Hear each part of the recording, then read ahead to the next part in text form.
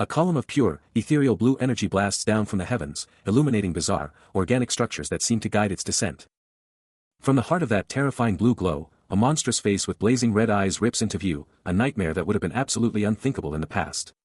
The hooded figure, those terrifying red eyes burning through the gloom, keeps dropping, surrounded by shimmering blue particles, a silent "oh" echoing as it plummets.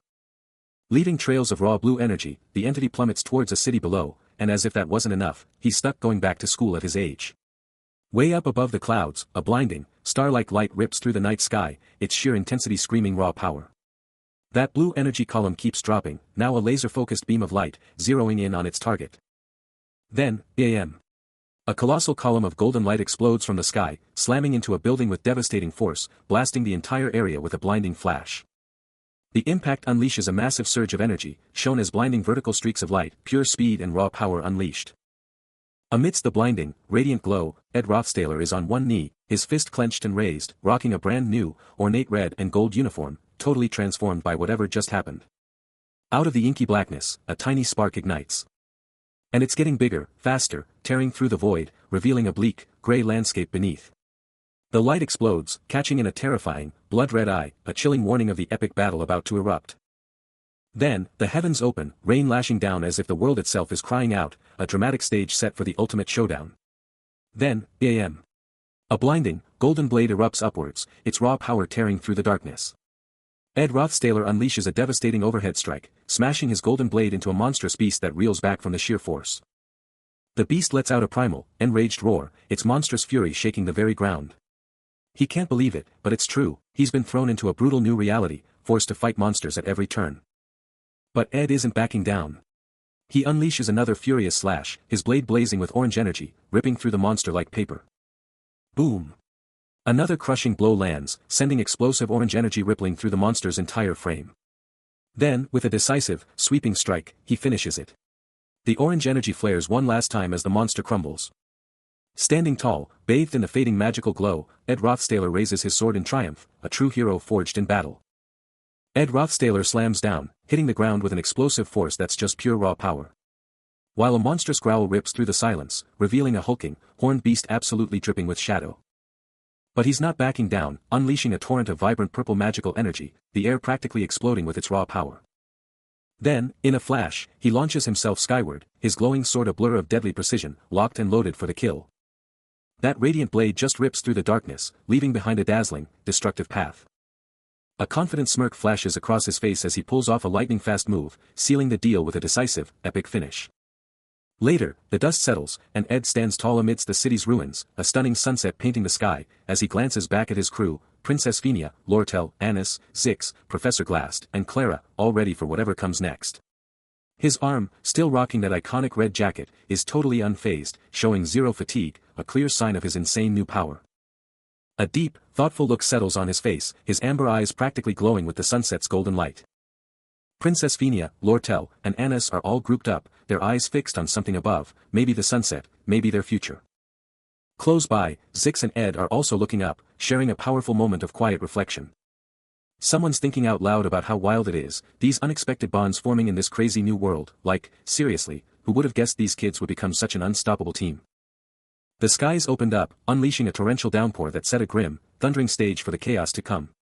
Under this epic downpour, a majestic castle loomed, its ancient stones now getting absolutely hammered by the storm, signaling a world on the brink. But inside, it was pure devastation, with glass exploding and fiery particles everywhere, screaming that a massive battle just went down. A massive banner was engulfed in fire, its proud crest melting into nothing as the blaze roared, a total wipeout of power. Right in the heart of the blaze, Ed Rothstaler was shielding Clara, who was down on the ground, with fire closing in all around them. Suddenly, a blonde guy, facing away, challenged them, straight up asking why they were putting themselves through all this just to stop him. He spun around, a fresh cut on his cheek, and just deadpanned, "Told you." Then, a hand burst from the flames, gripping a dagger, and a voice cut through the heat, declaring, "You can't go past this." But Ed Rothstaler wasn't backing down, he yanked his sword free, the blade screaming out of its sheath with a fierce, metallic rasp. He stood there, silhouetted in a blazing doorway, radiating pure main character energy, as the narrator dropped the ultimate truth, this guy is the protagonist of this story. Sword in hand, he charged straight through the inferno, his face set with fierce determination, ready to smash whatever came next. And I'm. He swings his sword with fierce determination, a memory of a past battle flashing through his mind.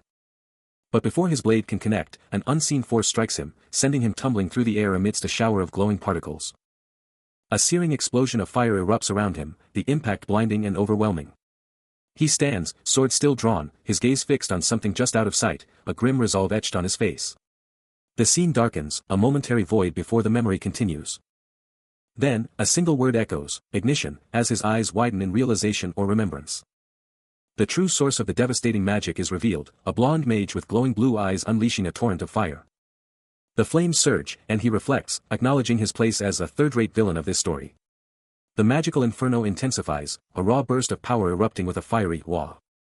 The energy culminates in a blinding, cross-shaped blast, tearing through the air with a sharp AK. Leaving behind a lingering, all-consuming fiery aftermath, the devastating magic dissipates with a final "hoo." Boom! A colossal inferno explodes, engulfing the entire scene in a blinding flash, forcing a visceral gasp of pain. But through the raging inferno, Ed's face twists in a defiant snarl, his eyes blazing with a terrifying red energy as he pushes through the pain. Then, a blinding surge of raw power erupts, a focused beam of golden energy ripping through the very fabric of reality. His amber eye snaps wide open in pure disbelief, the inferno's reflection burning bright within its depths. The entire world around him shatters, a once grand staircase now a molten, fiery ruin, utterly consumed by the overwhelming power. He crashes to one knee in the heart of the blaze, desperately trying to knock an arrow, his body screaming but his spirit refusing to yield. But the fire is just too much, and he collapses, utterly defeated, left to burn on the scorched earth. Yet, even as the world burns to ash, a gleaming sword hilt, dark and intricate, lies waiting, a silent promise of vengeance or a desperate final stand. The inferno roars, a primal, unstoppable force, threatening to obliterate every last trace of existence. But from the very heart of the destruction, a spark of pure rage ignites, as Ed, battered and scarred but with an unyielding fury in his gaze, seizes the sword. With a guttural roar, he lifts the blade, ready to defy the impossible and strike back against the overwhelming might. Yet, even in this moment of desperate defiance, a bitter truth echoes in his mind: he was never meant to be a hero, just a worthless nobody, a forgotten extra in someone else's epic. He's still in the thick of it, sword blazing, pushing through the flames with a look of pure, unadulterated determination. But the fight is brutal, and he takes a nasty hit, a rope or whip choking him, blood spraying as his eyes blaze with a terrifying red power. He's rocked by the blow, everything a blur as he stumbles. But just when you think it's over, a new danger strikes. Suddenly, a hand flashes out, drawing a bowstring back with incredible speed, ready to unleash pure destruction. Meanwhile, Ed is down, defeated on the fiery ground, and Lortel is stepping up, protecting Anis as the whole place goes wild. That bowstring is stretched to the max, a silent, deadly threat hanging in the air. Lortel and Anis are frozen in terror, their faces screaming pure shock. And then, a heavy boot slams down with crushing force, right next to our fallen hero, just to rub it in. Because even when everything's against them, third-rate characters always pull out some wild, unexpected moves to survive. An arrow finds its mark, piercing his shoulder with brutal force, sending a spray of blood into the air, and the impact is devastating. A sharp, sickening sound echoes through the fiery chaos, as the projectile embeds itself deeper, a truly gruesome hit.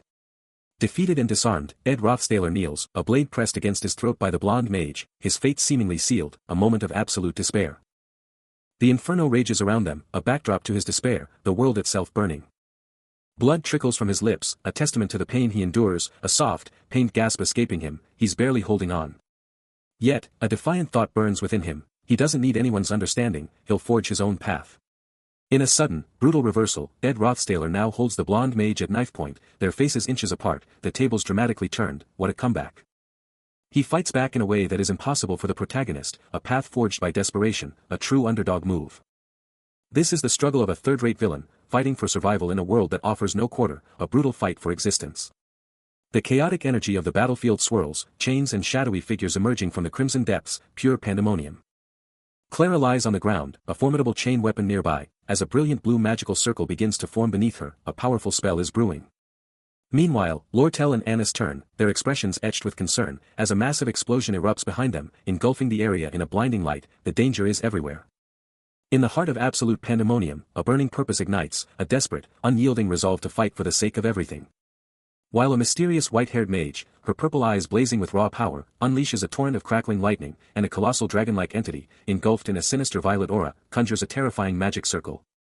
The very air crackles with unleashed, cataclysmic magic, and the world around them explodes into fiery destruction, tearing apart entire structures and scattering debris like dust. Amidst this cataclysmic inferno, a figure lies utterly broken on the ground, a brutal spear-like weapon piercing his back, blood gushing and staining the very earth around him. His body is battered, bruised, and utterly ravaged, his leg twisted at an unnatural angle, armor completely shattered from the brutal impact. Even as his very life force wanes, the thought screams in his mind, reaching the end of this story, I must. Meanwhile, another warrior struggles, her blonde hair matted with her own blood, but her piercing blue eyes blaze with an unyielding, fierce resolve that refuses to break. Her hand clenches tightly, a white-knuckled fist, knuckles stark white against the blood-stained skin, a raw testament to her enduring, unbreakable will. Above them, the very heavens rage, a stormy sky ripped open by a single, defiant bolt of lightning, echoing the desperate, primal cry to survive. The ominous storm looms menacingly over a dark, Gothic castle, its ancient spires silhouetted against the tumultuous sky, a silent, imposing witness to the unfolding catastrophe. The scene opens on pure luxury, a dazzling chandelier radiating wealth and power. This was the world of the ultimate bad boy, a high-ranking noble's son, now just a HM as he sits on the floor, lost in thought. He was the man, the legend, reigning over the academy like an absolute king. But the good times are over, as a brutal list of his sins comes crashing down, disrespecting Princess Phinia, cheating on the Sylvania Academy entrance exam, and totally trashing his family's reputation out of pure jealousy. These aren't minor offenses, and he can only ask, are they actually kicking him out of the family for good?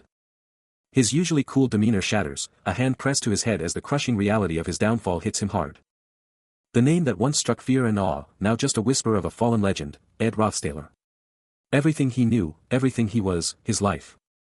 Kicked out and sitting on the curb, he's handed his last few possessions, a cold voice telling him, these are all your belongings, before a dismissive, thanks for your hard work. No doubt about it, his reign was over. Walking away from the academy, he's already the subject of whispers, one student gasping, whoa. Is that Ed Rothstaler, only to be quickly silenced, dude, shoo. He'll hear you. The gossip intensifies, one student scoffing, why are we still tiptoeing around him? The other spills the tea, he got disowned, totally cleared out his dorm. A third chimes in, so, no more Ed next semester, ending with the ultimate burn, he totally deserved it for rigging that entrance exam. Slumped on a bench, luggage by his side, he can't escape the crushing weight of those words, filthy noble. I knew this would happen. Meanwhile, the whispers of other students cut through the air, one of them just can't believe it, honestly, this is unfair. Their hushed tones carry, and the subject of their gossip is none other than him, because the arrogant Ed Rothstaler you people are talking about. He clutches his head, face twisted in pure disbelief and despair, the harsh reality of his situation hitting him like a truck. He screams internally, isn't me. His mind flashes back, remembering the exact moment this nightmare began, I entered a game. It was a game set in a magic academy, based in the magic school, Sylvania Academy. A title he knew all too well, my favorite game, The Failed Swordsman of the Sylvania. He reflects on the usual tropes of these transmigration stories. Usually, when you enter a game inside Webtoons, you possess either the first son of a chaebol, a genius ruffian young clan master. The game's key characters flash before his eyes, each one a total powerhouse. He continues his thought, or a SSS rank hunter character who breaks the rules. But his own reality is a cruel joke compared to those fantasies, of all the possibilities. I'm a third-rate villain who gets kicked out of the dorms at the beginning of the game. Disowned, expelled, and trapped in a game as the absolute worst character at the worst possible moment. This transmigration was a nightmare. He was Ed Rothstaler, and the sheer bad luck of it all was hitting him like a truck. He screamed in disbelief, this couldn't be real. This was totally unfair. He tried to argue, claiming he'd always lived a simple, honest life, but who was he kidding? But the other students weren't buying it, whispering about his nerve to complain after all his past actions. They openly mocked his claims of being frugal and simple, calling him a shameless scumbag right to his face. The academy grounds stretched out, a stark contrast to the chaos brewing inside our protagonist. Eventually, he found himself alone on a bench, his bags packed, the whispers of his peers fading into the distance. A heavy sigh escaped him, the weight of his new, terrible reality settling in. Then, a shocking stat window materialized, showing his game character's stats, and he knew the real nightmare of being Ed Rothstaler was just about to begin. He gawked at the pathetic stats, stamina 3, intellect 4, talent 7, willpower 7, luck 6, seriously, were these stats for real? Even a former knight had more stamina. His intellect was practically non-existent for a magic student, and his stamina was a joke, even for a noble. Then it all clicked, he was just a pathetic, third-rate villain, a throwaway character from the game's opening acts. Even in his own mind, the original Ed Rothstaler was just a blur, a forgotten face in a dramatic scene, held by some dark-haired hero while another watched, his destiny so utterly meaningless that the protagonist couldn't even remember what went down later. But then, a sudden, electrifying jolt of clarity hit him, and the forgotten details came rushing back like a tidal wave. His amber eyes snapped open, glowing with the shocking realization of the original Ed Rothsailer's brutal, ultimate demise. He remembered the game's ending credits, a brutal epilogue that shoved the original Ed into a forgotten corner, just a tiny, pathetic footnote in the epic saga. The memory kept playing, painting a brutal picture of his former self, begging on the streets, totally reduced to a pathetic, homeless bum. He scoffed, a bitter laugh escaping him as he acknowledged the brutal truth. The original Ed, a clueless ruffian, was indeed tossed onto the streets, a total beggar's ending, yet somehow lucky to even survive. A massive sigh of relief burst from him, like he was finally shaking off that grim future, the bright, sun-drenched world around him a shocking contrast to the dark abyss of his memories. As his hand clicked the latch on his suitcase, a fresh wave of burning questions slammed into him. Why him? And how in the world did he end up possessing this body? He had no clue why, and absolutely no way to find out. His hand balled into a determined fist, a silent, burning vow forming in his mind. He was not letting that be his ending. With a powerful, resolute stride, Ed Rothsailer marched away, suitcase in hand, leaving the crushing shadows of a predetermined fate in the dust. He was going to make it, no matter what stood in his way. Sylvania Academy wasn't just some ordinary school. It was a colossal city, a true powerhouse, with the entire Arkan Mountains serving as its epic, sprawling campus. Stuck in the academy's remote northeast, a quiet, wooded zone, Ed could only manage a quiet, hua. He was actively dodging the relentless, prying eyes of his fellow students, just trying to catch a break. Hunched over his luggage, he was deep in thought, plotting his escape. He had all the time in the world to figure out his new reality, especially after getting completely cut off by his family. This was the absolute rock-bottom starting point of the whole scenario, but thankfully, even after being disowned, he hadn't been kicked out of school yet. And this was huge, because Sylvania Academy was the premier institution in the game's entire world. Graduate from Sylvania, and your future was basically set for life. And since the entire game was set right here at the academy, he could unleash his ultimate intel as a 5-time dedicated player. He's got a plan. Graduate quietly, and he'll unlock a life of comfort and awesomeness, far beyond anything he left behind in his old world. So, his mission is crystal clear: graduation. But there's a massive roadblock, those insane tuition fees, a problem that makes his eyes blaze with determination. This semester is absolutely critical. If he can just snag a scholarship for the next semester, he'll be golden. But as Ed Rothsailer takes a seat, surrounded by his luggage, a harsh reality check pops up. His stats are, well, they're not exactly hero material. Forget tuition for a second, he thinks, there's a much more urgent crisis demanding his attention. Right now, it's all about survival, food, clothing, shelter. He eyes his trusty suitcase. Flinging it open to reveal showy clothing and a ceremonial dagger, both totally useless for stats, leaving him to wonder how he'll avoid hitting rock bottom in the next week. At least he's got clothes, he figures, scanning the contents of his other bag. But the real nightmare? No place to crash, no food for dinner, and with his current reputation, landing a job is going to be an uphill battle. Kicked out of the dorm, Ed Rothsailer is totally stuck, realizing he's now living in the woods. Talk about a rough start. But hey, at least there's a stream nearby, offering a tiny bit of hope in this wild situation. With only 10 days left until school kicks off, he's already stretching, getting ready for whatever comes next. Until then, he's determined to get himself ready for Sylvania Academy, no matter what it takes. Good thing he's got spells up his sleeve. Time to put them to work. Shouting Wind Blade, he unleashes a powerful gust, slicing through the very air itself. The spell works, chopping down logs, but it totally wipes him out, leaving him gasping for air and collapsing. It's wild, though, how much energy that spell just sucked out of him. He's seriously wondering if he's gonna die from exhaustion after just 15 tree trunks, and it's only making him hungrier. That Windblade spell? Not exactly a hunger cure, and he's totally asking if magic itself is making him starve. He's starving, and then bam. He remembers something his grandpa told him way back when. It was all about barley hump. He glares at the shattered timber, a childhood memory flashing before his eyes, his grandfather's wild tales of surviving on tree bark in the deepest mountains suddenly becoming a grim reality. With a desperate, guttural shout of ignition. Ignition, he forces his magic to ignite a fire, trying to make the inedible bark, well, edible. He holds up the charred bark on a stick, desperately trying to trick his mind. Oh, if you don't look closely, it looks like chicken breast. But the grim reality hits him like a truck, the disgusting taste of the bark twisting his face into a mask of pure misery. He chokes down the vile concoction, his eyes clamped shut, praying for the ordeal to end. The taste is absolutely revolting, sending waves of bleck and blurg through his system. A massive wakak erupts from him, the sheer horror of his meal pushing him to his limits. Days bleed into each other, marked by desperate carvings on a tree, each one a monument to his escalating fury and the brutal grind of his new life. By day 3, his spirit is cracking, and a raw, desperate thought escapes his lips: "I hate you, Grandpa." Now a gaunt, sickly wreck, with eyes sunken and dark, he clings to a pathetic bundle of sticks, another bleck forced from his throat as his body screams in protest against this horrific survival diet.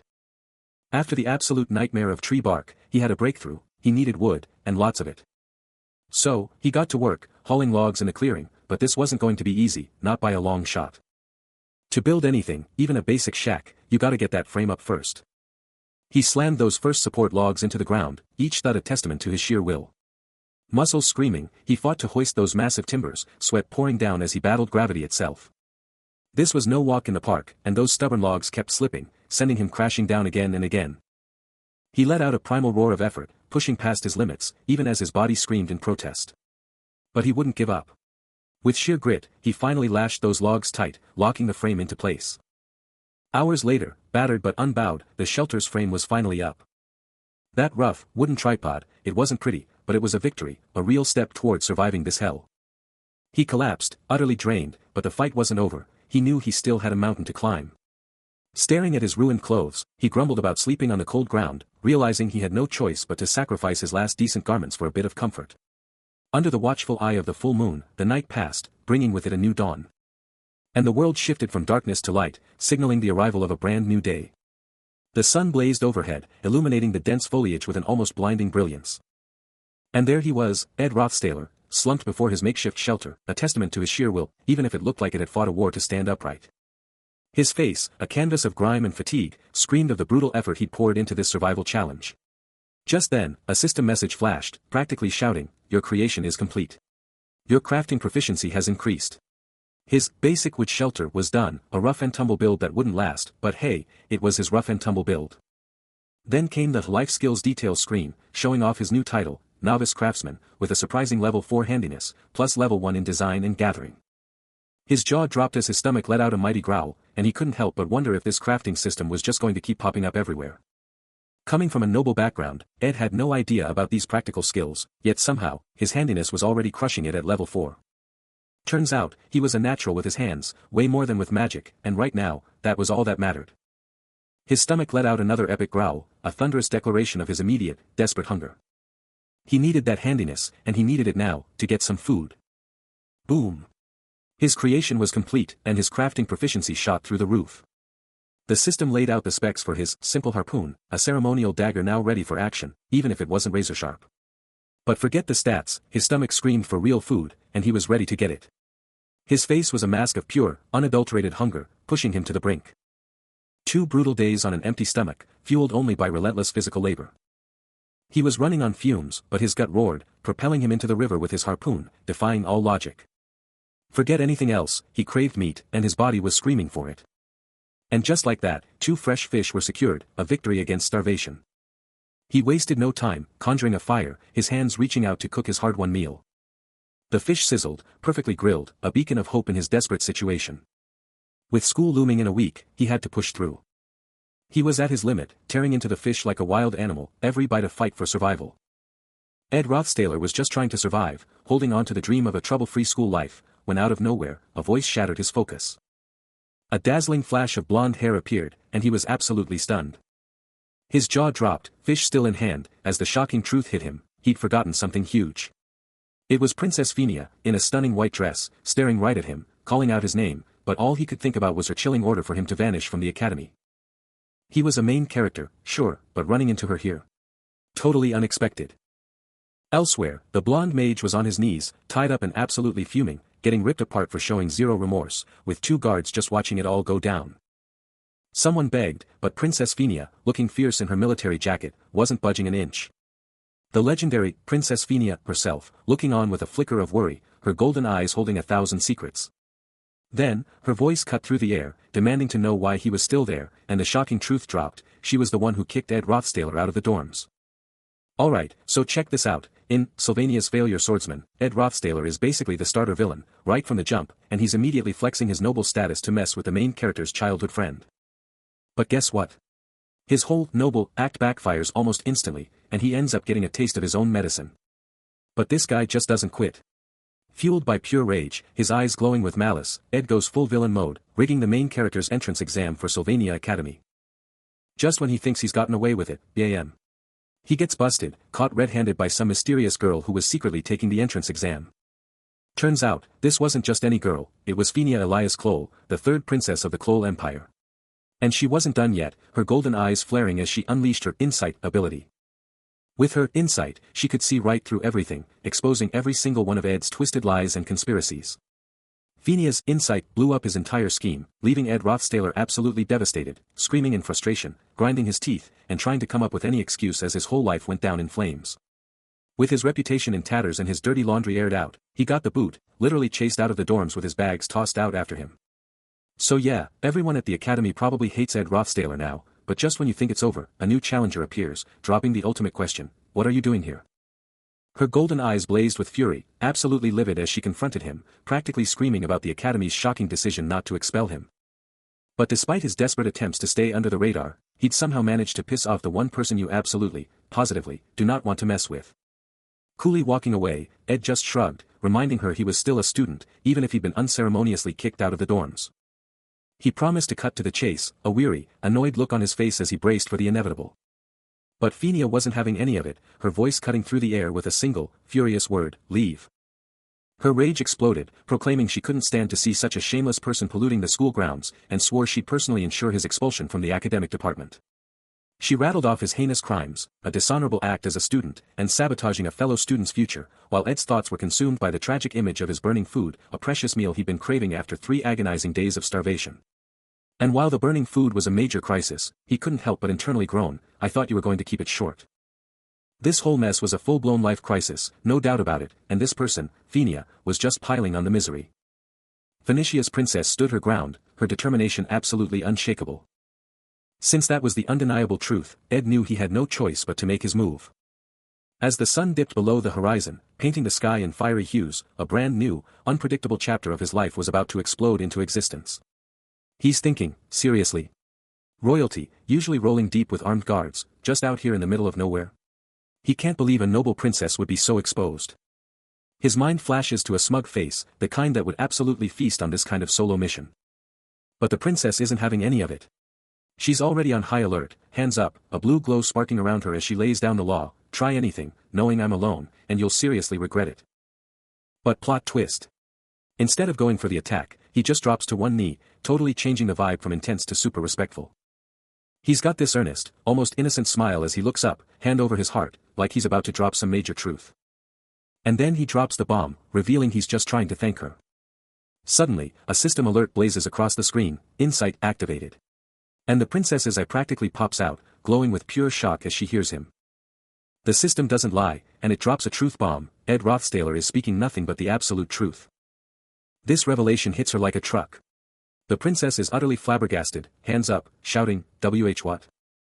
Her face is pure shock, but he's just chilling, his amber eyes holding a calm, unwavering gaze. And here's the kicker, the big reveal: Ed's family, the Rothstalers, are not just famous, they're seriously influential. The Rothstaler name, a beacon of power, was also a dark stain, built on exploiting citizens and conducting horrific human experiments for eternal life. A legacy that, to him, screamed trash family, destined for total destruction. And the consequences? Brutal. The family faced imprisonment or execution. But in a twist of fate, amidst their downfall, he was disowned. Now, facing his own struggles, he's in a situation where even a burnt fish, a symbol of his current hardship, is utterly useless. He might be cold and starving right now, but it's still better than dying. In the long run, this precarious existence is actually pretty. He concludes, a faint smirk playing on his lips, good. With a renewed sense of purpose, he realizes he needs to convince Phinia, and he has to do it without lying. Because if he fails to persuade her, he'll be expelled. For him, expulsion isn't just a setback, it's the ultimate defeat, a complete game over. No, he thinks, that simply would be game over. Checking the timeline, it's a week before school starts, right when Ed Rothstaler is supposed to get expelled.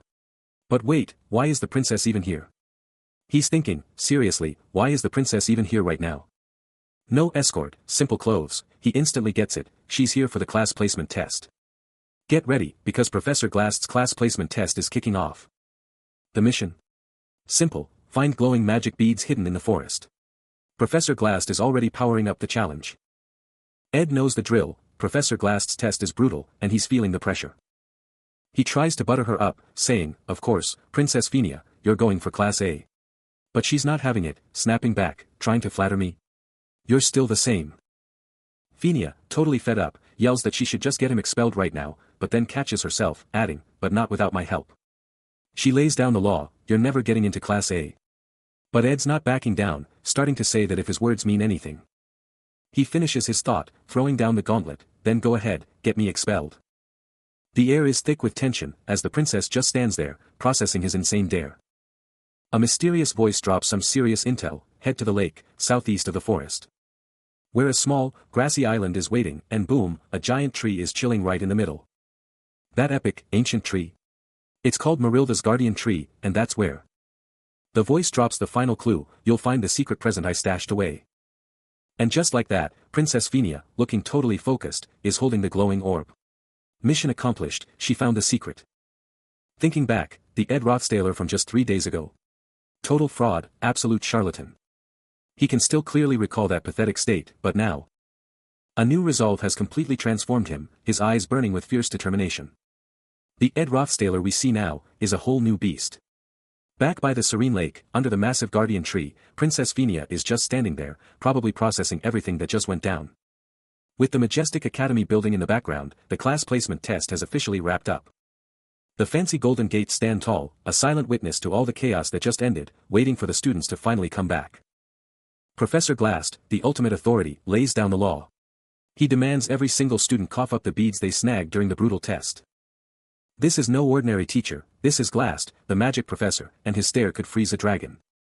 He then breaks down the test results, showcasing the wild variety of items students managed to snag, from a basic egg to some seriously glowing orbs.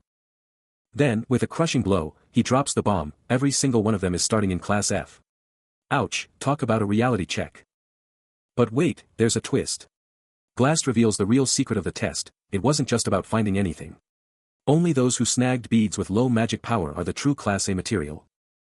Then, with a flourish, he conjures 3 glowing beads, declaring that only a select trio managed to snag these rare, low-power gems. His eyes lock onto one student, Zix, who doesn't even flinch as he's called out.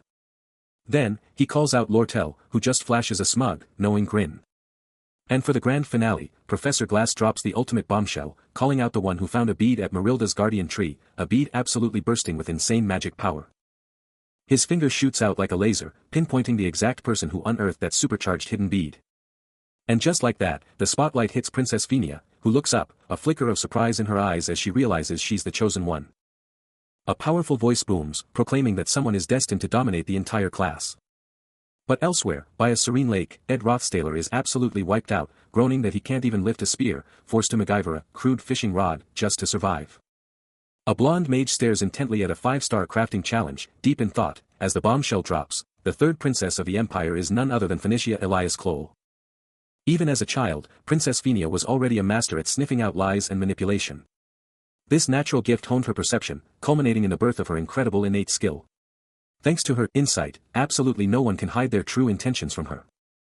So, naturally, everyone had no choice but to spill the absolute truth to her. The reason why And this, prideful Princess Phinia, would eventually earn the legendary title of the Princess of Love. Her white dress is absolutely glowing, radiating pure golden energy, showing off the insane power she's just unlocked. So, after totally bombing the class placement test and getting stuck in Class F, the main character's whole journey was supposed to shift, all thanks to Princess Phinia's influence. But, if she, the one with massive power in the early game, snags that golden bead and gets into Class A, then the entire original storyline just implodes. The princess, casually holding this super bright, glowing orb, is totally thinking about how much she's messed with the timeline. Her shadowy form is literally shattering, showing how she's completely broken the original story, all because she found that golden bead and crushed it into Class A. Seriously, the entire foundation of the original story's plot would just explode. Total collapse, game over for the old timeline. Back to the main character, who's looking completely crushed, thinking about his own mess, even if he somehow dodges expulsion, all his future knowledge is now totally worthless. He knows, without that vital intel, he's absolutely toast, no doubt about it. In the original timeline, this blonde-haired student was absolutely dominating, standing at the top of the class, totally owning a defeated Lortel. And this absolute boss was none other than Lucy, her name finally dropping. But even with all these crazy changes and reveals, the big question is, will the future, even with Meryl in the mix, actually stay the same? Lucy, looking totally fierce and ready for anything, is about to face whatever's next, completely oblivious to how much the story's been twisted. The princess, with her piercing golden gaze, is clearly deep in thought, a serious look etched onto her face. She knows it in her gut, insight will always see the truth, and boom, there's the bead, exactly like Ed Rothstaler said. He wasn't lying. She's got that glowing bead in her hand, but wait for it, a weird feeling hits her. This isn't some gift, she thinks, this is something way bigger. But seriously, why was Princess Phinia even hiding her identity to begin with? Out in the peaceful forest, the princess clutches the bead, looking down, totally caught up in her own head. She was super embarrassed about all the special treatment she'd get if her royal status was outed, so she just wanted to avoid that whole mess. At the end of the day, she just wanted to prove her own worth, and she knew that bead was the key to acing the test. But Phinia just couldn't take that bead, leaving it right there on the ground. She knew taking it wouldn't be her own achievement, and her pride just wouldn't let her do it. This choice was huge, setting up her future title as the Princess of Love, a name she'd truly earn. It wasn't about some skill or stat, it was all about her character, earning her shouts of "Awesome, Lucy," and "Wow" from everyone who saw her true self. She stood there, head bowed, absolutely crushed by the sheer weight of her royal title. A title that Ed Rothstaler had just brutally dismissed, dropping the bomb, "I threw bait at the princess. You will never be able to enter Class A." He even doubled down, throwing out a wild challenge, "If my words are a lie, then you can have me expelled." Truth or lie, it probably didn't even register. But for a princess, you see, she had this uncanny ability to just know the real deal behind those kinds of statements. The princess could always tell what was what.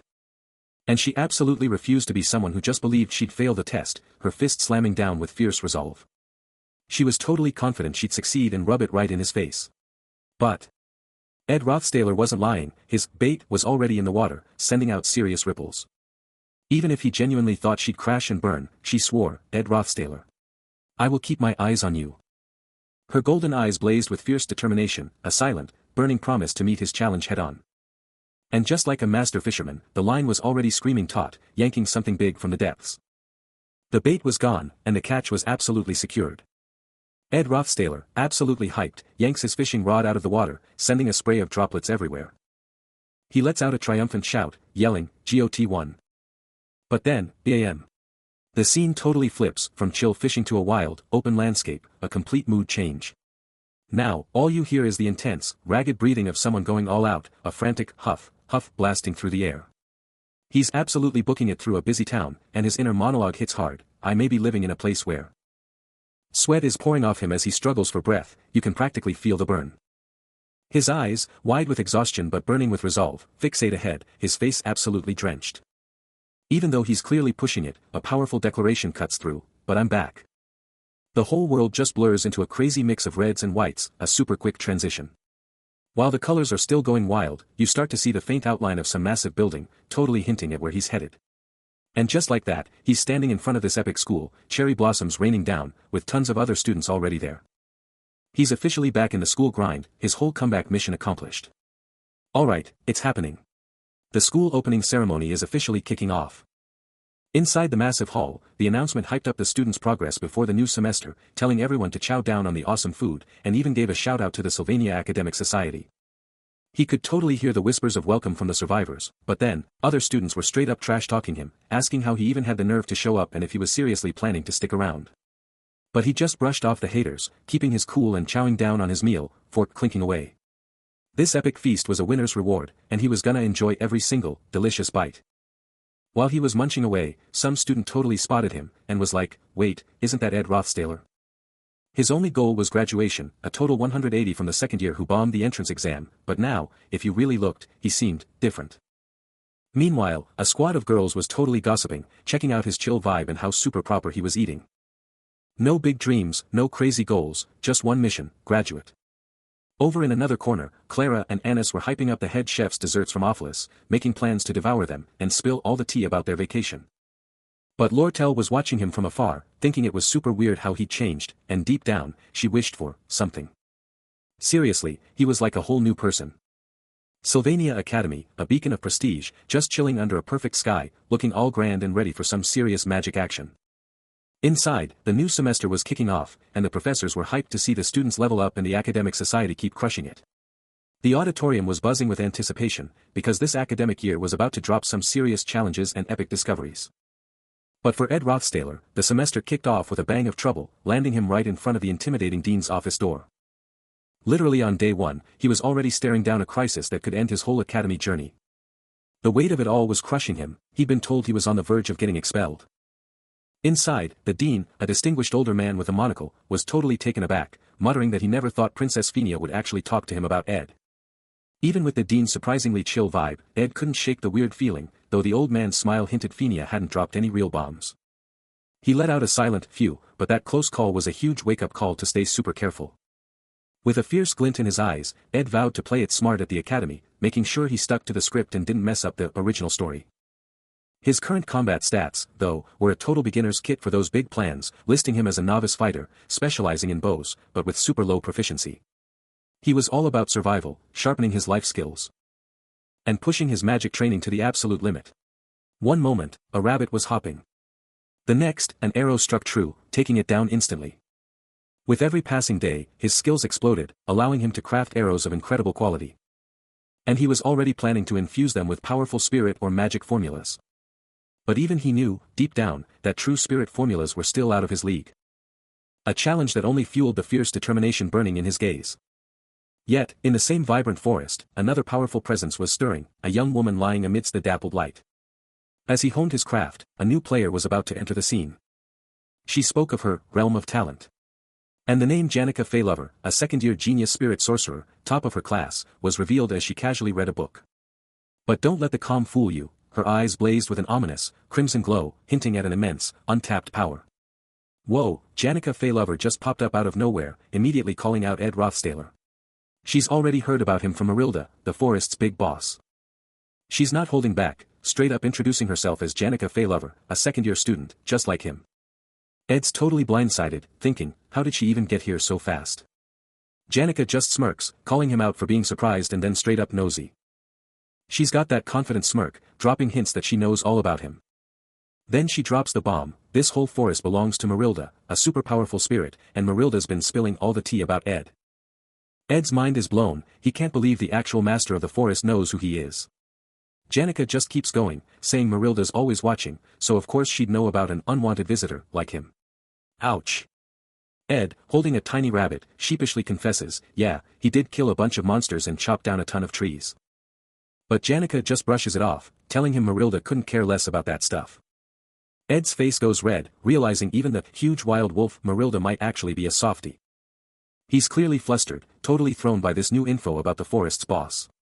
Ed's face is beet red as Janica Feylover just stares, totally unreadable. She lets out a little giggle, teasing him about his totally unexpected reaction. But then, her whole vibe shifts, and she drops the bomb, she's got something else to show him. Her eyes are practically glowing, as she points to something invisible, gushing about how cute and adorable it is.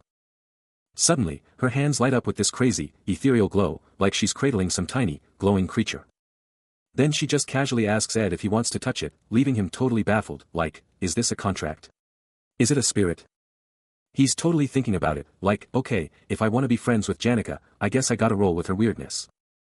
But then, he just sighs in confusion, confessing he has no clue what she's talking about because, he can't actually see spirits. Janica just stands there, hands still glowing, looking all serene and mysterious. She just casually confirms his guess, like, yep, it's totally a spirit. After dropping that bombshell, Janica's like, alright, gotta bounce, I just came for some snacks. Ed just watches her walk away, totally mind-blown and left to ponder the invisible spirit she just showed him. The only way to get ahead, to truly dominate this world, is to stick to the original storyline. And that means knowing Janica Feylover is a character he absolutely cannot afford to get close to. Janica just walks away, her footsteps echoing as she leaves. Ed Rothstaler is left there, totally flustered, thinking, seriously, even the big bad wolf has a soft spot, huh? But Janica, reaching out to someone only she can see, is already saying, you were right, Marilda. He's actually pretty interesting. With a massive, glowing white wolf spirit and a tiny red bat spirit by her side, she wonders aloud, I keep thinking about it, and I'm pretty sure he just can't see you guys. The glowing blue wolf spirit, its form radiating power, seems to ask her directly, who is he? Janica lets out an exasperated sigh, clearly annoyed, I tried to be nice, but all he says is, yep. What even is, yep, supposed to mean? She throws her hands up in total frustration, making the wolf spirit flinch, and just groans, making the wolf spirit flinch, and just groans, ugh, geez. Janica Faye Lover, still reeling from the last encounter, can't help but think they're definitely crossing paths again, a subtle smirk playing on her lips. But elsewhere, the world is waking up to a stunning vista, a breathtaking lake shimmering under a brilliant sky, surrounded by an endless, vibrant forest. But for Ed, there was no turning back, his resolve hardening as he thought, he'd just figure it all out, no problem. Except, his reality was anything but easy, the sheer distance between his makeshift shelter and the school was insane, making every single day a brutal test of endurance. The map laid it all out, a brutal, winding trek from his castle shelter to the school, a daily marathon just to get to class. He was always cutting it close, bolting out the door at sunrise and sprinting like his life depended on it, a non-stop grind just to make it. He was absolutely drenched in sweat, powering through the trees, his jacket barely clinging to him as he gasped for air, pushing past his limits. This wasn't just a commute, it was a hardcore training regimen, a crazy way to pump up his stats, all for that scholarship, no matter the cost. And his studies? Next level. He'd literally carve notes onto stone with a burnt stick, and raid the library for books, hustling with zero resources. Even on the way home, the grind didn't stop, he'd hit the stream to scrub his sweaty clothes, always stressing if they'd be ready for the next day's marathon. And at night, by a flickering fire, he'd meticulously inventory his survival gear, firewood, water, and jerky for tomorrow's lunch, but a weird taste made him pause, wait, why does this jerky taste like fish?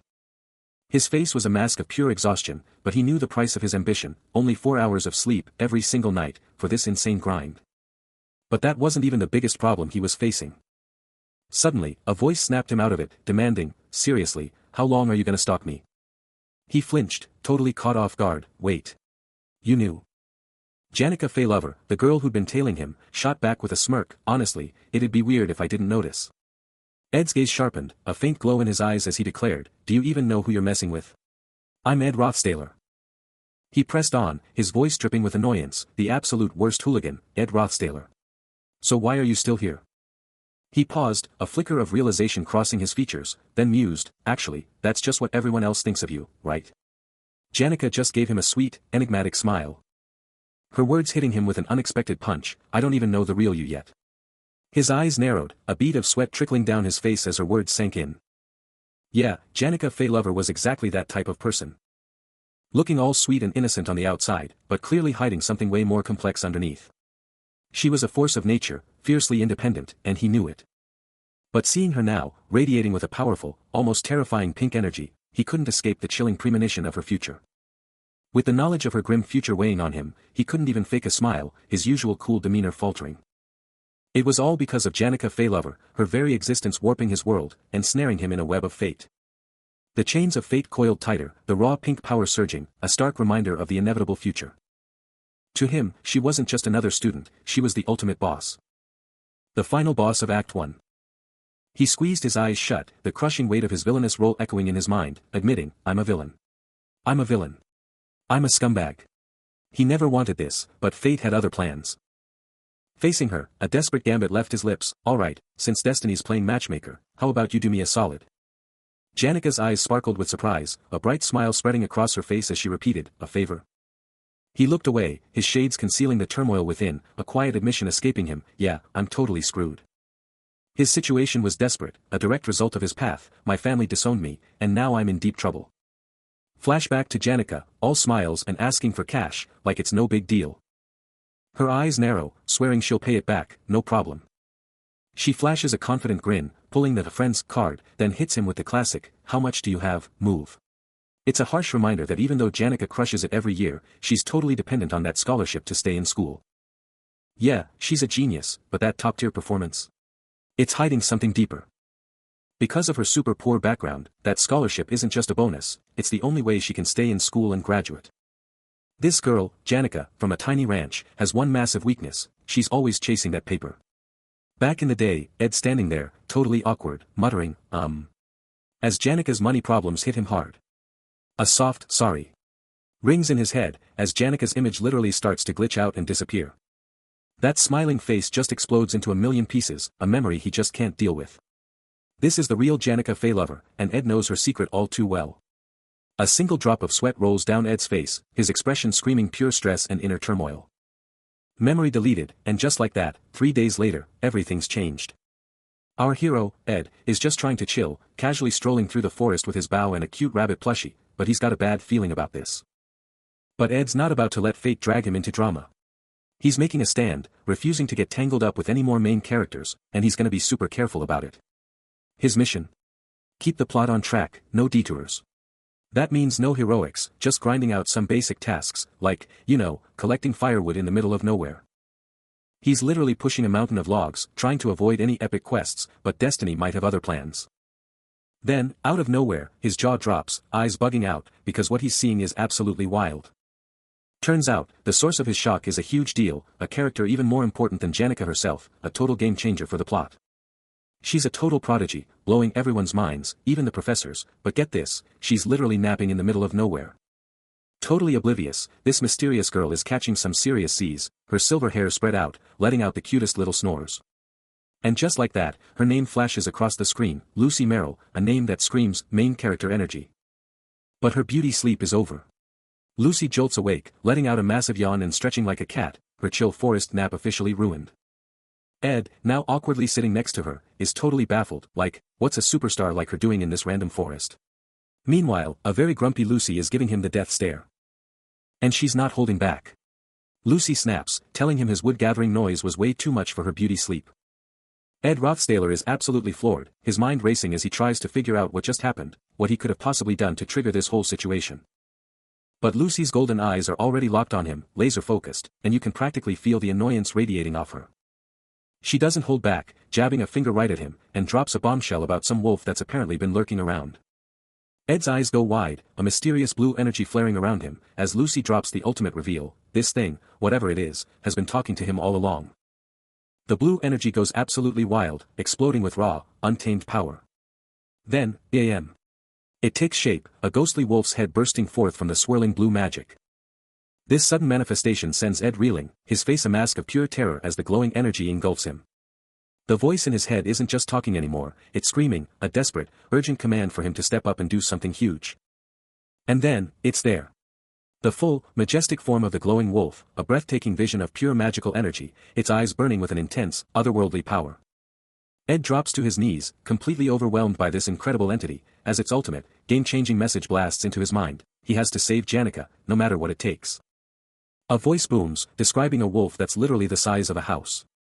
Its form radiating an insane blue glow, a majestic, spectral creature of immense, mind-blowing power. Ed Rothstaler is just sitting there, staring up at this glowing beast, and the voice just keeps going, telling him the wolf won't stop talking to him. His face hardens with resolve as the message gets clearer, it's demanding he take on some massive, future mission. A single tear escapes, and the full, heavy command hits him, he has to save Janica, no matter what. Later, in some rough camp, Janica Faylover is kneeling, pointing right at him, totally brushing off his worries with a casual, even if you say that. With the trees all around, rustling in the wind, he's just frustrated, muttering that he can't see anything, probably meaning he's got no clue what to do next.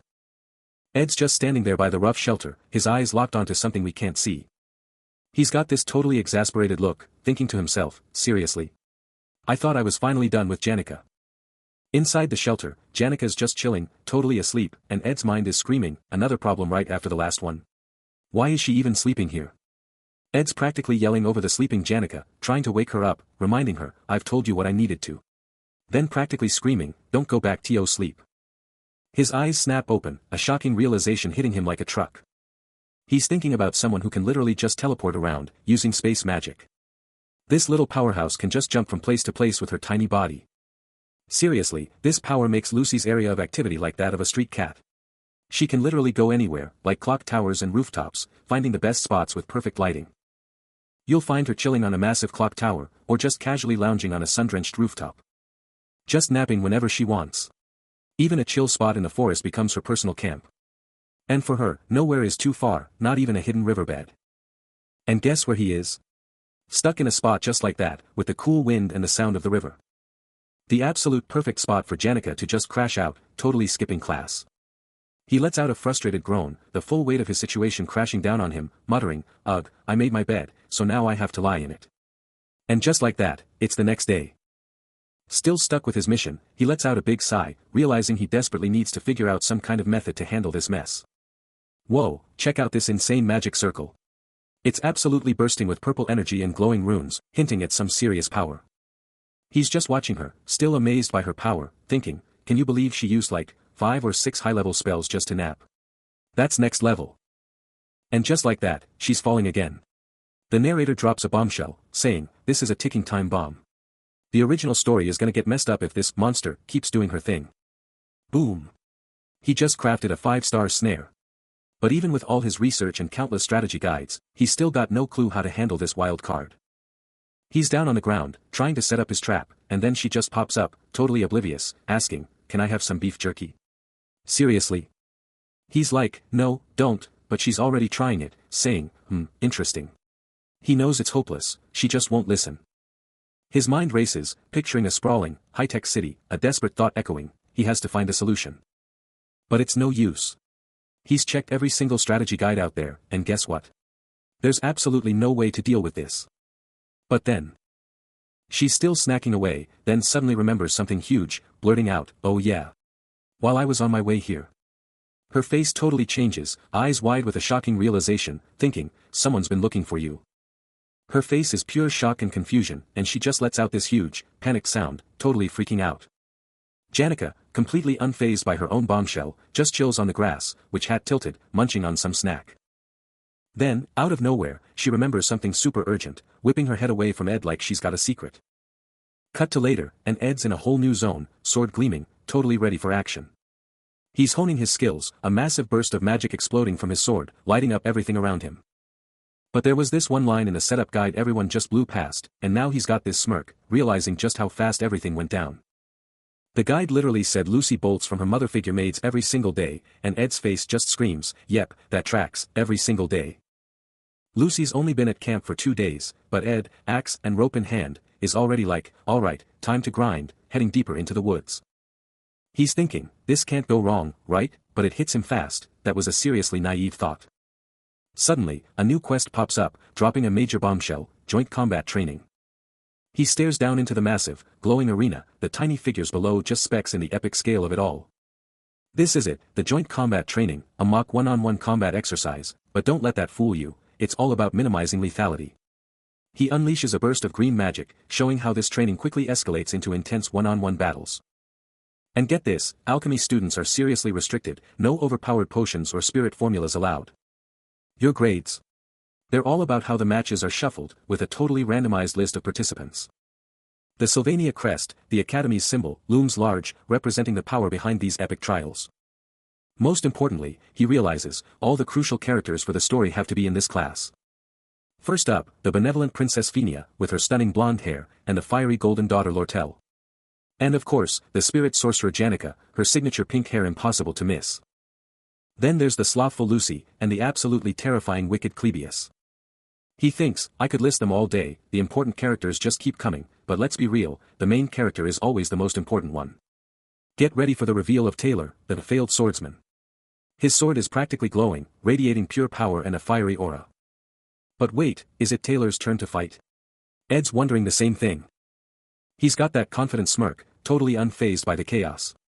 He's already seen the future, so these matches are old news, even with Taylor's insane green magic tearing up the arena.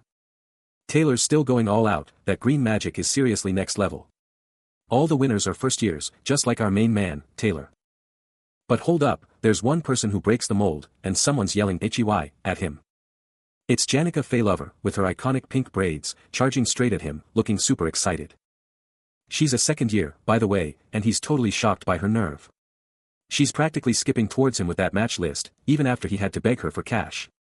Unbelievable. But he just shuts her down instantly, with a blunt, nah, not interested. Janica Faylover, with her signature bubbly energy, cornered Ed Rothstaler, practically bouncing as she demanded to know why he wasn't hyped about his match. A cold sweat broke out on his brow, his eyes bugging out as the reality of the situation hit him like a truck. Wait, what?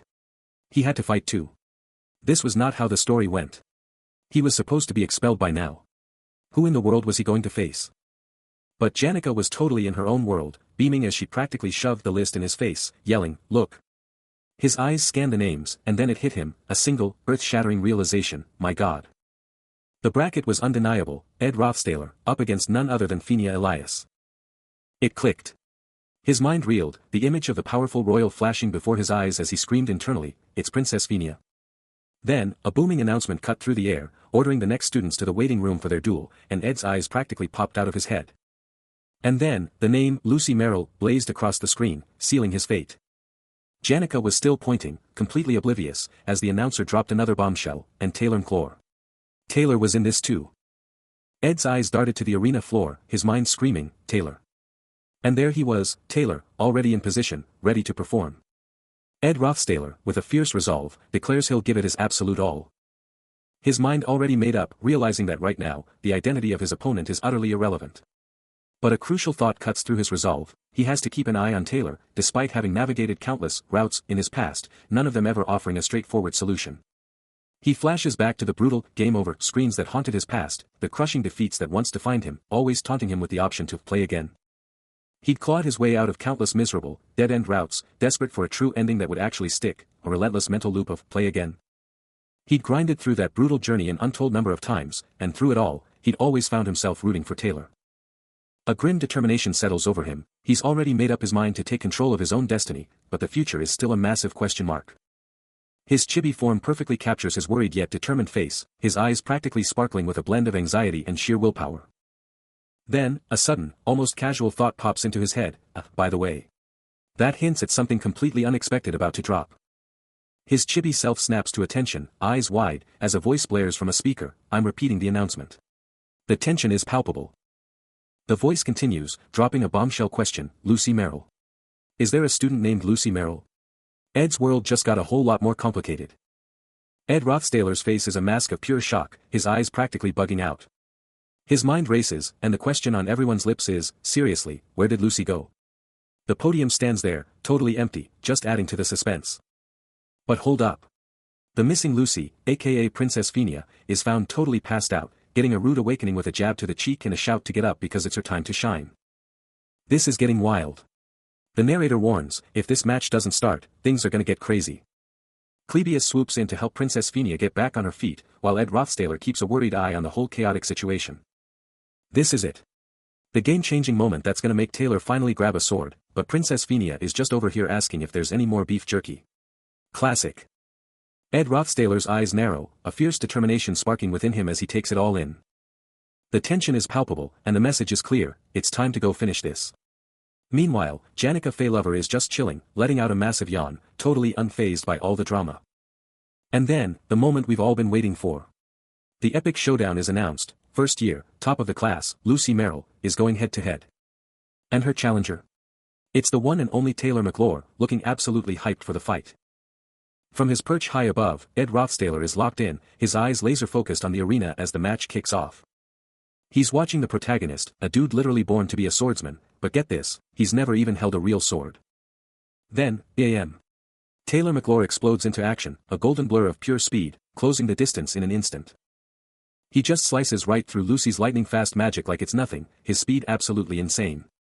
That spell she thought was a guaranteed hit. Blocked. She's totally blindsided, her face screaming pure shock. Taylor's not letting up, he's still coming, and he just eats up the last bit of space between them. But Lucy's no slouch. Even surprised, she unleashes an intermediate lightning strike, a massive green blast slamming right into him. The powerful magic detonates in a blinding, emerald explosion, completely engulfing Taylor in its raw power. Taylor got absolutely wrecked by that reflex magic, but plot twist.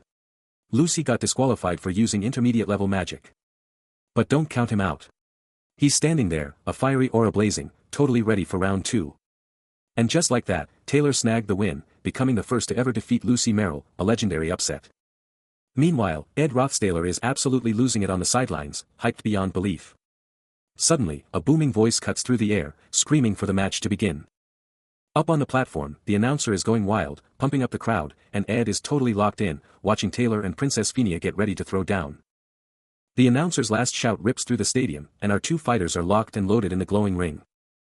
Taylor's eyes are burning with fire as he shouts his battle cry, ready to unleash pure chaos. He's a blur of motion, his leg a streak of lightning as he rockets across the arena, showing off that insane speed. Then, bam. A massive impact rips through the air, sending shards of pure energy flying everywhere. Princess Phinia gets absolutely rocked by the blast, her body flying back as blue and white magic explodes around her, her hair going wild from the sheer power. And as the smoke clears, the arena is left in stunned silence, leaving everyone wondering what just happened after Taylor's lightning-fast attack.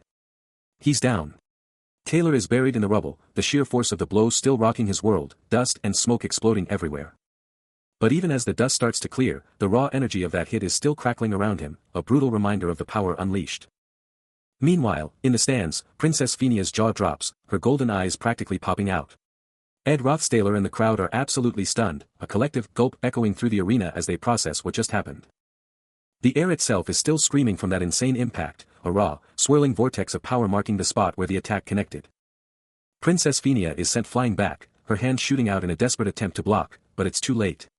A choked yawn escapes her, showing just how much that hit took out of her. Then, a voice from the crowd cuts through the silence, dripping with disbelief and a touch of shade. What? It's already over. Seriously, you can't even beat the top student. But hold up. Through the dust, Taylor slowly pushes himself up, eyes locked on the ground, those angry red marks on his face screaming about the insane fight he just endured. He thinks to himself, a grim realization dawning, seriously, what was I even thinking, trying to go hand-to-hand with a mage like her? His gloved hand, brass knuckles gleaming, clenches tight as he flashes back, his whole life just one brutal trial after another. He sees himself as nothing but a total country bumpkin, a complete failure of a student, an absolute underachiever. But then, a faint, electric glow sparks from his gloved hand as he reaches out, a silent surge of power hinting at a whole new level of determination. His fingers wrap around the hilt of a sword, a weapon for the ultimate underdog, the failure nobody ever acknowledged, now ready to unleash hell. Taylor, absolutely wrecked and on his knees, was in a situation so brutal, it would make anyone feel sorry for him. His arm, a bloody mess of fresh cuts, was shaking like crazy, showing just how much pain he was in.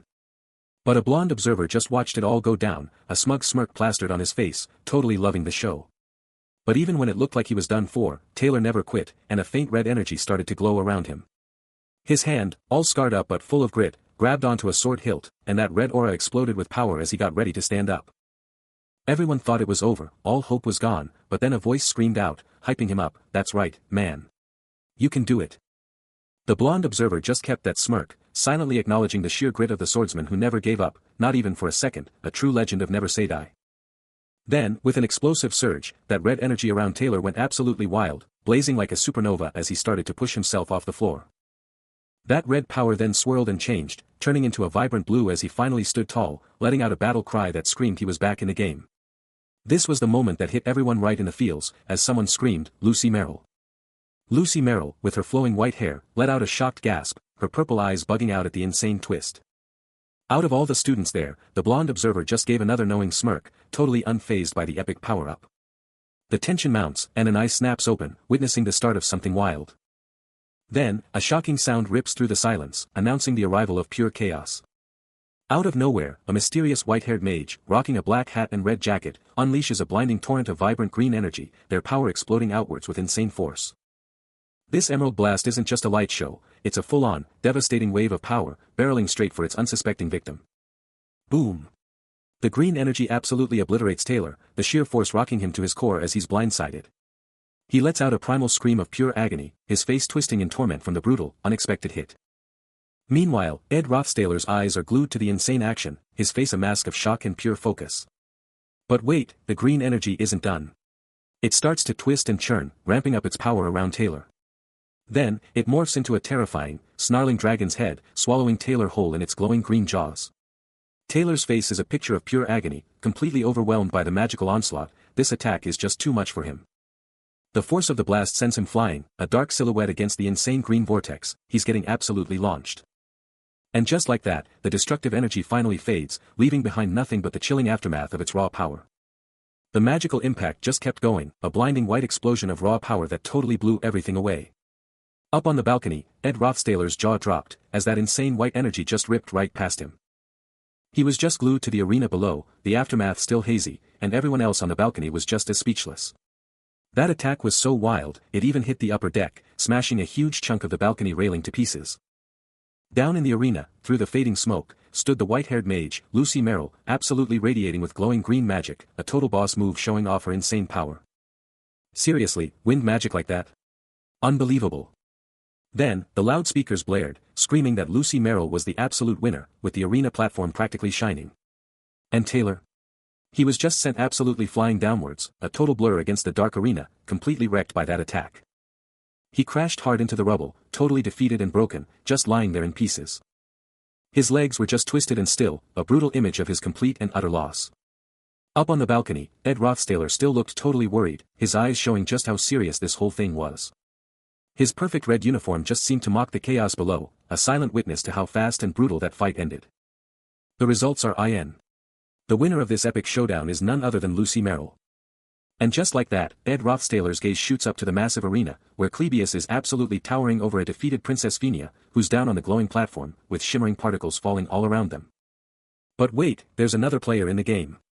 Taylor, a new face, is also watching this whole thing go down, her eyes fixed on the unfolding drama. Back with Ed, you can practically feel the tension radiating off him, his signature red jacket a little disheveled as he tries to make sense of it all.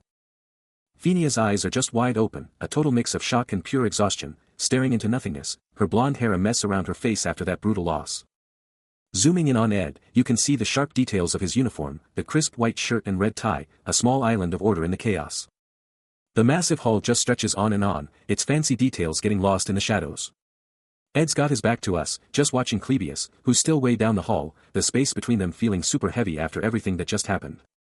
A dark feeling starts to creep in, as he realizes this whole situation is about to blow up into a massive problem. Taking a firm step, he starts to move, his footsteps echoing like a drumbeat in the huge hall. And just as he's making his move, a system alert pops up, reminding him about his protection of the wind skill, a passive defense that uses wind spirits to auto-block any surprise attacks. A powerful, glowing green lion spirit bursts forth, a continuous magic in full display.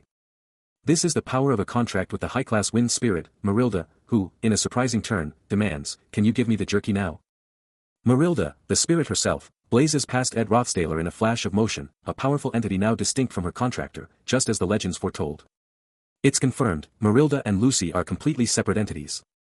Lucy, with a confident wink, reveals that her arrival here led to an incredible power-up, as she forged a contract with Marilda and gained immense strength. But the real challenge is coming. The next combat training is locked in between Ed Rothstaler and the formidable Princess Phenia Elias Kloll. Princess Phenia charges with blinding speed, her eyes burning with resolve, as a voice taunts Ed Rothstaler about his previous failure, last time, you. Her face contorts in a mix of shock and frustration, the unspoken truth hanging in the air, Taylor absolutely had to win. Ed Rothstaler is sent absolutely soaring from a devastating blow, a blinding explosion of power rocking the arena, leaving Princess Phenia standing triumphant. A firm hand, undoubtedly Phenia's, clamps down on his jacket, a clear sign of his utter defeat. Taylor stares, her eyes wide with shock and worry, a silent, urgent question etched across her face. Ed Rothstaler grits his teeth, his face a mask of bitter regret, as he painfully admits, but in the end, I lost because of me. Suddenly, a voice slices through the tension, shouting out to Taylor. As Ed Rothstaler, defeated and dejected, turns his back on everything, his steps heavy with the weight of his loss, walking away from the crushing reality of his failure. He stares at the ground, a storm brewing inside him, questioning the very purpose of his struggles, yet a flicker of defiance remains, knowing that even a desperate move is better than absolute surrender. But then, a powerful voice cuts through his despair, a beacon of hope, declaring with absolute certainty that his grind, his struggle, will pay off. Lortel, glowing with pure encouragement, rallies the defeated students, shouting that there's zero reason to hang their heads in shame. But Ed, his gaze still fixed on the ground, can only focus on Taylor, a chilling thought crossing his mind. If his friend's heart is completely broken, then the Academy's future challenges will be absolutely brutal.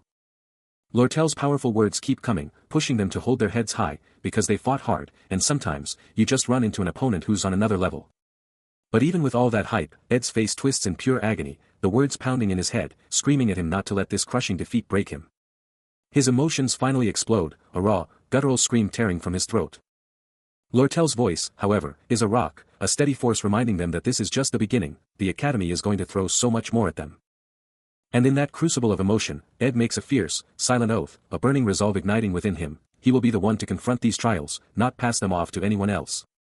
A majestic, crowned figure, absolutely radiating with golden power, makes a monumental declaration: Phoenicia was born with a divine blessing. This was none other than Emperor Kloll, the very first to uncover her innate power, an ability that wasn't some divine handout, but a game-changing power known as insight. For Princess Phenia, a royal life was a total minefield of endless intrigue and conspiracy, and from within that dark abyss, she forged her own ultimate self-defense. Kneeling amidst shimmering particles, she developed this sense all by herself, a power that made her absolutely confident in her ability to sniff out every lie and conspiracy. Her golden eyes blazed with fierce determination, reflecting the ugly abyss lurking in the eyes of the imperial family who were always watching her.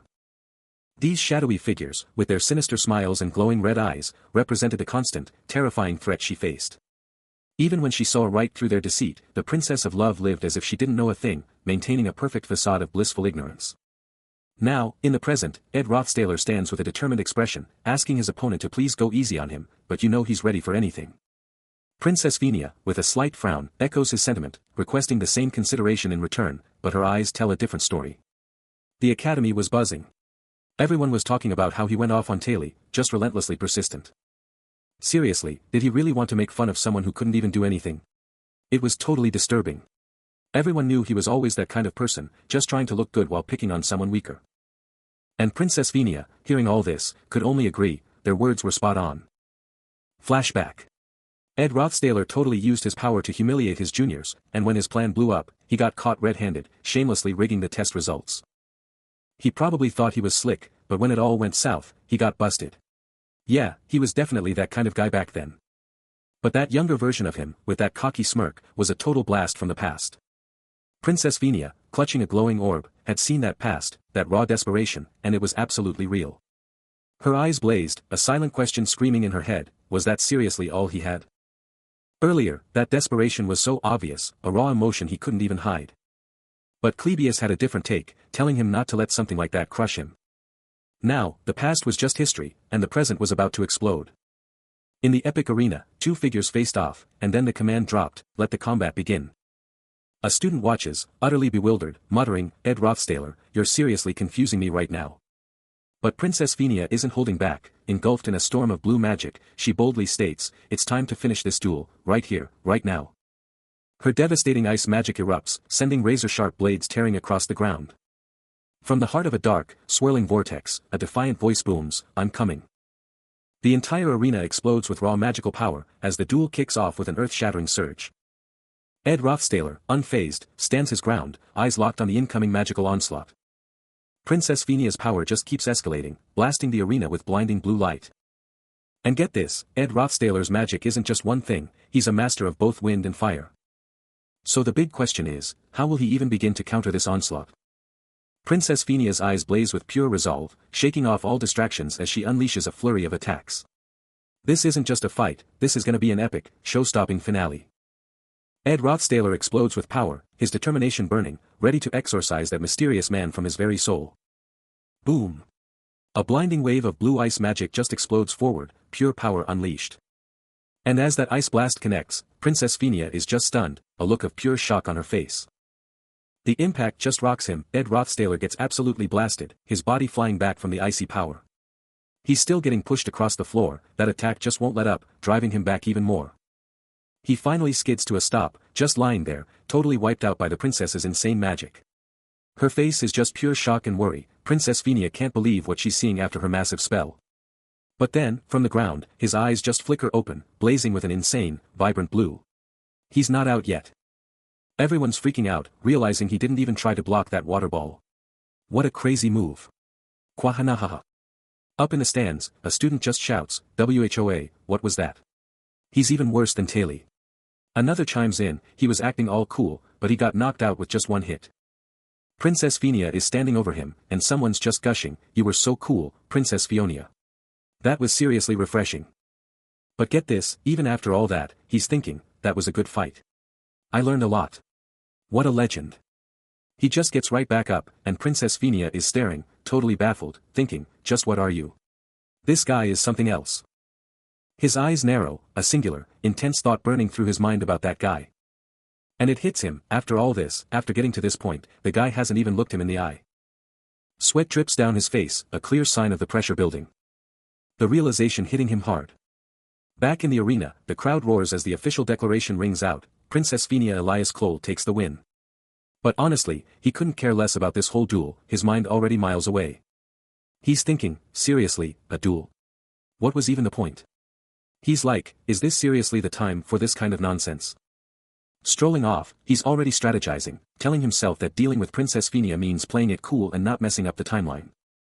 He knows the stakes are high, because Princess Venia is a major player in this whole game. But then, the real bombshell drops, the person who actually matters more than Princess Phinia is, the actual MC of this entire world, Taylor. And just like that, the revelation hits him like a truck, a visible shockwave of surprise and worry washing over his face, his eyes practically bugging out with the sudden, game-changing insight. Ed Rothstaler's brain is on overdrive, totally fixated on one burning question: where in the world did Taylor, that absolute punk, vanish to? But then, out of nowhere, a voice cuts through his thoughts: Princess Phinia. She's just standing there in the doorway, looking totally serious, and she's like, seriously, what are you even doing out here without your escorts? His eyes practically pop out of his head in shock, and all he can think is, what in the world are you?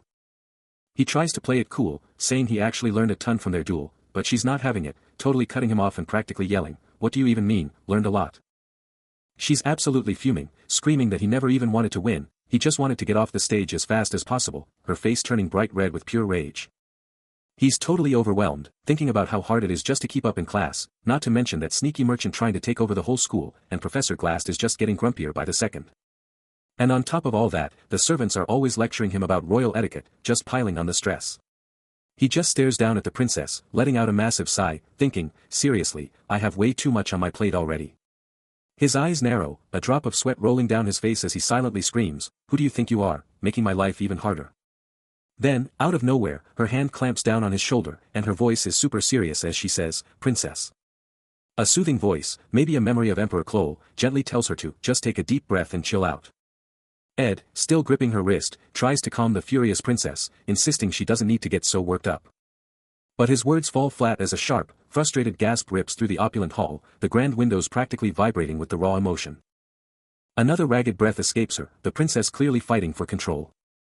The room's silence is shattered only by her strained breathing, sunlight piercing through the massive windows, highlighting the suffocating tension. He tries once more, hands carefully on her shoulders, his face etched with worry as she stays frozen. Then, a whisper escapes her, asking what just happened, only for her to immediately pull back, begging him to forget everything. Her hands shoot up to cover her face, golden eyes wide with pure panic, a faint, agitated pink aura shimmering around her. Then, with a sudden surge of power, she shoves him back, practically yelling, I can go now, right? Her fury boiling over. He mentally concedes his own annoying habit of overanalyzing, admitting he could just ask questions, but he's always trying to read minds and predict what everyone else is thinking. As he stumbles back from her shove, a faint red energy bursts from his mouth, a raw display of his inner chaos, while she dismisses her own outburst, blaming it on being stuck in the palace for ages. Her golden eyes now blaze with fierce resolve as she announces her urgent need to find Taylor, and she's not holding back her questions this time. Her intense gaze now locks onto a massive, ominous building under a purple-hued sky, and she hits him with the ultimate question, did he try to ditch his family because he knew their dark secrets? Phinia isn't holding back, pointing a furious finger and dropping a bombshell, he only picked on Taylor to get himself kicked out of the family. He's sweating bullets, but inside, he's thinking, wow, that's actually a pretty sharp deduction. He admits her specific theory is off, but the core truth.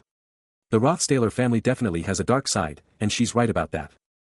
But on the outside, he plays dumb, totally denying her claims. He tries to brush it off, saying it's a problem for future him and way too early to deal with now. Phinia is absolutely fuming, her face red with rage, calling his excuses illogical and demanding to know why he yelled at Taylor. She keeps pushing, asking why he's suddenly backing someone he wanted gone, and if he ever even hated Taylor in the first place. He tries to dodge again, calling her questions sharp and giving the lamest excuse ever, I just wanted to make fun of him. But as he speaks, his nose literally grows, a dead giveaway.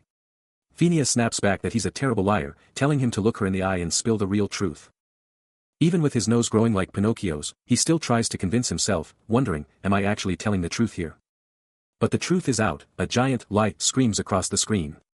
Phinia is absolutely fed up, yelling in pure frustration, are you seriously still lying? Ed Rothstaler is caught in a web of his own making, with lie screaming across the panel, exposing his every deceit. He's playing mind games, thinking Phinia has no proof, but deep down, he knows she's hitting the nail on the head. But Phinia is absolutely fuming, practically breathing fire as her rage reaches a boiling point. She can't believe his audacity, shouting, this guy is completely messing up her perfect plan. But Ed is sticking to his story, convinced this lie is his only way out. He breathes a sigh of relief, knowing Phinia can't call him out without hard evidence, even as her eyes burn into him. With a forced smile, he tries to get rid of her, telling her to scram, his eyes practically glued to the exit. But Phinia isn't fooled for a second, standing by the door and pointing out he's been itching to leave this whole time, obviously having some secret mission.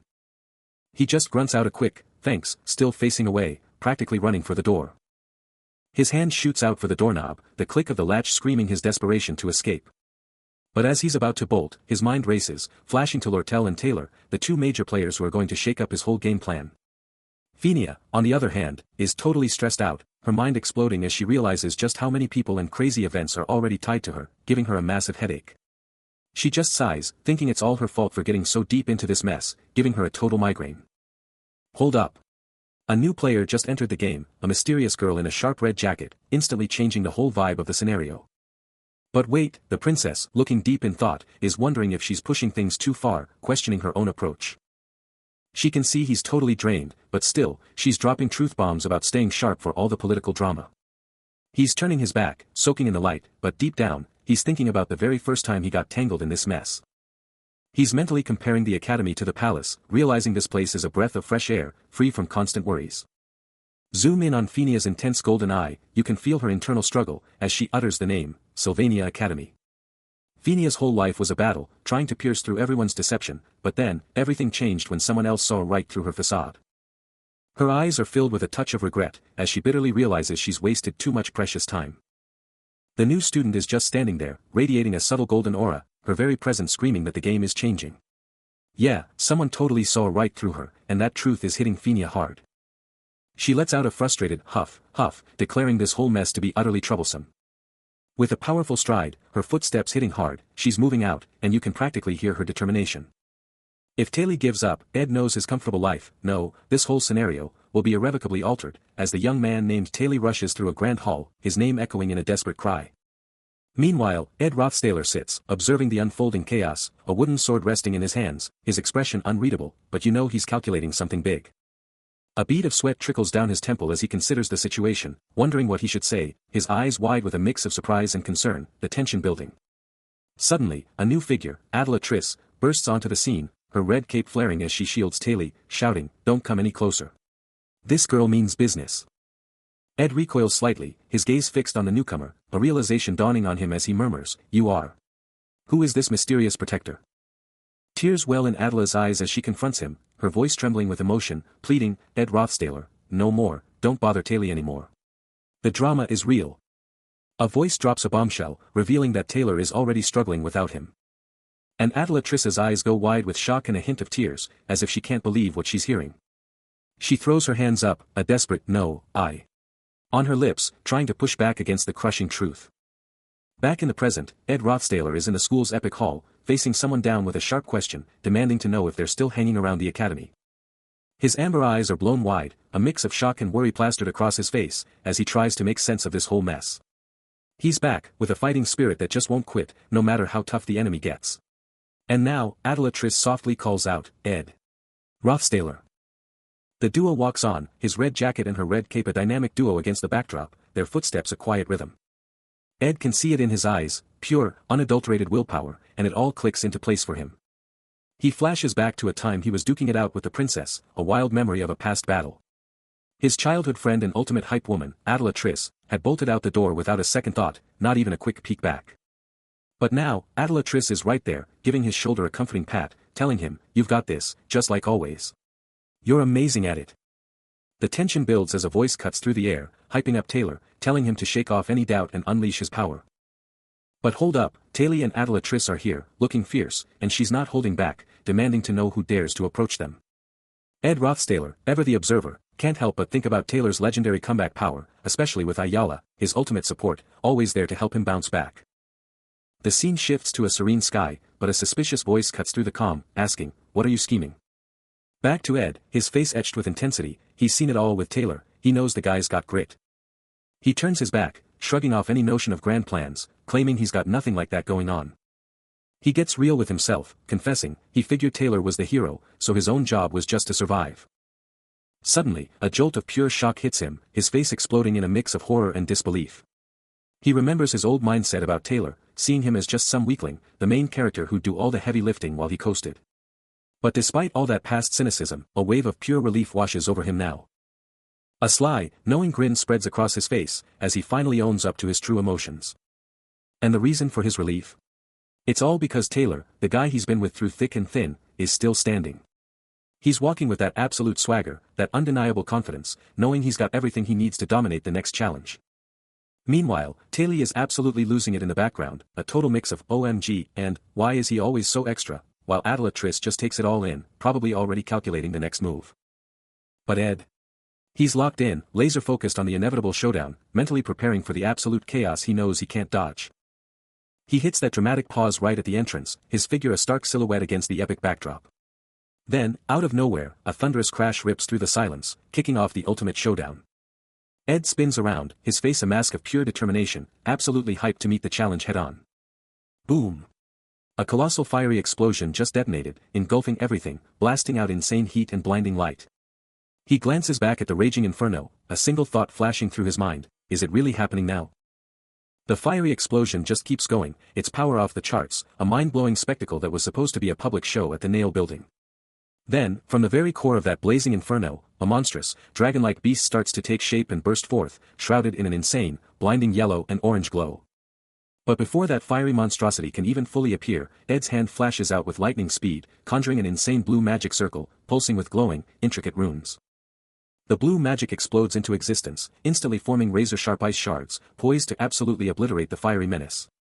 Forget Ed for a moment, because elsewhere, the magic is absolutely exploding. A powerful mage just unleashed a torrent of razor-sharp ice shards, blasting them forward with incredible speed. That's Lortel, the legendary Golden Daughter, showing off her insane ice powers. She's literally encased herself in a massive, glowing ice fortress, preparing for the next devastating attack. And just like that, she's on the offensive again, launching another volley of ice that cuts through the air. Boom! The ice connects with something, creating an explosive impact and a blinding flash of light. But wait! The ice hits a wall of pure fire, exploding in a fiery blaze that completely shuts down the attack. And then, from the heart of the flames, a terrifying, dragon-like fire beast roars to life, spitting out a concentrated blast of pure, destructive heat. And the one controlling this inferno? It's a fierce young woman with vibrant pink hair and piercing red eyes, her face locked in a look of absolute concentration. This isn't just any fight, it's a full-blown sparring match between Lortel and the incredible spirit sorcerer, Janica Feylover. And watching all the action from the sidelines, are Taylor and Adelatrice, totally engrossed.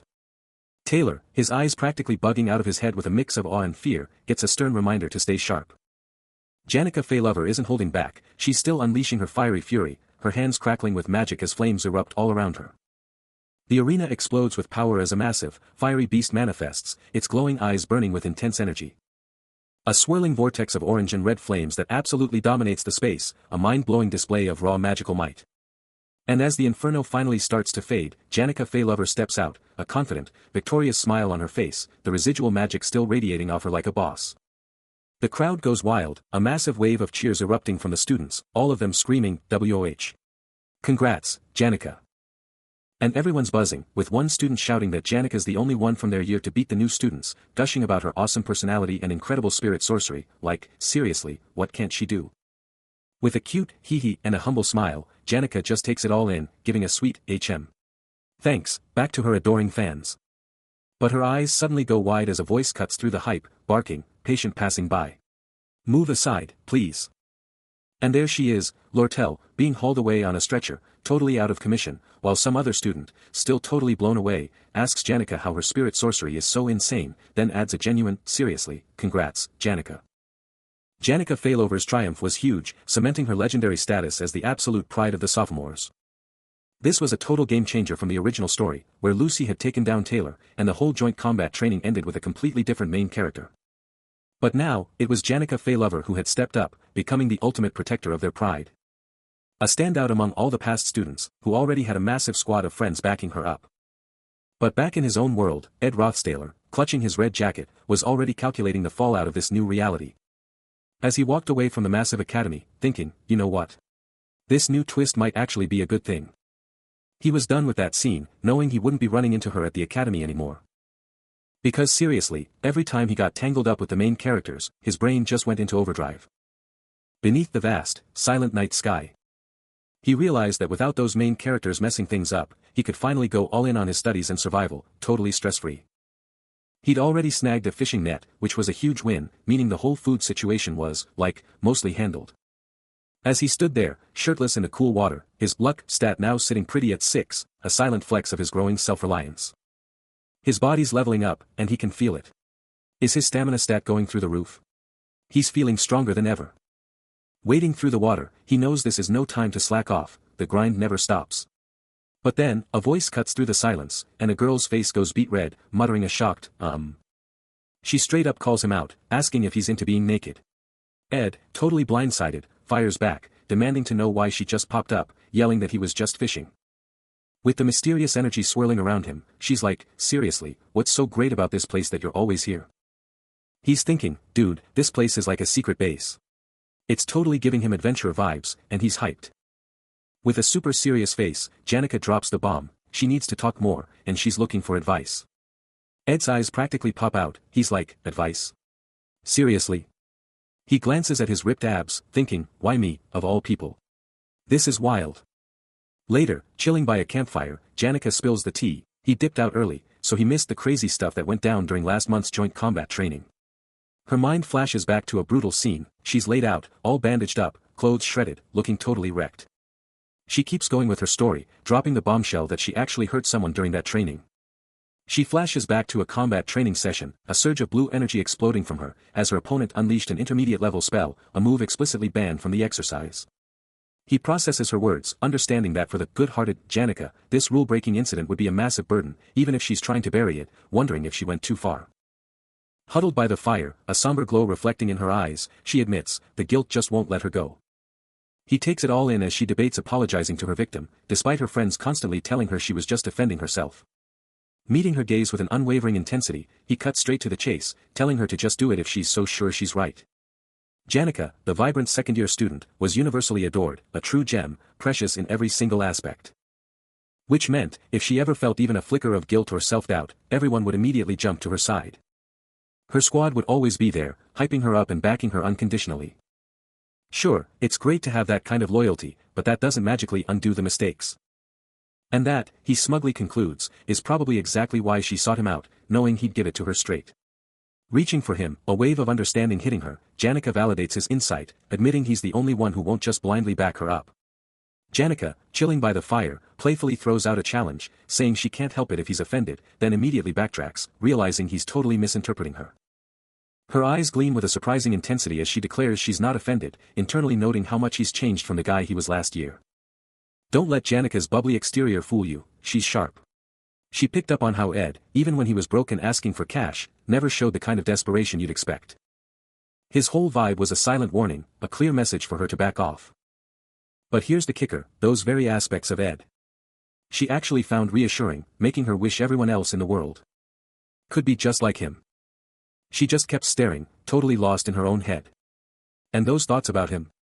They stuck with her, giving her this weird, comforting feeling. The night deepened, and fireflies started popping, lighting up the whole forest with their tiny, magical glows. Boom! Next day, new scene. A massive, fancy building stands tall under a bright, clear sky. Thump thump, footsteps hit a fancy rug, announcing someone's arrival. He's in deep trouble, a dark cloud of worry shadowing his features. This whole mess. It's from The Failed Swordsman of Sylvania, a legendary game, but almost no one has ever seen its real ending. And new players. They hit game over screens left and right, especially early on.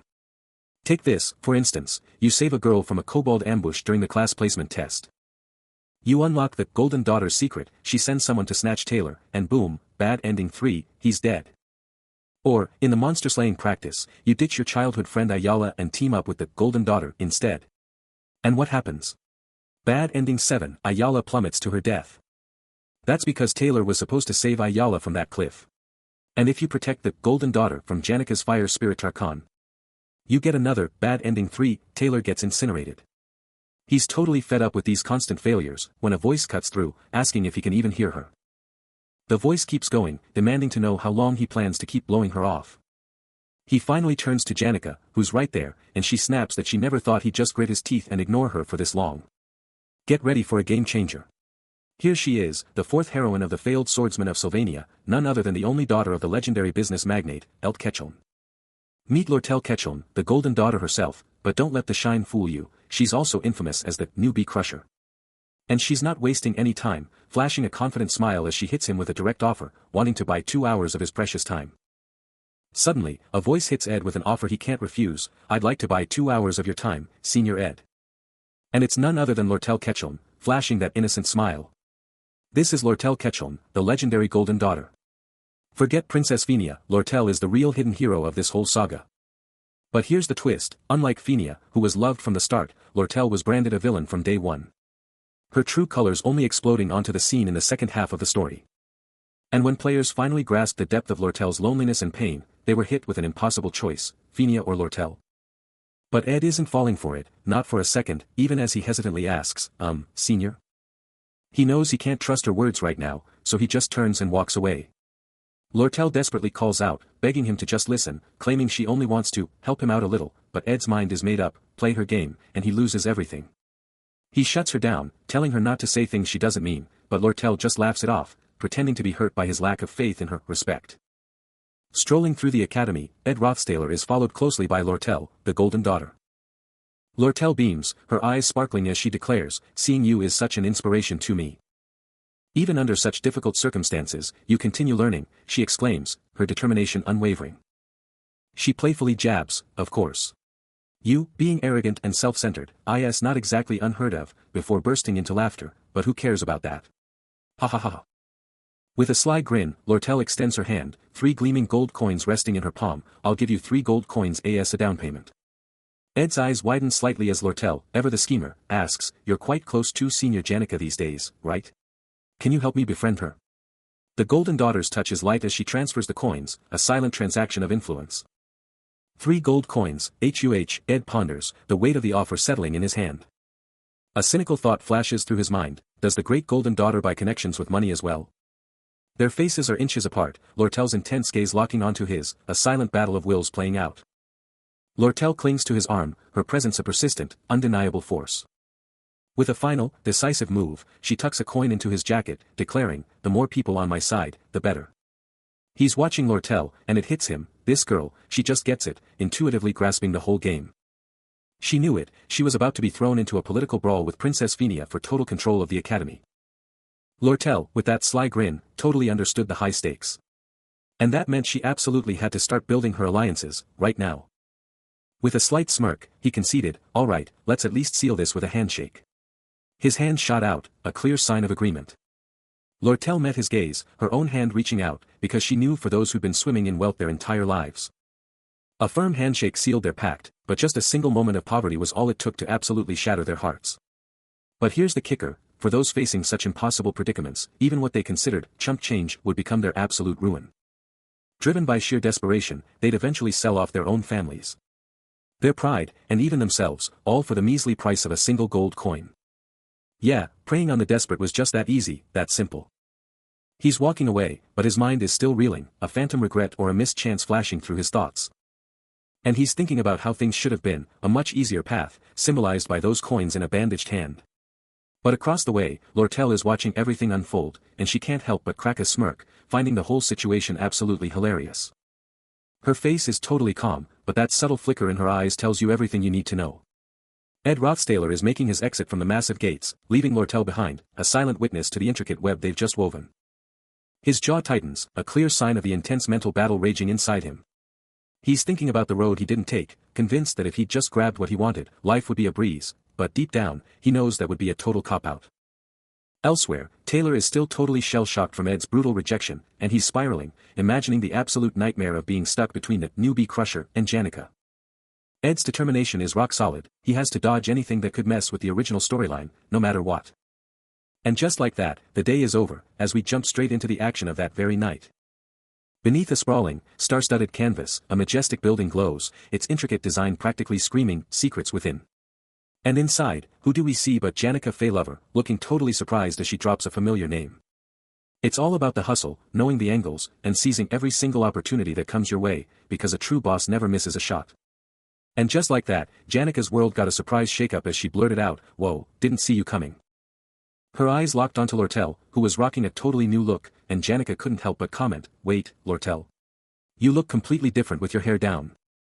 But instead of just a casual chat, this unexpected meeting sparked something deeper in Janica. And her eyes flared with an eerie green glow, revealing the calculating gears turning in her mind. Her mind immediately flashed back to the drama, remembering, everyone was freaking out when I dropped that forbidden intermediate magic during the combat exercise. But Lortel, looking a little flustered, cut in with her own agenda, "Long time no see. I've been meaning to apologize, but honestly, I just wanted to check out the legendary top sophomore. Janica, however, was already calculating, thinking, so the damage is still there, huh? Guess that big price I paid wasn't for nothing. Lortel, completely oblivious to the storm brewing in Janica's head, tried to play it cool. Relax, Senior Janica, it'll heal up in no time. No biggie. But Janica's brain was already in overdrive, scheming how Lortel, with her fairy tale vibe, would be the perfect target for some guilt-tripping manipulation. Then, out of nowhere, Janica's face completely froze in a look of pure shock. Because Lortel, with a chillingly sweet smile, dropped the bomb.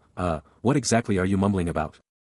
Janica Feylover is deep in thought, revealing her struggle to control the spirits she commands, admitting they just can't keep quiet when things get personal. And seriously, these spirits just love to gossip. She's literally surrounded by them, a fiery orange spirit, a glowing blue horse, and a vibrant green blob, all buzzing with raw magic.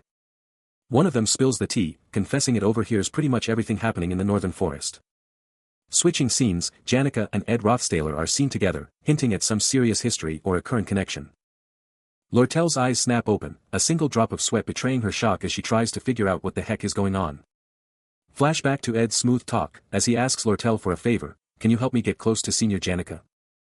Lortel's hand is full of gold coins, and she's totally playing it cool, admitting she's touched by Ed's generous offer, but you know there's more to it.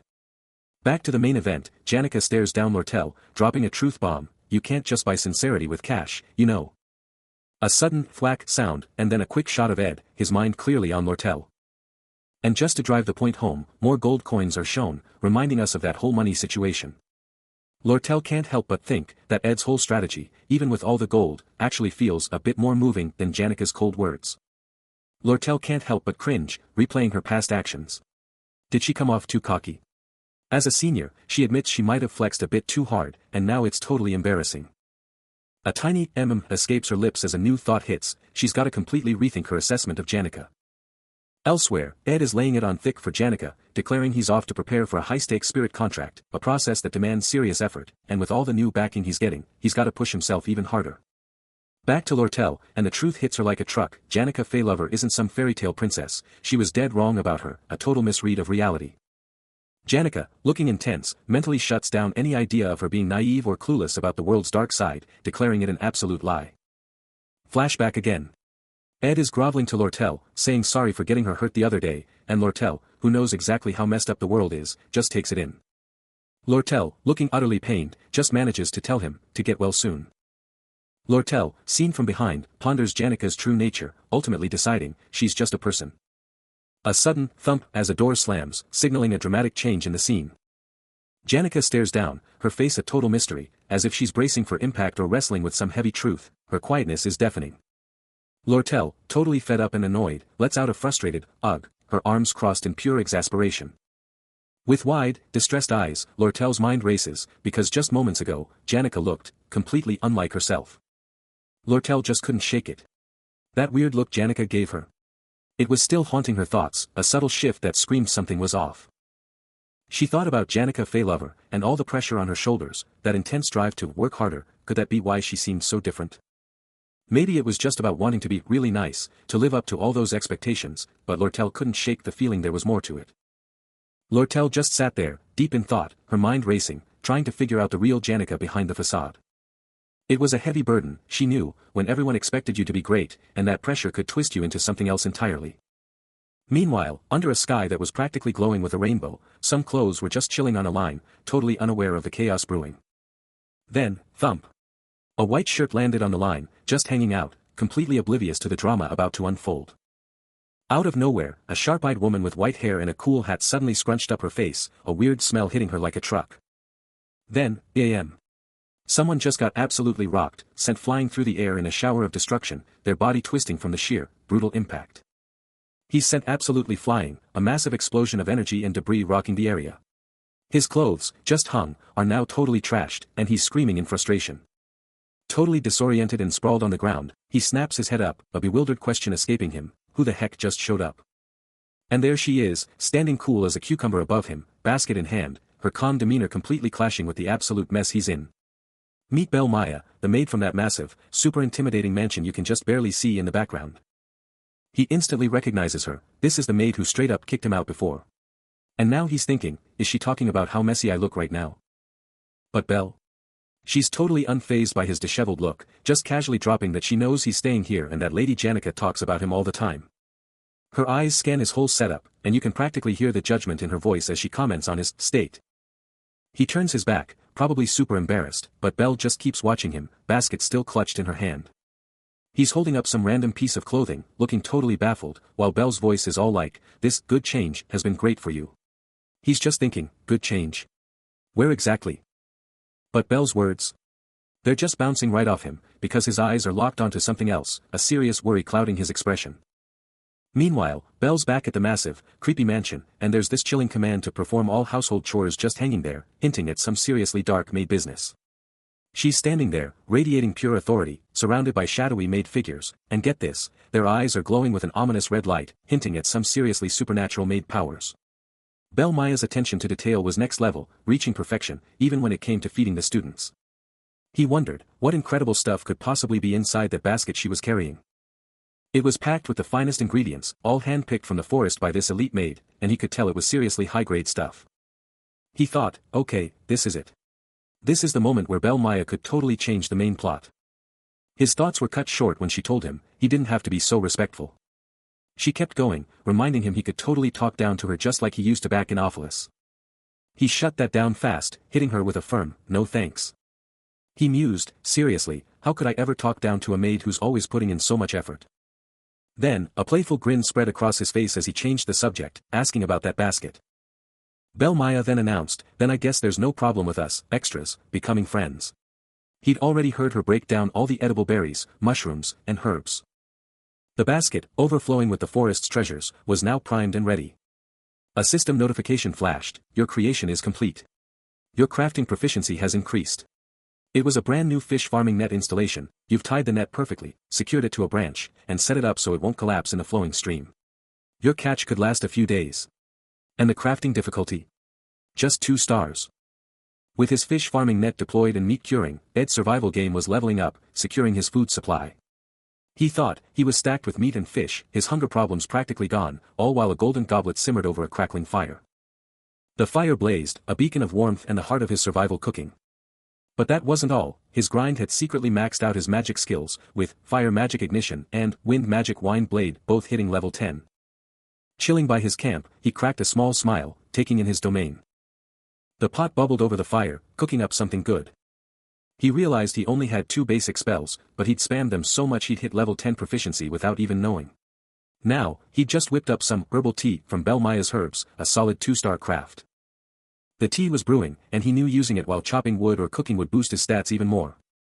Proof of his grind, he took a triumphant gulp from the goblet, his work finally complete. He watched the sunset, all his tasks crushed, and the day wasn't even over yet. Honestly, he had to admit he was actually enjoying this whole survival thing.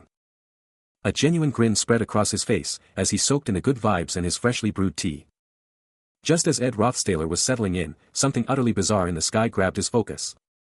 His peaceful survival was about to get a massive shakeup. Then, boom. A colossal explosion ripped through the landscape, right where his camp was. The sheer power of it was insane, sending shockwaves and debris flying everywhere. He got absolutely rocked by the blast, sent flying like a ragdoll through the air. Once the initial shock wore off, massive clouds of smoke and dust choked the air, making it impossible to see anything. He finally got his bearings, only to see his entire camp, his sanctuary, utterly obliterated. What on earth? My precious camp. The smoke started to thin, showing off the absolute wreckage left behind, just splintered wood and broken ground where his home used to be.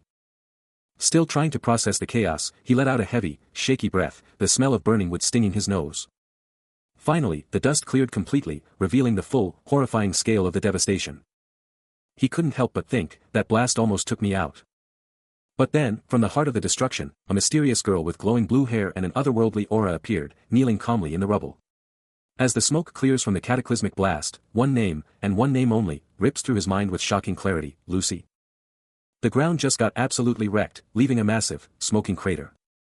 And right there, in the middle of the chaos, a white-haired figure is just chilling, looking totally out of it, her simple outfit a stark contrast to the epic destruction she just caused. Ed Rothstaler rolls up, and what does he hear her say? That she almost died. Talk about a rough day. Ed's mind is blown. How could anyone even touch the world's strongest mage, especially when she's the one who just dropped a crater on the landscape? He calls out, Maya, his face etched with worry as she looks up, still shaking, the ground practically groaning with the residual energy.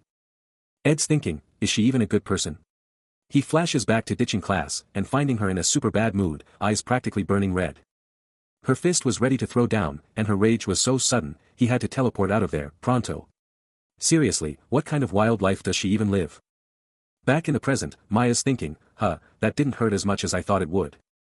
Ed's face twists in pure frustration, his teeth grinding, as he tries to make sense of this maid's insane story. He just blurts out, got any jerky? And Maya's like, dude, you just ruined everything. She's totally freaking out over his random question.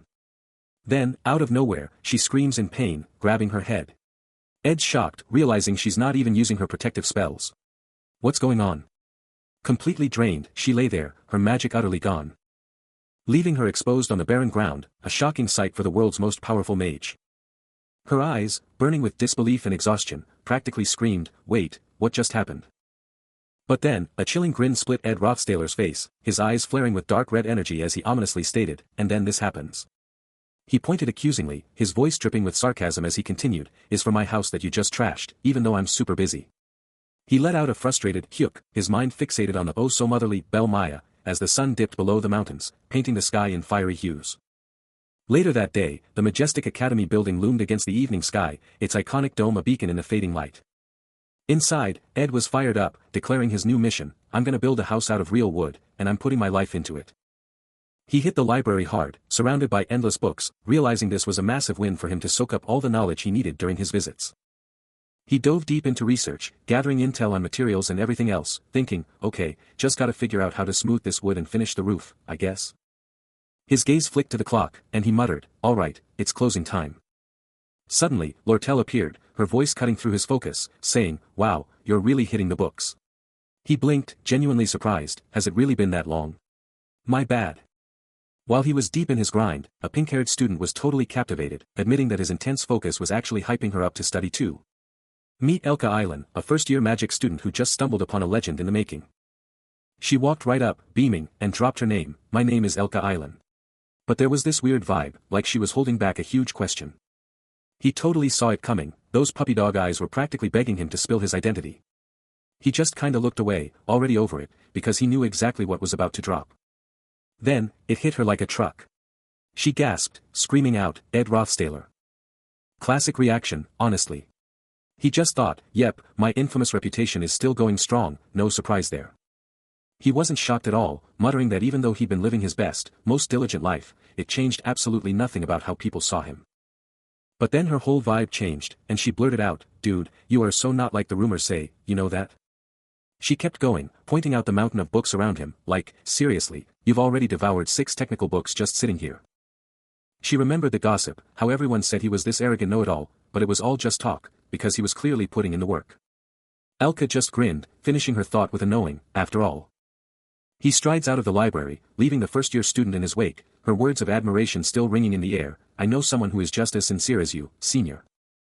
But before he can fully escape, she throws in one last burst of encouragement, declaring, I'll be cheering for you. And with a cheerful wave, she sends him off, shouting, have a safe trip back. His amber gaze sharpens, already planning his next move, muttering, I'm going to clean up and head back to my dorm. But before he can even take a step, chaos erupts. Elka's terrified scream rips through the air, what is this? Suddenly, the floor betrays her. She's sent spiraling down the massive staircase, books exploding from their shelves, a chaotic avalanche of literature and student. Her eyes are saucers of pure terror, a choked cry tearing from her throat as the library spins into a dizzying blur. Her face twists in a horrifying grimace, a silent scream of pure panic etched into every feature. A fresh wave of books crashes down, amplifying the terrifying symphony of her fall, each thud a hammer blow to her racing heart. She's still falling, a tiny figure swallowed by the relentless torrent of books, her body thrashing in a desperate, futile struggle. Then, with a bone-jarring quang, she slams into the unforgiving floor. Whoa! A massive, glowing purple pillar just shot out of the ground, blasting energy in every direction. This isn't just magic, this is a full-blown catastrophe. The sheer force of this thing is literally warping reality, sending out shockwaves that you can practically feel. This is next-level chaos. After all that madness, a temporary camp is set up right outside the student center, with everyone trying to figure out what just happened. Shout out to the main character, Taylor, and his crew for getting everyone to safety. It's been 2 hours since the disaster, and the camp is packed. One student, looking totally freaked out, stares up at the glowing magic, and suddenly remembers something crucial. I saw it in a book on spirit magic. The rune is practically screaming with dark energy, and it's clear what it's doing, summoning something big. And the creature being summoned? It's Glaskin, the most powerful spirit of darkness out there. Meanwhile, a worried Elka Island tells another student, this is terrible news, because only one person could possibly summon that many spirits. The tension is palpable as the student finishes her thought, our enemy is probably. It's the one who went totally berserk because of the spirit of darkness, the year 2 top student herself. Enveloped in dark, glowing chains and a terrifying purple aura, it's none other than Janica Feylover, completely taken over. The plaza is dead silent, a chilling hush falling over the students as the pink-haired girl, the source of all this chaos, stands front and center. Golden eyes blazing with concern, she knows this is no time to hold back, the stakes are too high. Someone's voice cuts through the tension, dropping a bombshell. If Isla's right, that barrier around them is just a ticking clock, buying mere seconds. The warnings escalate. If Glaskin is fully summoned, it's going to be a bloodbath, so they need to get to the student center, now. But amidst the chaos, Taylor McCroy, a first-year combat faculty student, stands firm, his face a mask of grim determination as he takes in the horror. A guard freaks out, realizing the outside world is about to notice this mess, but a student just shrugs it off, thinking the Imperial Guard and professors will clean it up in no time. Elsewhere, Claire, the Royal Guard captain, and Elvira Aniston, from the alchemy faculty, are on the same page. If it's the spirit of darkness, that barrier is going to be insane, and they have to deal with it from the inside. The bad news keeps coming, Principal Abel is gone. So, the big question is, can everyone here band together and actually do something? The aftermath is brutal, with students scattered and injured, but Lortel, Adela Triss, and Taylor McCroy are still standing, ready to fight. Then, a cocky voice pipes up, bragging that they could totally take down a high-rank spirit, no problem. But then, Kleblas Nortendale, a first-year combat faculty member, totally freaks out, stuttering his absolute opposition to that insane idea. And in the shadows, 2 terrifying, glowing blue-eyed demonic spirits, the intermediate-level threats, are plotting their next move, declaring they'll smash through the weaker spirits and take down the boss. Then one asks, are we really going in to take out Janica? But wait, there's more. The Glaskin's dark energy isn't just expanding, it's getting worse. And get this, inside the Glaskin, there are not 1, but 2 high-rank spirits. This is insane. We're talking about Tarkan, the berserk fire spirit, and the terrifying spirit of darkness, Philosopher, whose purple energy is just off the charts. This is a nightmare scenario. Someone screaming, that's suicide. I'm not going anywhere near that. Ed's face is a picture of pure panic, his eyes practically popping out of his head at the sheer scale of this threat. Lortel can't believe it, asking how Janica could be pulling off this insane feat, summoning Glaskin and all these spirits at once. Even for a top student, that's just too much power. But Adela Triss has a theory, pointing out that it's probably Philosopher's power doing all this, and Janica is just a puppet, a vessel for its manifestation. This changes everything. Spirits of darkness are the ultimate enemies of spirit sorcerers, and their power is so immense, it's completely uncontrollable. Just look at that monstrous spirit, with its glowing red eyes and wicked horns, it's a visual confirmation of how utterly terrifying and uncontrollable these things are. It's the demons pulling the strings, taking over spirit sorcerers, and Janica is just a puppet in their twisted game. These demons are the ultimate reason why sorcerers end up like this, because they become nothing more than their prey. But the biggest question is, how did Senior Janica, the absolute top student in spirit studies, end up like this, a puppet for dark forces? Philosopher's terrifying presence dominates, its crimson eyes blazing, as a chilling voice declares that no one truly understands how to control such a monstrous spirit. But another voice cuts through the tension, shouting that it's utterly irrelevant right now. No, no, no. Kleblas Nortendale insists, his voice cutting through the fear, demanding they focus on their next move, right now. With unwavering resolve, he stands, arms crossed, making it crystal clear, the only thing that matters is what they do next.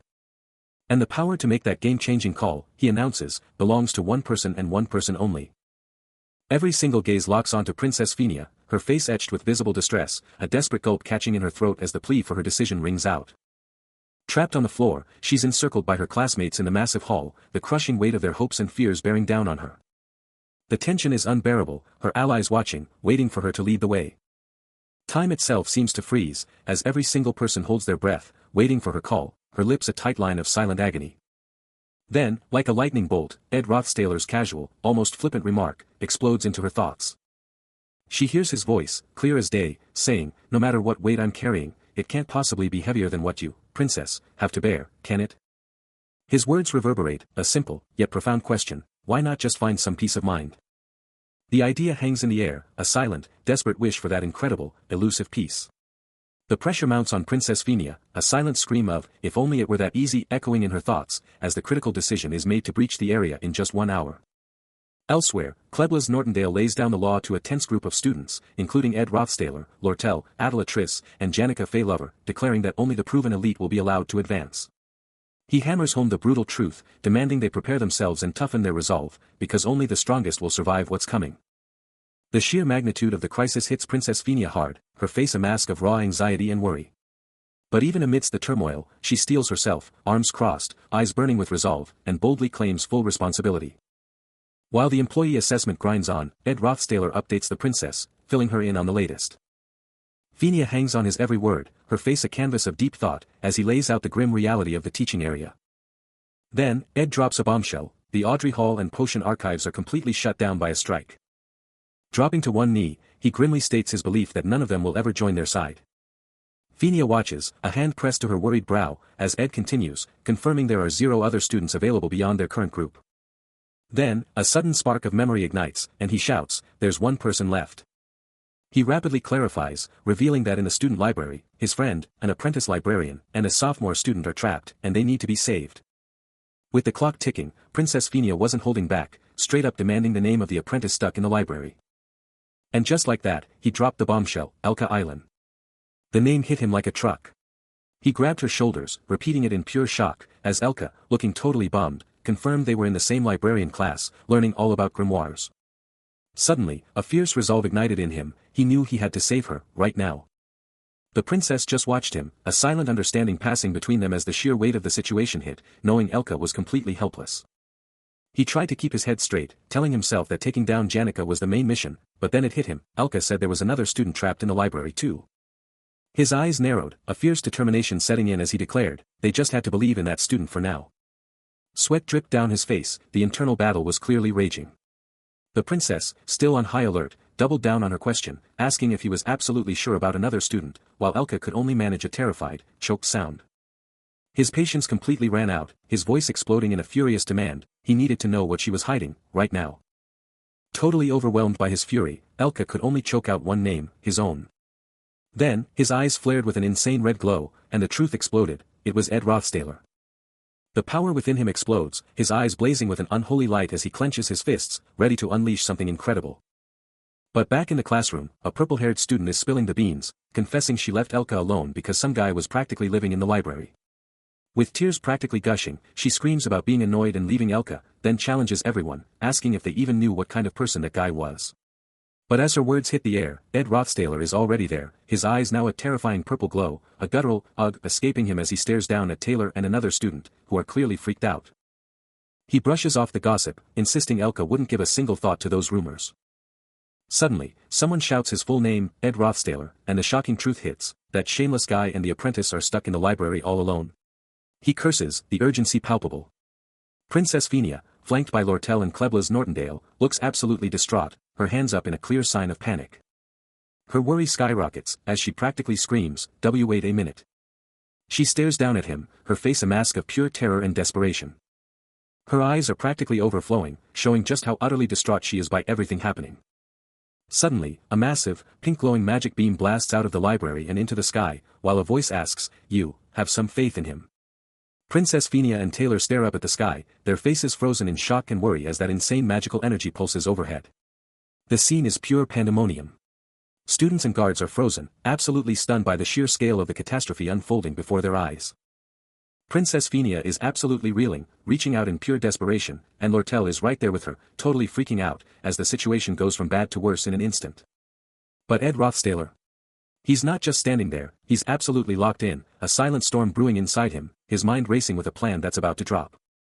And then, bam! His eyes just light up with this insane, fiery red glow, his hidden power absolutely exploding to the surface.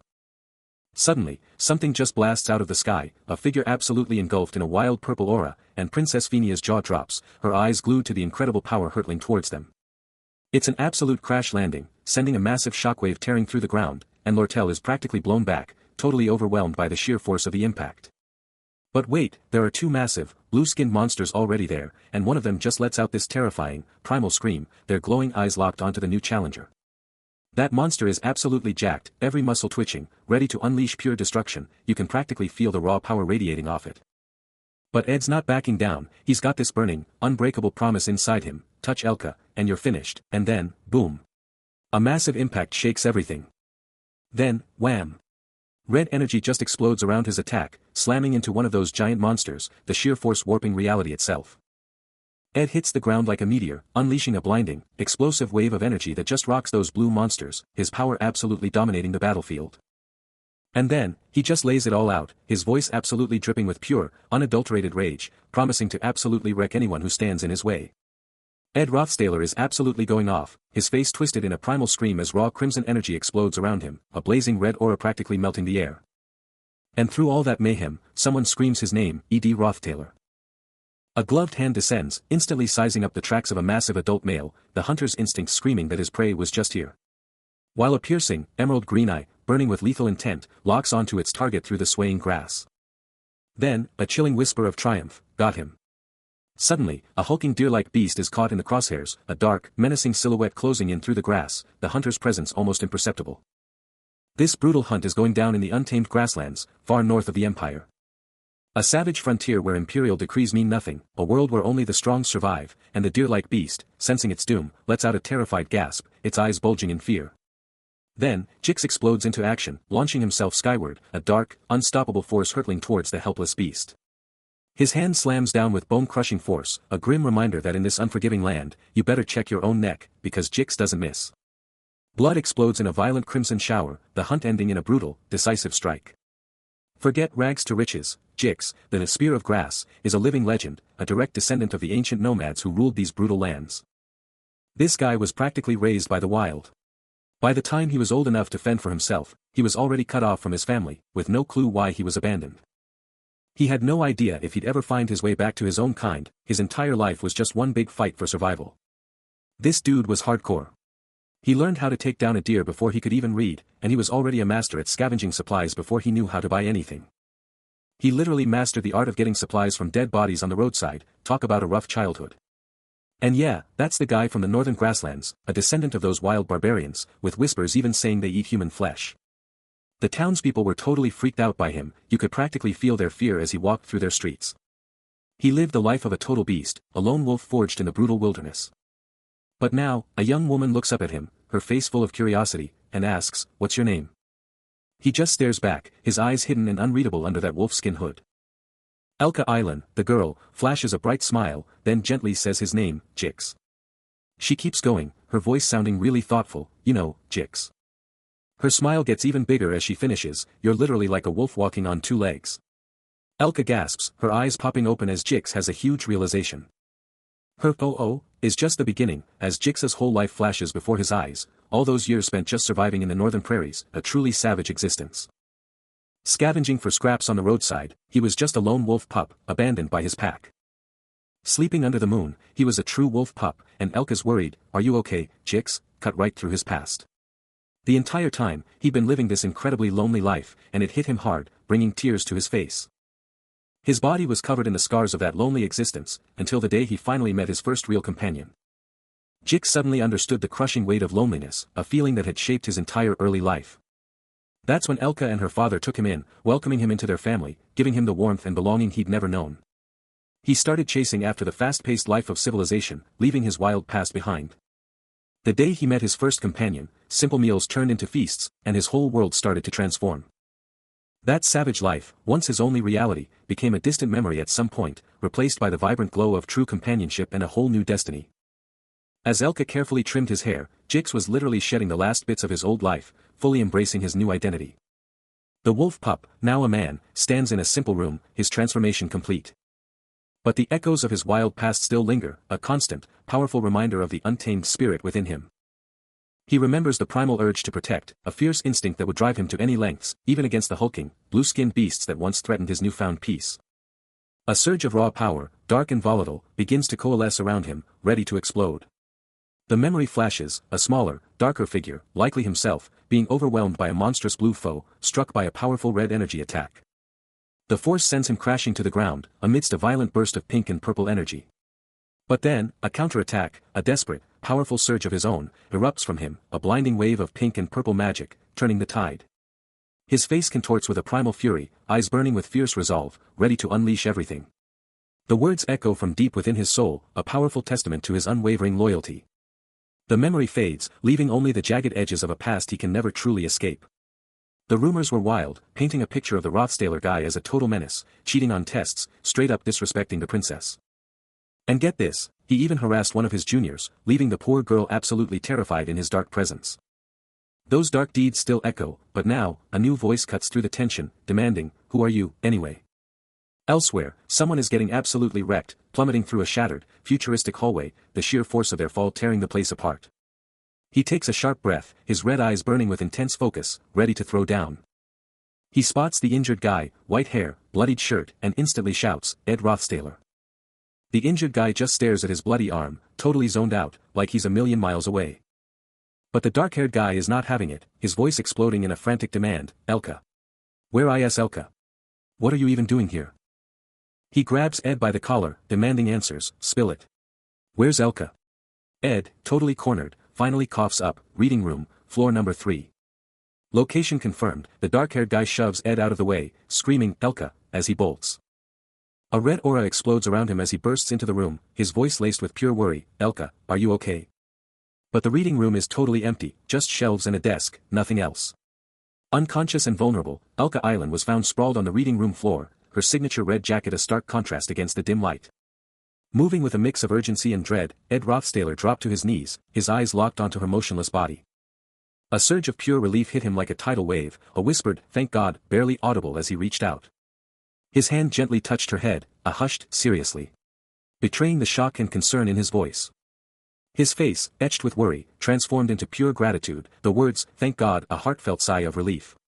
But the relief quickly gave way to a sharp realization, come to think of it. He muttered, his eyes narrowing as he scanned his surroundings. His gaze landed on the massive bookcases, a formidable barrier, and he couldn't help but think, these are all bookcases that'd be hard for a fully grown man to lift. Then it clicked, yet they're placed around Elka as if they're trying to protect her, and the blackout curtains to block the berserk spirit's vision. Were no accident, this was a fortress. His fingers grazed a hidden surface, uncovering a desperate, urgent message left behind for her. The message was direct, a lifeline in the chaos, "When you wake up, don't panic and stay here." The full message was a chilling directive, everything will probably be solved before dawn, so stay calm, block the entrance, and don't provoke the spirits, a desperate plea for survival in the face of unseen threats. A chilling directive rings out, prioritize your own survival, no reckless moves. But inside, a brutal tableau unfolds. 2 bodies, one unconscious, the other slumped, surrounded by a crimson splatter that tells a violent tale. And the truth hits hard, Elka wasn't alone, someone shielded her. And the evidence is undeniable, a crimson stain on a familiar red jacket. A gut feeling screams, this isn't her blood. The blood trail leads straight out, a path of sacrifice towards the blinding light of the exit. He was hurt, badly, but he pushed through, ignoring his own body to protect her. Now, like a fallen hero, he sits amidst the wreckage, his face a canvas of fresh wounds and dawning horror. He went all out, risking everything for Elka, and the brutal truth is staring him in the face, this sacrifice belongs to Ed Rothstaler. But the question screams in his mind, tearing through the pain, why? Why on earth did he do this?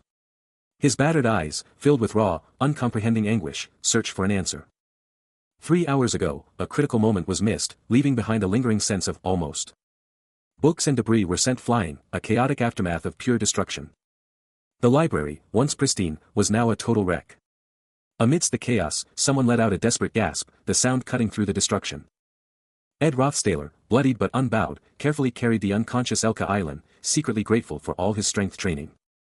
He moved with desperate urgency, realizing the whole situation was escalating way faster than he'd expected, and that summoning rune could only mean one thing, the Glasgow showdown was kicking off. Back in the present, he stood by a window, watching a glowing purple rune in the distance, a thoughtful escaping his lips. He knew he shouldn't even be looking at a place crawling with the storyline's main characters, but he couldn't tear his eyes away. His eyes narrowed, a fresh cut on his cheek a stark reminder of the danger. Even if Taylor was probably on it, he couldn't just chill, because he absolutely had to stop the future from changing. Any minute now, berserk low-rank spirits would be swarming, so he braced himself, ready for the onslaught. He knew he had to block that entrance to keep the spirits out, and seize this tiny window to perfect his defenses. Ed Rothstaler, fueled by beef jerky and a thirst for knowledge, was about to dive into an all-night research session, but then, it hit him. He remembered Janica Failover's insane powers, all thanks to her mastery of spirit understanding and spirit connection, letting her connect with spirits on a whole other level. These stats, he knew, exploded in power just by touching spirits, a fact Janica clearly lived by, chilling on a giant spirit lion like it was no big deal. For her, meeting spirits was just another Tuesday, a natural talent that literally opened doors to other dimensions. But for him, a guy who couldn't even see spirits, boosting his spirit stats felt like trying to climb a greased pole in a hurricane. Suddenly, a growling horde of monstrous, purple spirits swarmed in, proving him dead wrong, their terrifying forms popping into existence with pure malice. They roared, their glowing yellow eyes locked on their prey, a terrifying wave of pure spirit rage. He wondered if Janica was out there blasting materialized spirits, and honestly, this whole sweet-ass event was getting him hyped as a glowing green orb sparked in his palm. With a wild grin, he declared, this unexpected spirit buffet was all his. A blinding, green energy blast ripped from his attack, shredding the spirit horde with insane power. The air crackled with leftover magic, a silent scream of his lightning-fast, devastating attack. His speed was absolutely insane, a direct result of his maxed-out skills, fire magic ignition at level 12, and spirit magic, both connection and understanding, crushing it at level 7. He pushed himself to the absolute limit, his ignition magic now at level 12 and his spirit magic at level 7. Just one more level, he thought, and a spirit contract might finally be within reach. Barely conscious, he muttered. Setting him down, the other student demanded to know. The injured student mused. He then replied, with a slight smirk. His senior scoffed at the flimsy excuse. With a knowing gaze, he stated. He concluded. The injured student's amber eyes reflected a mix of exhaustion and determination. As his senior once again lifted him to carry him. He then addressed him directly. The senior student, looking down at him with a serious expression, vowed that. Ed Rothstaler's mind raced, connecting the dots, realizing Elka was totally Jix's lover. Then, a forgotten face popped into his head, Janica Failover, a character so minor, he'd completely overlooked her importance in the story. But hold up, a crucial detail hit him, this guy was Taylor's ride or die, the friend who stuck by him through thick and thin, from start to finish. So, what did that even mean for everything? Suddenly, a voice snapped him back to reality, calling him out, demanding to know if he'd ditched the student center to come running here. The voice pressed on, telling him that if Elka was safe, he needed to get his act together and do his job. With a sharp turn, the speaker laid down the law, get back to the student center, now. The voice boomed, you don't belong here, telling him to go help Taylor, promising that if he just listened, everything would be fine. Walking along, Janica's friend asked, you mean Taylor McClure, and Janica shot back, yeah, that guy who's always just barely scraping by. Janica's friend, holding her close, was totally baffled, asking why she was so hyped about Taylor when she'd never even spoken to the guy. It wasn't about liking him, it was about compatibility, because only Taylor's element slash could even scratch the high-rank fire spirit Tarkon's shell. Remember Act 1, Scene 9? That's when Taylor mastered element slash, and trust me, to beat this episode, that skill is a total game-changer. Knocked flat, Ed Rothstaler hears a game-changing strategy being whispered above him, if Taylor uses that skill, he's unstoppable. He can only manage a stunned, thanks for the intel. But there's no time to rest. Janica Failover is already on him, demanding he move, no time for this, get going, as Princess Fenia casually announces she's resting here for a bit. With Princess Fenia left to recover, Ed strides off, internally fuming. He'd laid out the perfect plan, given her all the intel, so why wasn't this playing out like the original story? Jeez. He grumbles. Then, it hits him. His eyes widen in shock, a single thought echoing, wait a minute. He spins around, only for Princess Fenia to hit him with, Taylor. You mean Taylor McClure, and Janica Failover to drop the bomb, you've never even spoken to him. The plot thickens. This whole exchange throws a wrench in the timeline, making him wonder, why aren't Jix and Taylor friends yet? That was supposed to happen in Act 1, Scene 9, End of Semester Assessment. Flashback to the original script, Taylor gets absolutely clobbered in a duel, but that brutal loss is what unlocks his element slash, letting him slice through Jix magic and kickstart their legendary friendship. That's how it was supposed to go down, Jix respects Taylor, they become best buds. But here's the twist, the final chapter of the first act already happened, a whole month ahead of schedule.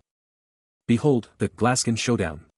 The real, final chapter of Episode 1 explodes with a colossal, swirling vortex of purple and white magic tearing through the ground, this is a game changer. Because of this timeline warp, that epic Act 1 Scene 9, the one where Taylor and Jix were supposed to become battle-forged brothers, never even got off the ground. The ripple effect is massive. Jix never saw Taylor's true grit, so no friendship. And even worse, Taylor never learned the game-changing element / his ultimate power-up is gone. But even with the timeline messed up, a powerhouse team has assembled. Jix, Princess Venia, Lortel, Taylor, Adela Triss, Janica Faylover, Kleblas Nortendale, and Taylor, they're all here, ready to take on anything. The sheer, unadulterated power of Tarkhan was absolutely mind-blowing, a force so immense that literally nothing could even scratch it. Those glowing purple eyes and razor-sharp fangs were a terrifying testament to its raw power, a brutal reality he just couldn't grasp. The sheer, overwhelming presence of it, surrounded by swirling dark energy, still haunted him, a brutal reminder of how fast the entire plot was already unraveling. That colossal beast, radiating pure purple power, absolutely dominated his thoughts, as the very fabric of the story he knew started to tear apart. He felt the crushing weight of the altered timeline, a blurry, chaotic vision of events spiraling out of control, and the chilling realization that the entire narrative was now completely off the rails. Like 1,000 shards of glass, the established order exploded into countless fragments, leaving behind nothing but a shattered, broken reality. Then, a chilling silence, a stark, pregnant pause before the next insane chapter of this unpredictable journey kicked off, ripping us from his thoughts and thrusting us into the brutal aftermath of conflict.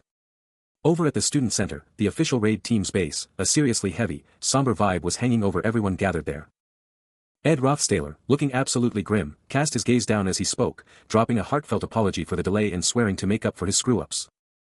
Rocking a sharp red suit with a fur collar, he stood there with a heavy heart, his words absolutely loaded with the burden of past mistakes. Meanwhile, Taylor, absolutely covered in blood, cradled an unconscious Adela Triss, shutting down any further talk with a sharp, "Forget it." Elka Island, her white hair a mess and her face etched with pure despair, stood close by, utterly devastated, lamenting that even with Taylor there, they were doomed to lose anyway. The raid team's first invasion attempt. A total, undeniable failure. The message screamed it. But even with blood on his face, Kleblas Nortendale was already strategizing, demanding more reinforcements for a reinvasion and promising to fight through the pain in his leg. Meanwhile, Taylor, leg busted, was ordered to stand down, barely able to walk, let alone fight. Princess Venia, bloodied and desperate, begged for a change of plans, but was hit with the harsh truth: her choices had consequences, and she knew it. Good news. They actually made it out. Bad news.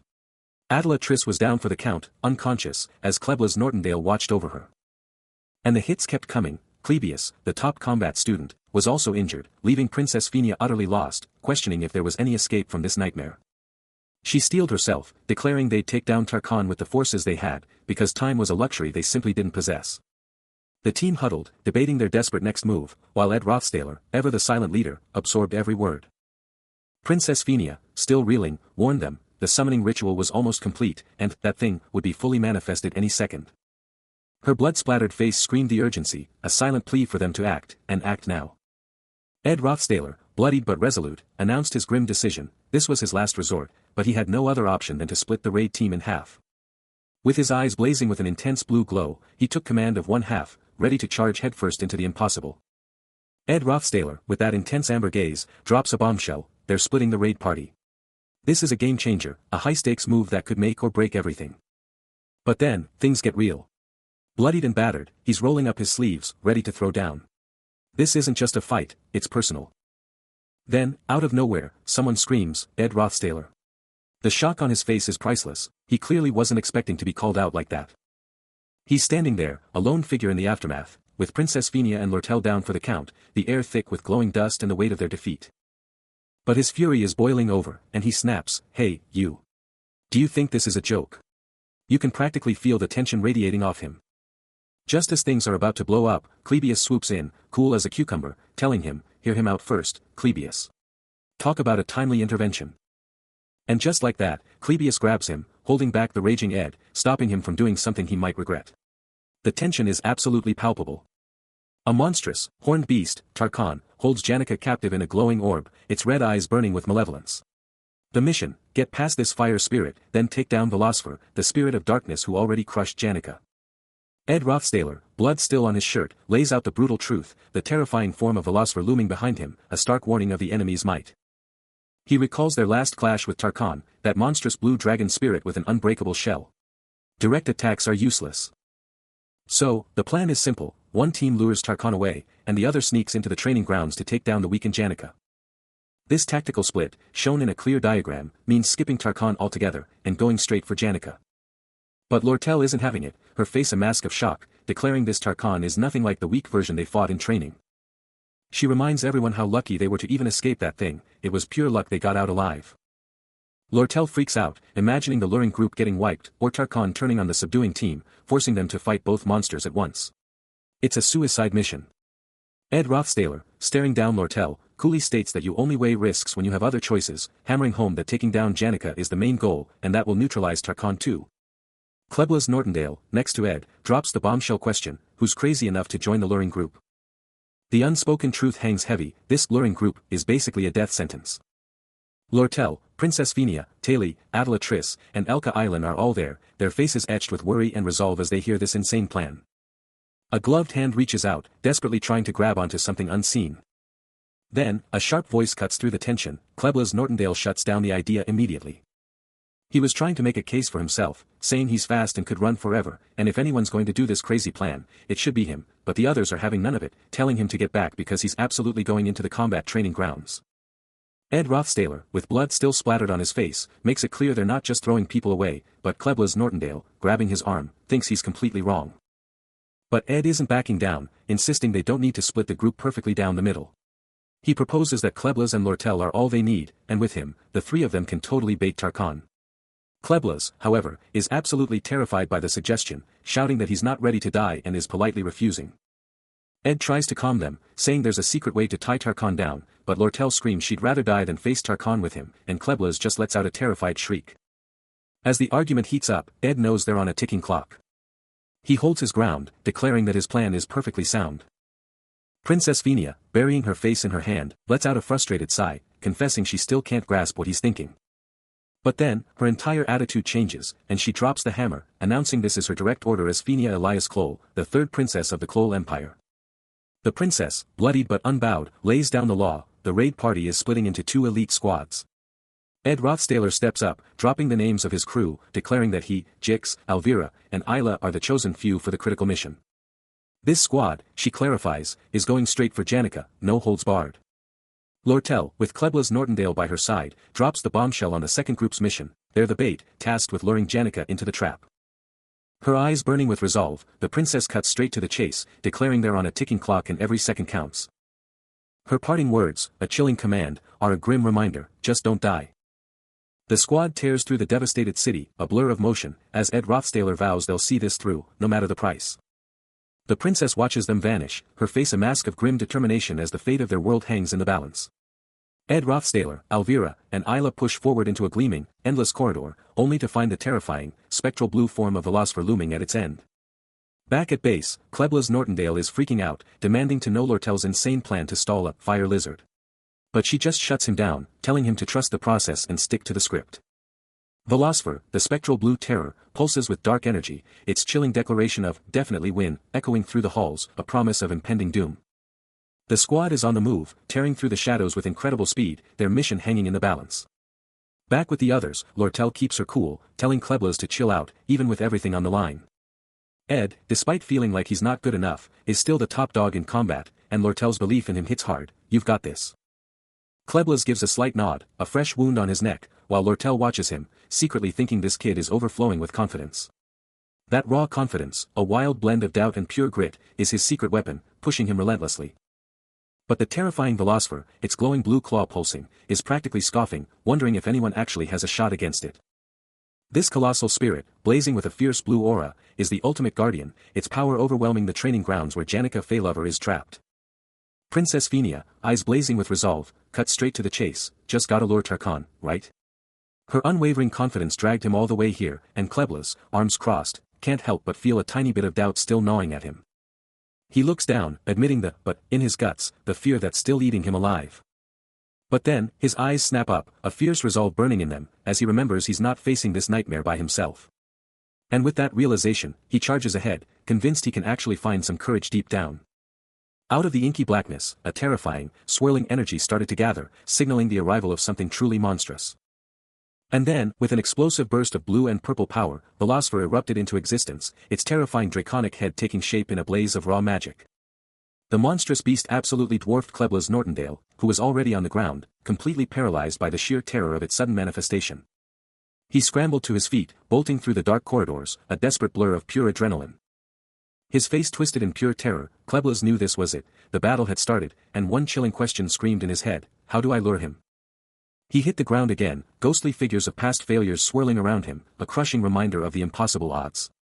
He glanced up, and there it was, the fully formed Velocipher, radiating an insane amount of power.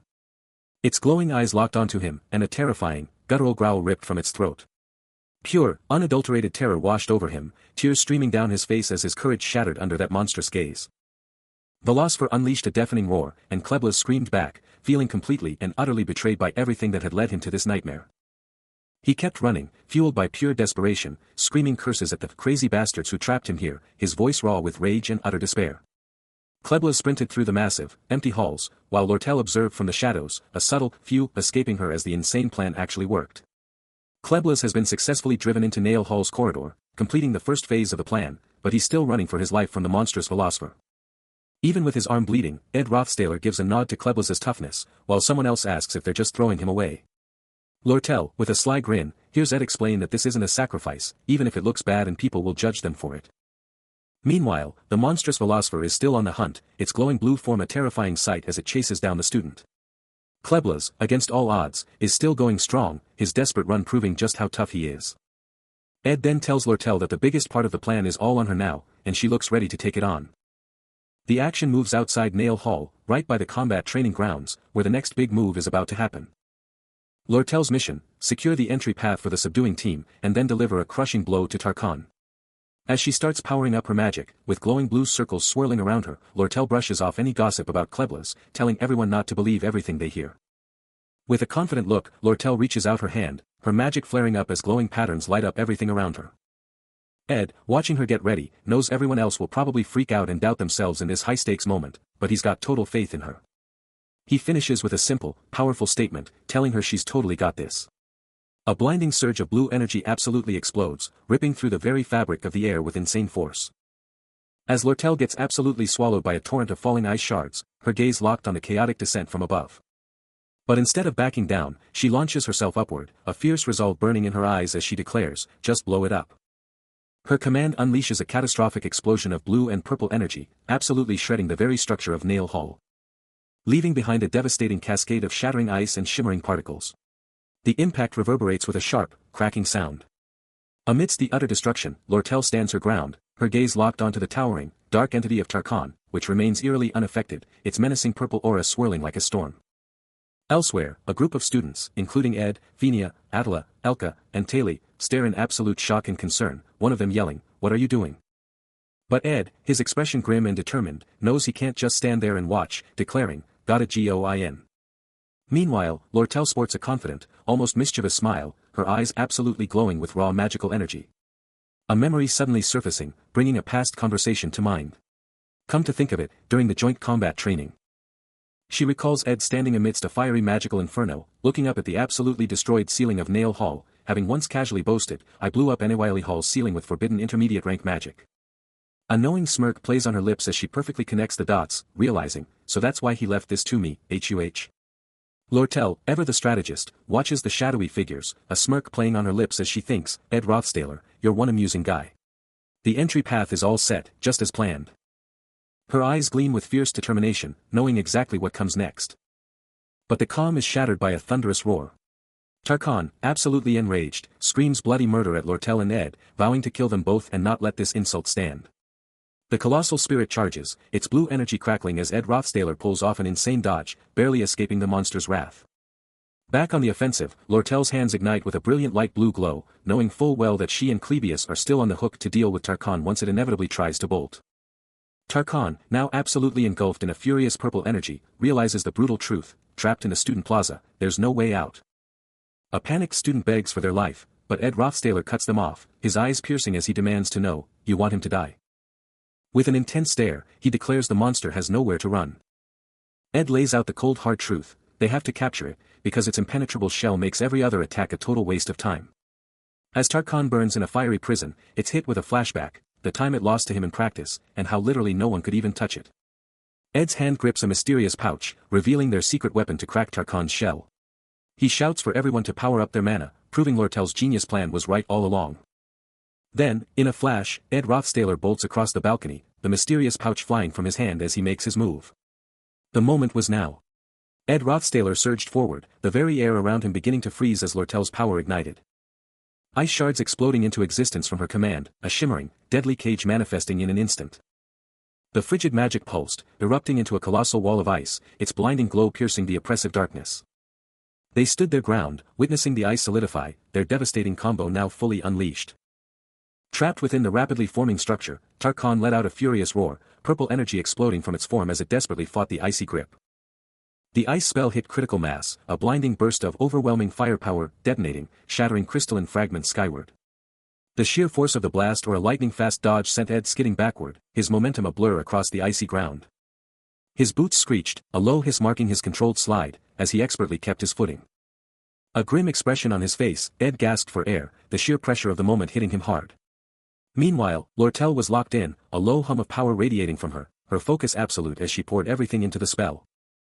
Ed's eyes shot up, his gaze locked onto the chaos of the spell's aftermath, his face a mask of intense calculation. All this chaos was erupting right in the heart of the academy, a detailed map showing Nail, Neris, Glocht, and Kate halls, all converging on the student plaza, the epicenter of the fight. The game system was laying out the ultimate challenge, a raid party draft with a laundry list of conditions, from recruiting top-tier characters like Fenia and Jix to battling a horde of spirits, but amidst all this, Ed Rothstaler was getting rocked. The entire place was shaking, and he just wanted to catch a break. He glanced at the girl he was carrying, completely out cold, and couldn't help but wonder, how was she even sleeping through this madness, and was this even a real nap? Turns out, Lucy's shelter was gone, so she just crashed on the rooftop, her go-to-nap zone, and now she's just sitting there, looking totally bummed out. And get this, Janica, another character from the game's conditions, was in rough shape, her legs looking seriously messed up, showing just how brutal things were getting. But the real drama? Belle Maya, the senior maid, was absolutely fuming over Lucy's shenanigans, especially since Lucy had literally burned through all her magic just to pass out and ditch her. Totally oblivious to the maid's rage, Lucy was still dead asleep, dreaming sweet dreams of stars and moons. Even though she's usually too OP for most scenarios, a delicious smell started to wake Lucy up, her eyes popping open as she mumbled, "Is that beef jerky?" A hand, probably Belle's, was holding out some beef jerky, a harsh reminder that even Lucy, with all her power, was totally broke right now. With a fierce command to eat it all, Belle Maya shoved the jerky into Lucy's mouth, who could only let out a tiny umph of protest. The maid's hand reached out, making her message crystal clear, Lucy had zero right to be choosy right now. Amidst the escalating chaos, a lone figure tore through the night, a streak of pure speed and desperation. The mission intel dropped, the target's the flaming fire lizard. But the real question was, could he even get close? He grimaced, pushing the limits, wondering if he'd hit the mark, but a calm voice in his head insisted, there's no need to worry. Then, a chilling shout ripped through the chaos, everyone, get down, as he was launched sky-high by an unseen force. He plunged downward, a human projectile, straight into a cataclysmic explosion of blue and purple power. But elsewhere, the princess was having her own crisis, eyes bulging, still gagging on that beef jerky. Back on the streets, a monstrous purple blast detonated, swallowing the young hero in its destructive wake as terrified citizens scattered. The princess tried to scream, a choked, tearful sound escaping her, her protest barely audible. With a surge of indignation, she finally managed to blurt out her feelings, declaring her captor so mean. Her indignant cry resonated, a testament to her suffering, while the city itself was torn apart by the relentless magical onslaught. The hero was sent flying again, a spectral purple monster looming above, its destructive power still ripping through the city. The monster's rage culminated in a colossal lightning strike, a city-shattering blow that ripped through the very fabric of the urban sprawl. Still caught in the maelstrom, he's airborne, the colossal draconic spirit dominating the sky above him, already charging up for another earth-shattering blow. This wasn't just an attack, it was a full-blown high-rank electrokinesis, a divine punishment tearing through everything. Then, a blinding column of raw purple energy just exploded from the beast, ripping a hole straight through the heavens. The light just kept getting brighter, expanding like crazy, swallowing everything in its path with pure, unadulterated power. It all converged into one insane, brilliant pillar, a literal beacon of destruction blasting out unimaginable power. Then, from its very core, jagged bolts of purple lightning just shot out, striking down with pinpoint, devastating accuracy.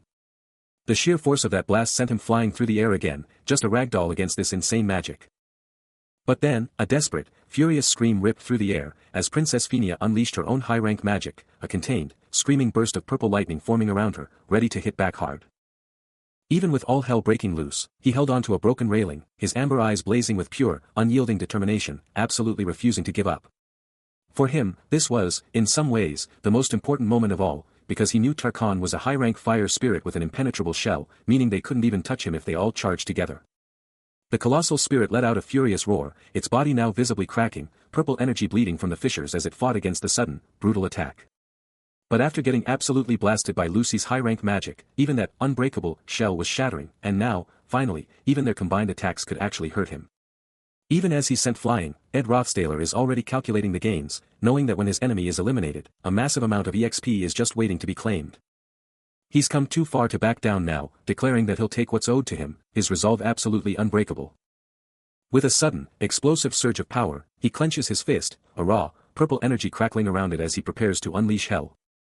His eyes ignite with an intense, furious pink and purple glow, and a colossal aura explodes around him, his entire being coiled and ready to unleash an earth-shattering counterattack.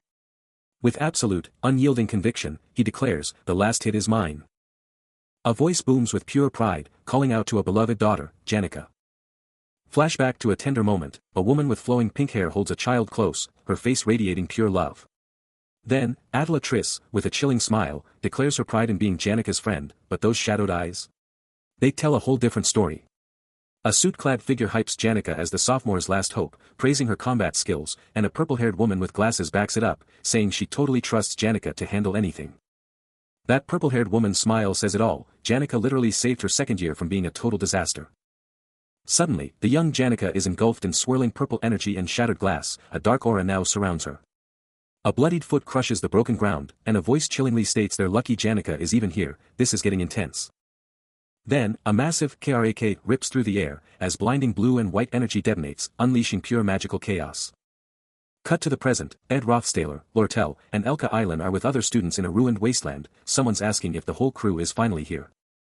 Ed Rothstaler steps up, eyes locked on the danger, sword in hand, while Adela Triss and Elka Island back him up, ready to throw down. Out of the shadows, Janica appears, her pink hair flowing as a sinister smile spreads across her face, her eyes burning malevolent red, spectral chains wrapping around her as she whispers a terrifying welcome. Out of the swirling darkness, something massive is taking shape. You can feel the sheer power radiating from its colossal, muscular form as it begins to materialize. Then, with a terrifying roar, Tarkhan's draconic head snaps into focus, those glowing red eyes burning with malevolent power. Purple energy is going absolutely wild around it, and a massive power orb is forming. And Janica? She's fully revealed in her corrupted glory, blonde hair flowing, eyes burning a terrifying red, a chilling smile on her face as spectral purple chains wrap around her, radiating pure, dark power. A raw surge of purple energy just explodes through the air, with this weird, unsettling pressure building up. Tarkhan, the demonic creature, is now fully manifested, its massive bat-like wings spread wide, absolutely glowing with intense purple light.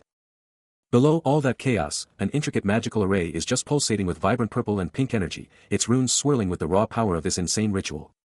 But through all that chaos, Ed Rothstaler is on the move, a determined stride in his step, his red jacket a blur as he charges straight into the heart of the disturbance. Close by, an injured student is sprawled out, his white shirt absolutely drenched in blood, his mind racing with the terrifying question, did the nail hall actually side with Janica? But amidst this unfolding catastrophe, Ed's resolve is ironclad, he's absolutely certain this whole nightmare will be over by dawn. And fortunately, his foot lands with a soft thud, crackling with purple energy, a clear sign he's right on time. He thought to himself, I'm not too late either. Tarkhan just went full beast mode, blasting Janica with a purple energy wave that made her scream. Ed Rothstaler, meanwhile, was just taking it all in, calculating his next move.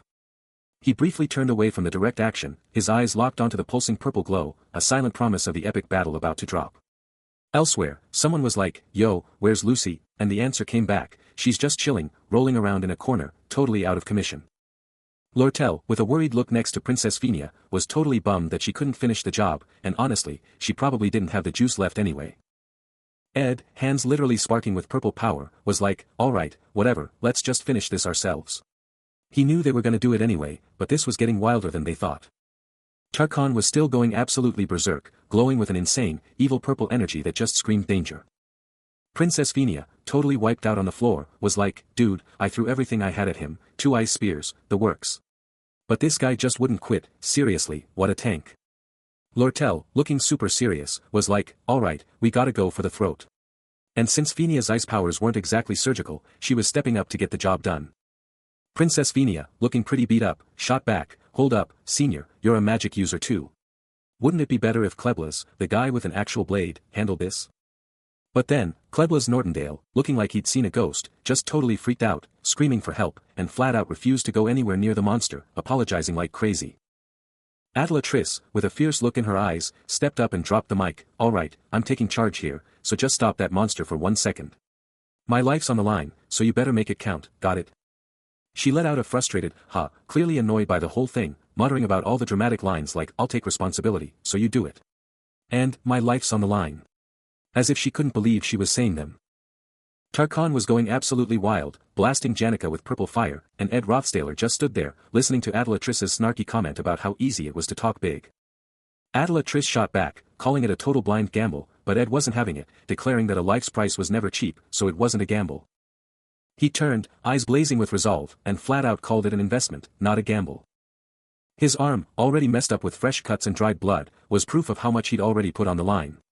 Adelatrice smirked, repeating his words, "Investment, huh?" Her face got serious as she kept going, saying she liked him way more than that princess who was just faking it, acting all regal just because she had royal blood. Suddenly, her bandaged hands started glowing with blue magic, intricate patterns forming, a total power-up as she declared she'd put her life on the line for him too. Meanwhile, Lortel, with her fiery red hair, was powering up, summoning razor-sharp ice shards all around her, ready to jump into the insane battle. Her ice magic went into overdrive, swirling around her legs as she took a fierce step forward, announcing she was putting her life on the line too. With a powerful stomp, Lortel was all in, her determination shaking the very ground. But Tarkan wasn't slowing down, its huge body towering over Kleblas Nortendale and another student, who were totally freaking out, screaming that they couldn't do it anymore. The monster's purple aura exploded even more violently, a terrifying surge of raw power. Tarkan's monstrous maw opens wide, a terrifying abyss, as the narrator admits they're both pushed to their absolute breaking point. Then, a massive explosion of purple energy blasts out, showering everything with pure, destructive force. Tarkan's power is just insane, making Kleblas Nortendale shrink back in pure terror, completely overshadowed by the monster's dark energy. Even with all this going down, the narrator totally gets why Kleblas is freaking out. The fear is off the charts, exploding into a gut-wrenching, primal scream. Tarkan's power just explodes, tossing Janica through the air like a ragdoll in a storm of purple energy. The monster's aura just keeps getting stronger, a wild, swirling vortex of blinding purple light. But then, Ed Rothstaler, blood on his face, powers up his own magic, a sick green energy swirling around his hand. He's fighting through the pain, knowing he has to get closer, letting out a desperate yell. His blood-streaked eye snaps wide open in total shock or a sudden, game-changing realization. Then, out of nowhere, a blinding, explosive burst of crimson energy just detonates, with heavy chains flying everywhere, making everyone scream, "What the hell is that?" That insane red energy just keeps blasting, and it's all coming from Taylor, who's just jumped into the fight. Still reeling from the monster's brutal assault, Ed Rothstaler is down, but not out, his eyes locked onto the escalating chaos. He recognizes the figure, realizing it's Glaskin's right-hand man, and that means Taylor's party has just hit the final phase. From his bloodied face, he thinks things are going exactly as planned, but the timing? Absolutely terrible. A scene like this, he knows, is a total magnet for unwanted attention. Meanwhile, Tarkan unleashes another devastating torrent of purple energy, its maw absolutely blazing with destructive power. Ed watches the monstrous attack, the purple light casting an eerie glow on his injured form. But then, a sudden, game-changing shift. A brilliant wave of blue energy erupts, crashing directly into Tarkan's purple assault, creating a dazzling, earth-shattering explosion of light and force. Ed looks on, the blue light now reflecting in his eyes, a new player has just entered the fray, and it's electrifying. But even in the midst of such a major upheaval, Taylor stands ready, absolutely unwavering. Her red eyes burn with fierce determination, her voice echoing with a powerful, unyielding now. Surrounded by swirling blue energy and delicate, snowflake-like particles, she prepares for the next move, her bandaged legs a testament to her absolute resolve. Tarkan was absolutely going off, unleashing a torrent of crackling purple lightning, just pure destructive power.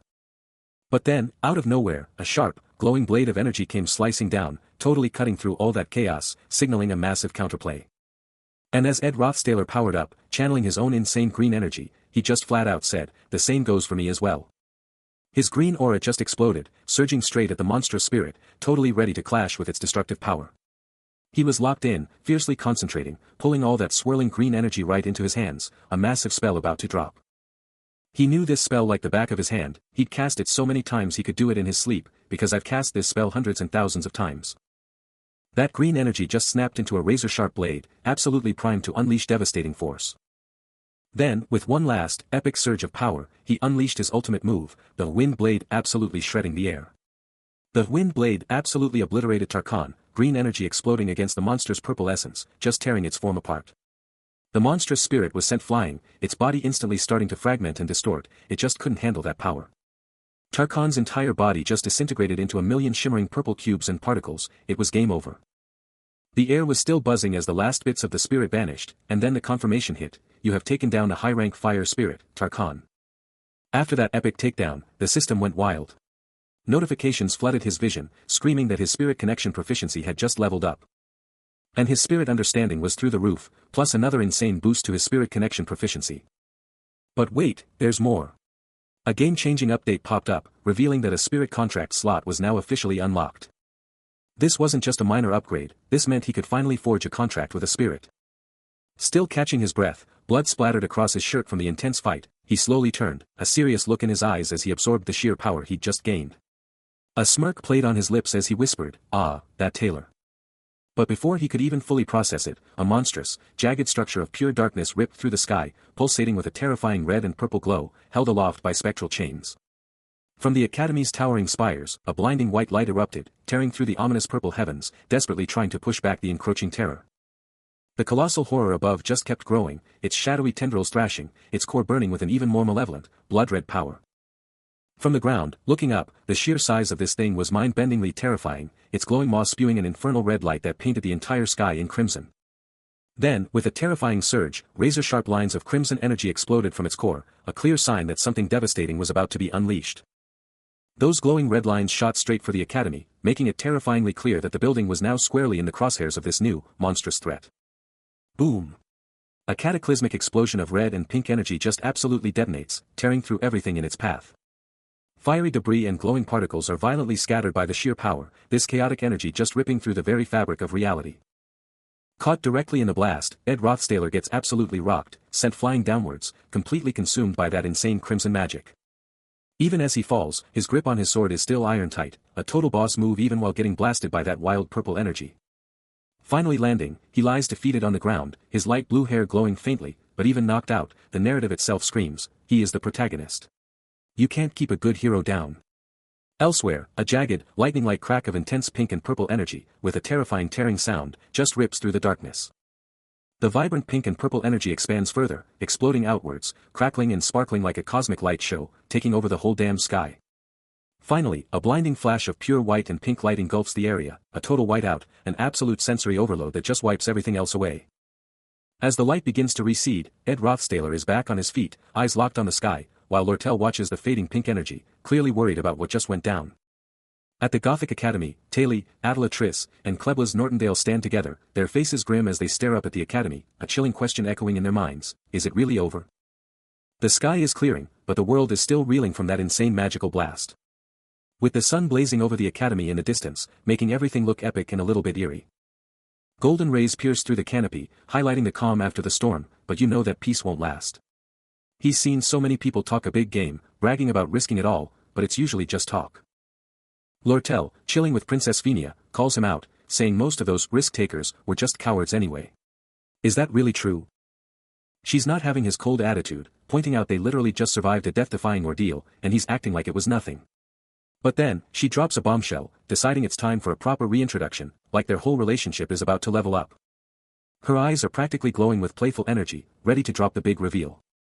She reaches out, making it official, I'm Lortel. Boom. Name drop. He gives a quick, hello, shaking her hand, like, alright, let's make this official then. But then, he's distracted, looking down at his hand, where a pile of gold coins just appeared. What's up with that? Lortel just dropped the mic, announcing her win and straight up telling Ed he owes her big time. What kind of crazy favor is she gonna ask for next? She's literally towering over him, her eyes practically screaming, I won. This girl does not mess around. Flashing a confident smirk, Lortel drops a, see you again, senior, and bounces. But is she actually gonna keep in touch, or is this just a power move? Ed's already over it, turning away with a groan, thinking, ugh, I really don't want to deal with her drama. Lortel's foot taps away, but not before she drops one last bomb, I'm resenting you right now, and you know why. Talk about a mic drop exit. But then, bam. Ed's mind goes into overdrive, flashing to his epic swordsman form Taylor, rocking that red uniform, with Lortel just a blur in the background. This is it. Taylor's swordsman form, just like in the game, is manifesting right before his mental eyes, and Ed's inner fanboy is screaming, "It looks so cool." Even with all that drama and Lortel's parting shot, Ed's still stuck in his head, looking totally bewildered. He's clutching those gold coins like his life depends on it, because that debt Lortel mentioned. Yeah, it's still very real. Back to the mental battlefield. Klebla's Nortondale just stormed in, getting right up in Taylor's face, looking like he's about to explode. Klebla's is absolutely fuming, yelling at Taylor, "You don't need to show respect to a guy like him." The tension is palpable. And he's not done. Klebla's keeps going, ranting about how Taylor is a total backstabber, even screaming that he almost died because of him. What happened between these two? The internal vision of Taylor's world is still playing out, and suddenly, a sharp voice demands, "Quiet down, Klebius." Another character, clearly annoyed, chimes in, "You sure have a lot to say, Klebius," then immediately follows up with, "Klebius, shut up." Then, a new voice, bathed in a radiant glow, declares, "E.D. Roth-Taylor. You did a lot for us this time," and even offers a recommendation to the student council. But not everyone is happy. A tiny figure is openly sobbing, while Princess Phinia looks utterly shocked by the turn of events. The inner voice keeps going, giving major props to Lucy for taking down Tarkan, and Taylor for absolutely crushing Velosfer and Glaskin. It's all about keeping the focus on these key players to protect the original plot. But then, Elka Island, with a mischievous grin, calls out, "Oh my, you're tossing the credit away." She knows the truth, Lucy and Taylor were total heroes. And she doesn't let up, teasing, "We're talking about things besides that. Or are you embarrassed?" Back to the drama. Klebla's is absolutely fuming, roaring at Elvira, "He's a senior. Show respect, Elvira." Lortel, meanwhile, is baffled, "Why do you keep siding with him?" and Elvira just cries, "Show him respect." Ed, looking a bit roughed up, is deep in thought about these main characters and how he shouldn't mess with their story, but seeing them all at once, something shifts inside him. He's hit with this unexpected wave of warmth and fuzziness, realizing he's been watching them live out their roles in this world all along. A breathtaking shot reveals the whole crew, Ed, Phinia, Lortel, Elka, Attila, and Kleblas, standing tall in a devastated city, their figures dramatically outlined against an epic, glowing sunset. And look, Taylor's there too, joining the squad in this post-apocalyptic scene, as Ed wraps up his thoughts, acknowledging how they always manage to solve their own problems, over and over again. He's thinking about Taylor, the one who levels up with every single trial, constantly pushing past his limits. And then there's Isla, who didn't just grow, she absolutely thrived right there with him, a true power couple in the making. And don't forget Phinia, the one who just owns her destiny, facing everything head-on. Her journey unfolding right in the heart of the city, those golden eyes burning with quiet fire. And slowly but surely, she matures into an adult, while Jix is out there, literally swimming in gold. Jix, with that intense gaze, is totally re-evaluating everything, probably wondering if all that gold is really worth it. And then we've got Klebius, the guy who finally figures himself out, becoming an absolute legend, usually with Elka right there. And Elvira, the one who finally gets it, life isn't just a party, it's about real challenges and growth. And last but not least, Lortel, who pours her heart and soul into everything, and guess what? She absolutely crushes it, earning that sweet taste of victory. Every single one of them, total main characters, each with their own epic role to play, making this story absolutely legendary. Just look at them, standing united in a shattered city, their combined aura is insane, a living legend of their unbreakable bonds. And it's all because he knew that, he totally understood their importance and where he fit in. Amidst a serene, sun-kissed glade, Lortel, with her fiery red hair, sits in quiet contemplation, her gaze fixed on the earth below. But a stark contrast emerges as Ed Rothstaller's inner voice echoes, a confession of turning his back on a crucial moment, his hand now gripping a mysterious, jagged stone. Then, a jarring thud reverberates, as he finds himself confronting the desolate remains of a magnificent structure.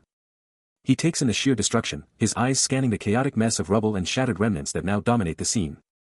Golden rays pierce the fractured roof, casting an ethereal glow on the swirling dust within the ravaged halls. A colossal impact crater dominates the ground, pulling his focus, and he knows, deep down, he was drawn to this place, because no matter how he rationalized it, something was fundamentally wrong. Then, a sharp, undeniable clarity strikes, a silent, powerful revelation. His scarred arm, bearing fresh wounds, clenches around the small item he holds, a clear sign that his initial read on everything was completely off. His eyes, now blazing with an electric blue glow, sharpen with fierce determination, as he unveils his ultimate agenda, to ensure the protagonist's triumph, no matter what it takes. A chilling, knowing smirk spreads across his face, a clear signal of the elaborate schemes he's already unleashed. Suddenly, a shocking reveal. From the shadows, a bloodied figure with pink braided hair and piercing red eyes emerges, her face etched with pain, uttering a chilling confession, I had to stay backstage. Her pristine white shirt is now a tattered mess, ripped and soaked with crimson, exposing raw, brutal scratches across her arm and shoulder, a horrifying display of the battle she barely survived. The door swings open, letting in a blinding flash of light. But inside, it's chaos. A young woman with long, braided blonde hair is battered and bruised, her face a mess of blood and dirt, eyes shut tight. Yet, a sinister chuckle escapes her lips, a sound that sends shivers down your spine. Her golden eyes, now wide open, glow with an unsettling blue, a chilling sight against the blood on her face. But hold on, Lortel's mind is racing. She's trying to figure out why Janica went berserk, and then, bam. An idea hits her like a lightning bolt. She turns to Ed, a knowing look in her eyes, and starts to explain, hinting at a past event, something that happened to her once. Lortel then strides away, leaving the injured Princess Phenia in her wake, dropping a cryptic clue, just check Janica's room, you'll see. Every single thing in that room was supposed to be a beautiful symbol of sincerity and gratitude. But the sheer amount of gifts and tokens meant there wasn't even enough room to open a book on that massive desk. And those post-its plastered all over her wall, full of, "You got this," messages, were crushing her like rocks, but Lortel had found the solution. For Lortel, it was all too simple, Janica just needed to rip off those post-its and shove all those gifts into a corner of her room. As Lortel pieced together the puzzle, the real reason for Janica's breakdown wasn't just external pressure, it was her crushing failure to live up to the perfect fairytale protagonist she was expected to be. She was absolutely obsessed with the idea that she had to meticulously honor every single bit of goodwill and sincerity the world threw at her, like it was her sacred mission. But this wasn't just some minor pressure, this level of expectation was insane, and there's absolutely no need to explain how utterly reckless that was.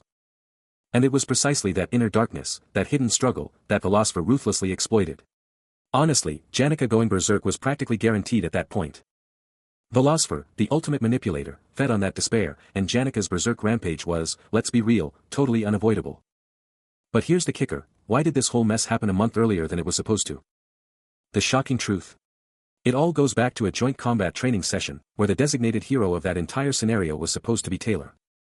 But then, in a jaw-dropping upset, Lucy absolutely decimated him with one hit, and just like that, every single student became a die-hard Janica fan. Taylor's instant knockout. All thanks to a secret contract between Marilda and Lucy, a deal that Lucy could only make because she was always sneaking off to this one forest in the north. And why that forest, you ask? Because it had the absolute perfect, most secret napping spot ever. And who was the mastermind behind this ultimate chill zone? The one who built that perfect napping spot was finally revealed. After that shocking defeat, he was clearly roughed up, his face showing all the brutal evidence of the fight. When the first act kicked off, Lucy, chilling in her secret hideout, couldn't help but wonder how she got found so fast, despite how cozy it was. She let out a little hee-hee as she thought, man, everyone probably forgot about me in all this mess. Kinda stings, you know. After pulling off such an epic show for everyone to see, she was now just chilling in the back, like, is my turn over already? She totally thought they'd be looking for her, asking, where's Janica? But then she was like, nah, I can't even argue with that, I hid myself. Hee hee hee. She didn't expect to get found so fast, wishing she could have just stayed tucked away a bit more. Her face got all soft, showing a little bit of her true feelings. All those thoughts were hitting her hard, and she was about to start ugly crying. Switching gears, Ed Rothstaler, now rocking some fresh scars, was totally locked in, listening to some mysterious message. The message was loud and clear, it was all about making sure Janica was saved, no matter what. A glowing blue wolf spirit popped up, and that was the wolf's message, loud and clear. Ed stared at the spirit, and it felt like it was begging him to save Janica from getting into this kind of mess. But then, a cold thought hit him, that couldn't be right, because he was the only one who knew what was coming next. He probably thought that while everyone was piling on the pressure and attention for Janica, the one person who kept their distance, pushing her away, would actually be the one she could count on. But in the end, Janica Feylover totally failed. She tried to make a contract with a super high-rank spirit, but her rush during the summoning ritual was a total disaster. And she ended up falling prey to a spirit of darkness, which then completely trashed the faculty building. She studied and trained in magic super late every single night, always flashing a smile for her family, friends, and teachers who were genuinely rooting for her. But even though she seemed to meet everyone's expectations, she must have been going through some seriously tough times in private. And get this, paradoxically, because that whole destructive process was actually so beautiful, it just made the deep pain she was hiding behind that forced smile even more obvious. Her strained, red eyes totally gave away the massive burden she was carrying. He just knew he had to tell her, you've worked hard. Ed Rothstaler thought, looking down at her with a gentle, understanding gaze. The stage is set, the lights are blinding, and the main characters are absolutely owning it, basking in the glory. Their striking poses, radiating pure confidence and power, each one a total legend, soaking up all the hype. And with every epic move, the crowd goes wild, showering them with endless applause and praise. But hold up, behind all that glitz and glam, it's a whole different vibe, dark, quiet, and totally off the radar. The villain of Act 1 makes their low-key exit, slipping into the shadows, while the main heroes are just getting started, charging ahead. He's watching it all go down, that same old feeling hitting him hard, a silent understanding written all over his face. He's seen this first act play out a million times, the whole magical, destiny-filled show, right in front of his eyes. But then, bam. A sudden realization hits him, his eyes snapping open with a clarity that's almost too much to handle. Whoa, a whole new level of understanding just unlocked for him, but it's only now, in this exact moment, that he's finally seeing what was hidden in plain sight. He literally couldn't see them before, these glowing, mystical beings swirling around him, but now, they're popping into existence, vibrant and crystal clear to his new vision. Suddenly, he's surrounded by a whole squad of glowing spirits, a majestic deer, playful foxes, soaring birds, you name it.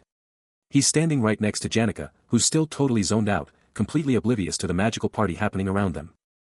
These spirits are absolutely shimmering with an otherworldly glow, their forms screaming that there's a whole secret world of magic just waiting to be seen. He sees Janica, utterly broken, a glowing white spirit clinging to her side, and it hits him, he's finally seeing the whole picture, the raw truth of her pain. Then, a flash of green, and his system goes wild, announcing spirit connection and spirit understanding have both maxed out at level 10. And just like that, his new powers pull them in, a low-rank fire spirit, Elgo, and a low-rank wind spirit, Driss, both glowing with energy, are suddenly super interested in him. But wait, there's more. The system flashes again, revealing a high-rank wind spirit is also in the mix. And boom! It's a majestic white wolf, radiating pure, icy blue power, its electric blue eyes locked on him. The system confirms it, this is Marilda, and she's showing some serious interest. Suddenly, we're at the academy, sun shining, but the story jumps to the fallout from Janica's disciplinary trial. 10 days later, after the trial, Janica admitted everything, taking full responsibility. She stood there, at the podium, looking defeated, and declared she'd accept whatever punishment came her way. But hold on, rewind to the first trial, and all her professors and friends were there, giving her their full support, looking absolutely shocked. But here's the twist in the second trial, Phinia dropped a bombshell, declaring Janica wouldn't face charges for Railton's attempted murder. In the high-stakes trial for the murder of royalty, Princess Phinia herself took the stand, dropping a bombshell testimony. Janica, she declared, was merely a puppet, completely overwhelmed by Velocipher, and her actions were anything but intentional. And just when you thought it couldn't get more intense, Lortel, the Golden Daughter, stepped up next, ready to tackle the massive financial fallout from the whole ordeal. Thanks to her power moves, the Elite Merchant Association swooped in, covering all the restoration costs, and get this, they asked for absolutely nothing back. But hold up, there was a catch, they slipped in a sneaky clause, demanding a 50% cut on custom fees for all school supplies they distribute. Talk about a power play. Even with all that high-level maneuvering, the initial verdict was still a brutal blow. We're talking about stripping away all those sweet benefits for top students, and yanking back every single prize and decoration of glory.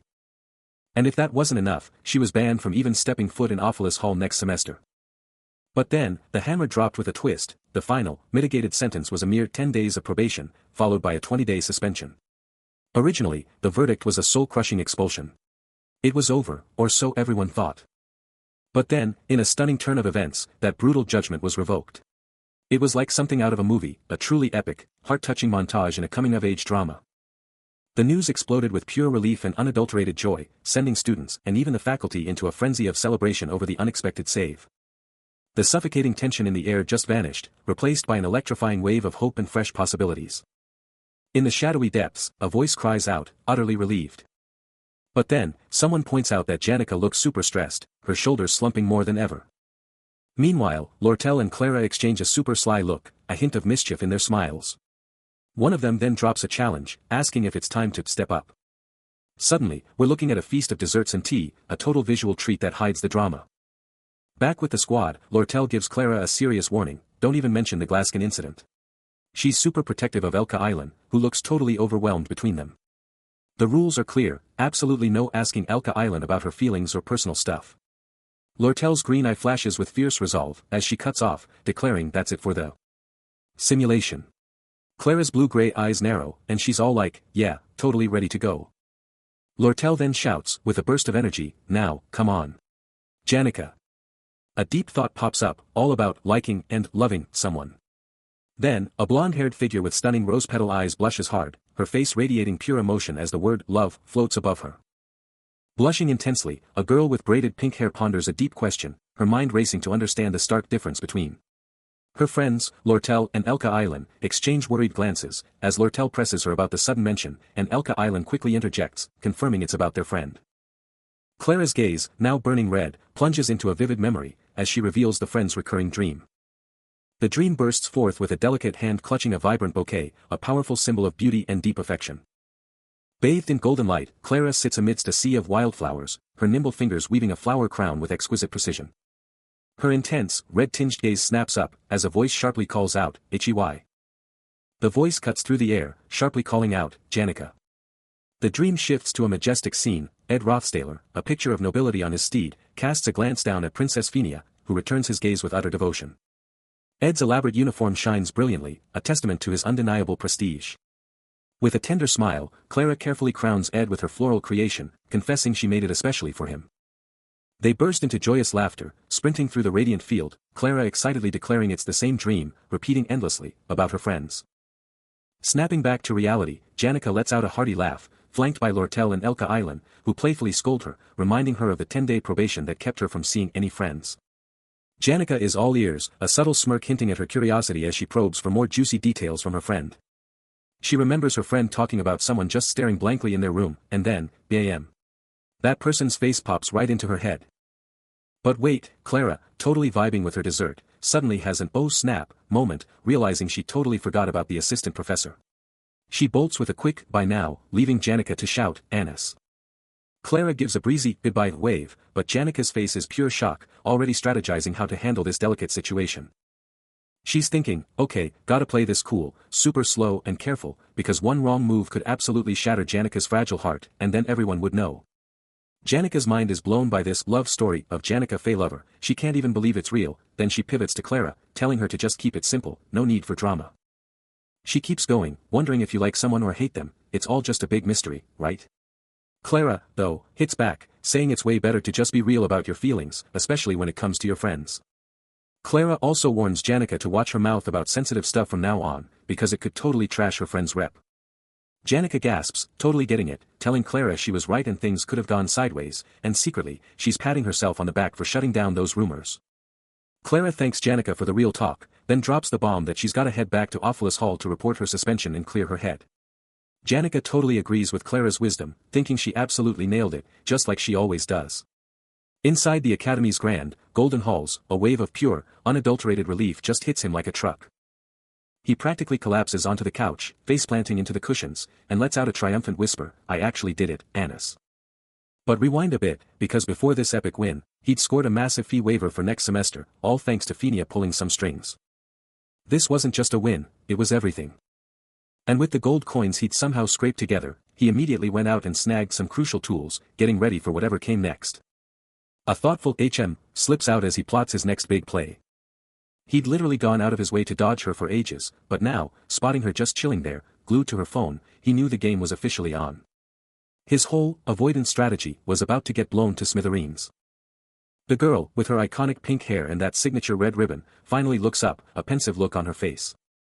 But now that the first act, the one where Janica was basically the star, is totally wrapped, he coolly greets her, alright, Janica. Looks like your probation's finally done, huh? Ed Rothstaler, box in hand, is ready to make his move. He figures a simple, hello, is the best way to kick things off with Janica. But Janica's reaction is pure panic, a startled, oh, yeah, as she recoils. She barely gets out his name, Ed, yeah, while a voice in his head screams, be honest about your feelings. But Janica is out of there. I have stuff to do at Ophilus Hall, so I'll see you later. Bye, she shouts, bolting away in a cloud of dust.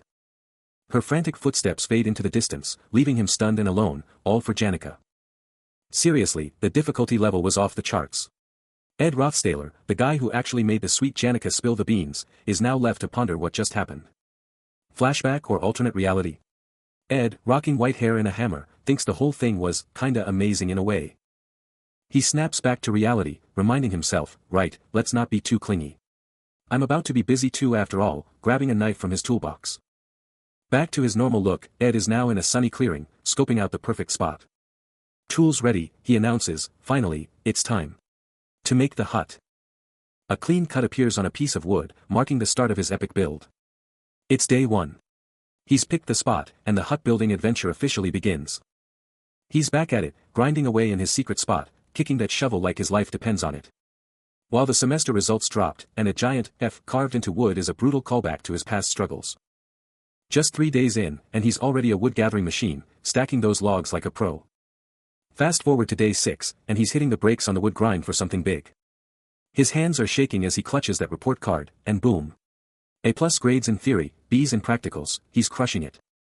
He absolutely aced his practicals and blew the average freshman out of the water in theory, all part of his master plan to conquer the Special Incidents Janica mission. But the drama exploded. Janica lets out a heartbroken cry, face buried in her hands, while her squad, Clara and Anis, are giving him the death stare. Clara and Anis were practically screaming with their eyes that he should just disappear, their faces twisted in pure rage. 18 days later, he's back in the zone, full-on lumberjack mode. The forest is now a log-stacking masterpiece, proof of his relentless grind. And just 2 days later, on day 20, his epic project is seriously taking shape. Vacation's finally here, and he's going all in on building that hut, with the frame already looking solid. Talk about a plot twist. Ed checks his trap, expecting some monster, but instead, he finds Princess Lucy, just chilling and sleeping like a baby. Seriously, though, Ed's thinking, maybe beef jerky isn't the best bait for a princess. Day 27, and the vacation drama continues. But wait, there's more. Senior maid Belle Maya shows up, bringing Ed some herbs and mushrooms like a total MVP. And of course, she had to ask the burning question, how are things going with Janica? Ed drops the bomb, saying Janica probably hates him now, and Belle Maya's reaction is priceless, a confused tilt of the head and a little, huh? Fast forward to day 30, and it's a total construction fail. Ed's hut walls come crashing down, leaving just one lonely pillar standing. Ed's there, hammer still in hand, staring at his demolished dream house like, what just happened? He finally gets it, just slapping wood together isn't enough for a stable structure, and he's absolutely fuming about it. Just when he thought things couldn't get worse, Ed runs into Janica's squad at the bakery, and it's pure chaos as they all freak out. The second their eyes lock, Janica bolts, leaving her friend stunned and asking, don't tell me it's day 37, and just when Ed's about to give up on his hut, Jix swoops in to save the day. Jix, hammering away, casually mentions, Taylor seems like a pretty good guy, and Ed's like, does he, knowing full well this is all part of the original storyline plan. He takes a moment, eyeing the raw timber, questioning the plan to just nail everything down, then immediately shuts it down, demanding that specific side remain pristine. No, that spot, he declares, is for the chimney, and already, the days are being tallied, etched into the very structure. The marks pile up, each one a brutal reminder of the grind, of his sheer, unyielding will. Then, after an insane amount of effort, day 45 hits, symbolized by his blade driven into the ground next to his worn boot. He steps onto the fresh wood, taking in his masterpiece. Totally spent, he crashes onto the floor, the raw wooden shell finally a real, rough and ready home. No damage to the floor, no marks on the walls, and not a single piece of furniture inside, it's bare bones. Those logs, raw as they are, lock together tight, making a fortress, even if it's just a shack. It started as just a pile of crude logs, but now it's a full-blown hut, with walls and a roof, pure grit made real. Night descends, and the finished hut glows in the forest, a mysterious, faint green light pulsing around it, hinting at some hidden power now bound to its very core. Back inside, he stares up, a deep look on his face, probably wondering what this hut truly means, or what wild magic is now swirling around it. His hand drifts to his neck, his eyes lost in thought, consumed by the silent weight of his solitary mission. The system flashes a triumphant message, the structure is complete. Logs perfectly trimmed, pillars and crossbeams aligned, walls and a ceiling now stand, even if the inside is still bare. With a crafting difficulty of 3 out of 5 stars, this build was no joke, and now, his proficiency in creation has skyrocketed, as the epic sunset bathes the landscape in fiery oranges and reds, hinting at the new dawn of his skills. Perched on the porch of his brand new wooden hut, Ed Rothstaler soaks in the pure satisfaction of a job well done, this simple build a monument to his grind. A wave of pure belonging hits him, and the thought screams through his head, he's got a home now. Inside his new pad, Ed stares out at the peaceful scene, totally oblivious that just beyond the trees, Elka Island is secretly watching his every move. As night falls, the air around the hut starts to hum with energy, and suddenly, glowing particles, like emerald dust, dance through the leaves, revealing a hidden magic. Her eyes are locked on the hut, a mix of curiosity and something deeper playing across her face, as the last light of the day catches her just right. Ed Rothstaler, having just finished building his epic shelter, is already planning upgrades. Walls, floor, fireplace, done. Now, he's thinking a fence would be clutch for extra storage. He's already dreaming of a massive storage area for firewood and all his loot, when suddenly, bam. Something slams into the shelter. The impact is massive, sending a shockwave rippling through the air, and a long-haired figure gets absolutely rocked. Ed sits up, only to find Janica passed out cold right next to him. He's totally confused, thinking, this isn't some random nap tower. What just happened? Janica slowly comes to, her eyes blinking open, and she's totally shocked to see him, blurting out, "Hello, Ed." He's just as surprised, responding with a bewildered, "Oh. Hey, Janica." She's all smiles now, standing there like nothing happened, her cheerful vibe totally clashing with the rough hut. Still grinning, Janica playfully asks him what he's even doing way out in the middle of nowhere. Switching scenes, Belle Maya is spilling the tea about her last trip to the forest, revealing she found something absolutely mind-blowing. As she expertly braids Elka Island's hair, Belle dramatically reveals she checked out young Master Ed's campsite and what she saw there was beyond belief. Elka, now with perfect pigtails, casually asks if she's talking about the hut, and Belle is totally taken aback, demanding, "How'd you even know that?" A maid, totally shocked, just saw something insane. She's like, "Whoa, I just walked past it." The seated figure is all, "Oh, really?" and Belle Maya, the maid, is still reeling, saying this thing was way more epic than she thought, totally blowing her mind. Elka Island, totally hooked, confesses she had no clue the guy was such a genius builder, then she's like, "OMG, I gotta check that place out myself." She's dying to see how solid it really is. Elka Island, noticing Belle's blushing face, totally calls her out, like, "So you're just as nosy as I am, huh, Belle?"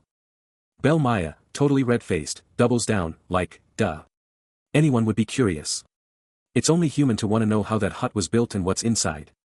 She's getting all defensive about it. She keeps repeating, "It's just normal." Totally expected, trying to play it cool about her obsession. But her eyes, glowing with little hearts, totally give her away, and she's blushing like crazy. Flashback time. Belle Maya is pointing like crazy at the hut where Janica Faylover is crashed out on the roof, explaining she just happened to be walking by when she saw Marilda and the hut and obviously had to check it out. Back to reality, Belle Maya is still trying to convince Elka Island, who's still giving her the side-eye, but finally just shrugs and says, "Yeah, I guess." Another flashback.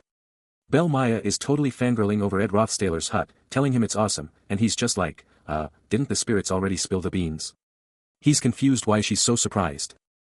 Belle Maya lets out a huge gasp, her eyes popping open in total shock and embarrassment, realizing she's been caught. She stutters, admitting the spirits only gave her a super vague heads up, like, "Oh, there's a hut, whatever," before she totally blushes and drops the bomb, that you can really check out his muscles when he's got his top off. Belle's mind was still reeling from Ed's physique, specifically how his arm muscles were looking seriously beefed up. And those fine veins near his collarbone, compared to the back of his hand, were just a little bit more defined, she thought, while tiny spirits like Elgo and Driss buzzed around him. Switching into full, daily report mode, Belle let out a thoughtful HMHM, with a pipe casually hanging from her mouth. She confessed that she didn't really chat with the spirits, so she had no clue how he actually lived his life. This whole situation, combined with her earlier thoughts, made her blush furiously, erupting into an embarrassed laugh and a full-on nosebleed. Meanwhile, Ed, completely unaware of her internal meltdown, just casually mentioned, "It's just a log hut." He gestured towards the rustic structure, standing there like a boss as the sun dipped below the horizon. Belle's eyes went wide with shock, a massive blush spreading across her face as his words finally hit her. A soft, delighted smile broke out on her face, her cheeks still burning with pure admiration. With an explosion of pure hype, she screamed her agreement.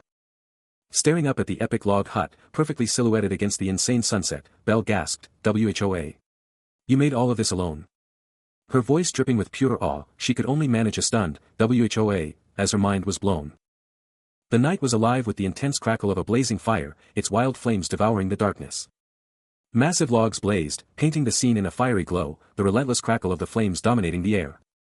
Clutching a steaming mug, a figure's thoughts raced, realizing they were deeply indebted to others this time around. By the roaring fire, Princess Phenia's mind drifted to her benefactors, especially the incredible support from Princess Lortel. Her eyes dropped, the fire's heat doing little to quell her rising anxiety, as she agonized over how to possibly repay her friends who'd even offered tuition money. A shadow of worry darkened her features, the crushing burden of her debts becoming almost unbearable. Suddenly, Ed Rothstaler, ever the pragmatist, dropped a truth bomb, telling her if she couldn't pay them back, then don't. He challenged the very idea that every debt had to be repaid. Princess Phenia's jaw dropped, a genuine gasp escaping her, confessing she'd never thought of it that way, and instantly recognizing that same independent spirit in Janica. Meanwhile, Janica, with her signature pink pigtails, stood in a room practically buried under a mountain of gifts, each one a stark reminder of the overwhelming support she'd been given. The whole mess happened because the sheer weight of everyone's sincerity became too much, crushing her, even though so many were backing her tuition, or more accurately, investing in her future. So, she made a drastic decision, ditching the luxurious, cutting-edge Ophelis Hall, for the ancient, run-down Dex Hall. Her reason was simple, she just wanted to owe less to everyone, even if it was just a tiny bit, trading Ophelis Hall's private rooms for whatever Dex Hall had in store. Janica's new reality hits hard in Dex Hall, a dorm packed with 8 or more students per room. And for her, being constantly scrutinized with envy would be like living in a literal prison. But let's be real, that kind of move wouldn't fix any of her deeper underlying issues. As she sits there, deep in thought, a warm cup her only comfort. A memory flashes, a voice cutting through her worries, "Hey, if you ever need to get away from it all, you can totally crash at my place, anytime." A faint smile plays on her lips, a silent affirmation, "Yeah, I really don't mind." Later, under the stars, she's chilling by a roaring campfire with Ed, the firelight dancing in her gaze. She hangs on his every word, her face a picture of contemplation. Then, a truly happy smile lights up her face. "Seriously, that makes me so happy. Hee hee." Looking at him with sincerity, she returns the favor. "Listen, Ed, if things ever get too much, or you can't deal with something by yourself." Her eyes locked on his over the dancing flames. "I really hope you'll tell me." She finishes, her face full of genuine concern. "Seriously, when that happens." Her eyes, reflecting the fire's intense glow, lock onto him, absorbing every word. Clutching her mug, she drops a powerful promise, "I'll help you at all." Ed's face lights up with a knowing smile, a silent acknowledgement of her unwavering support. With a slight turn of his head, he challenges, "Overwhelmed, you say?" Under the endless, star-dusted canvas, the world outside their campfire glow continues its relentless march. They share a moment of quiet understanding, the fire's warmth a silent witness to their bond. But time waits for no one, and the second semester was rapidly approaching, promising new challenges and revelations. A sudden downpour begins, the Academy's grand architecture now shrouded in a veil of rain. This wasn't just any semester, it was the start of Act 2, and with it, the legendary, Sage's Sealed Grimdire, would emerge. This isn't just some dusty old book, it's a tome of spectral magic, a power so profound it can literally rewrite reality. And here it is, this unassuming, worn-out book, its ancient purple cover and metallic clasps hinting at the universe-shattering power it contains. Suddenly, a mysterious figure, cloaked in dark robes and sporting vibrant pink hair, appears before a pulsating pedestal, uttering a contemplative "HM" as if already grasping the sheer magnitude of the artifact before them. Because this isn't just a book, this artifact, once its power is truly unleashed, will absolutely cause a storm. Princess Phenia, with a sly grin and those piercing green eyes, just knows what's up, realizing this whole thing is a total cash grab. She drops a bombshell, warning him that this whole scheme is going to absolutely devour the Academy. But Ed, unfazed by her warnings, just shrugs it off, the firelight dancing in his eyes, with a casual, "Thanks for the heads up." Under the epic night sky, he makes a bold declaration, that her prophecy is a no-go, especially not on his watch. Chilling by the fire, Ed doubles down on his resolve, staring into the flames and declaring, "Not on my watch." He flashes a confident smile, looking up and totally owning the upcoming struggle, as he hears the ominous, "You're in for a rough ride, Taylor." He shoots back with a mix of humor and resolve, admitting it's gonna be hard as hell even if it's not his problem, then throws out a hyped-up, "I'm rooting for you, dude." Suddenly, the vibe changes completely. We're at this massive, spooky academy, looking all gothic and intense in a pouring rain, like something huge is about to go down inside. Welcome to Ophelis Hall's occupation, where the honor students, like Ed, are basically set for life as nobles. He's front and center at this epic hall, with a maid at his side, ready to conquer the academy's elite. Ophelis Hall students. They were living the dream. Top-tier seating, mealtime freedom, personal maids, and perks that put them on a whole other level. But here's the kicker, this massive gap became super obvious when a torrential downpour hit the Valori area, right when everyone was supposed to be heading back to school after break.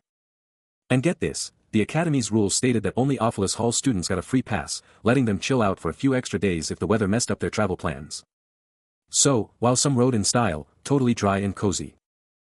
This is where the real drama started, exposing just how much Dex Hall students got the short end of the stick, with zero special treatment.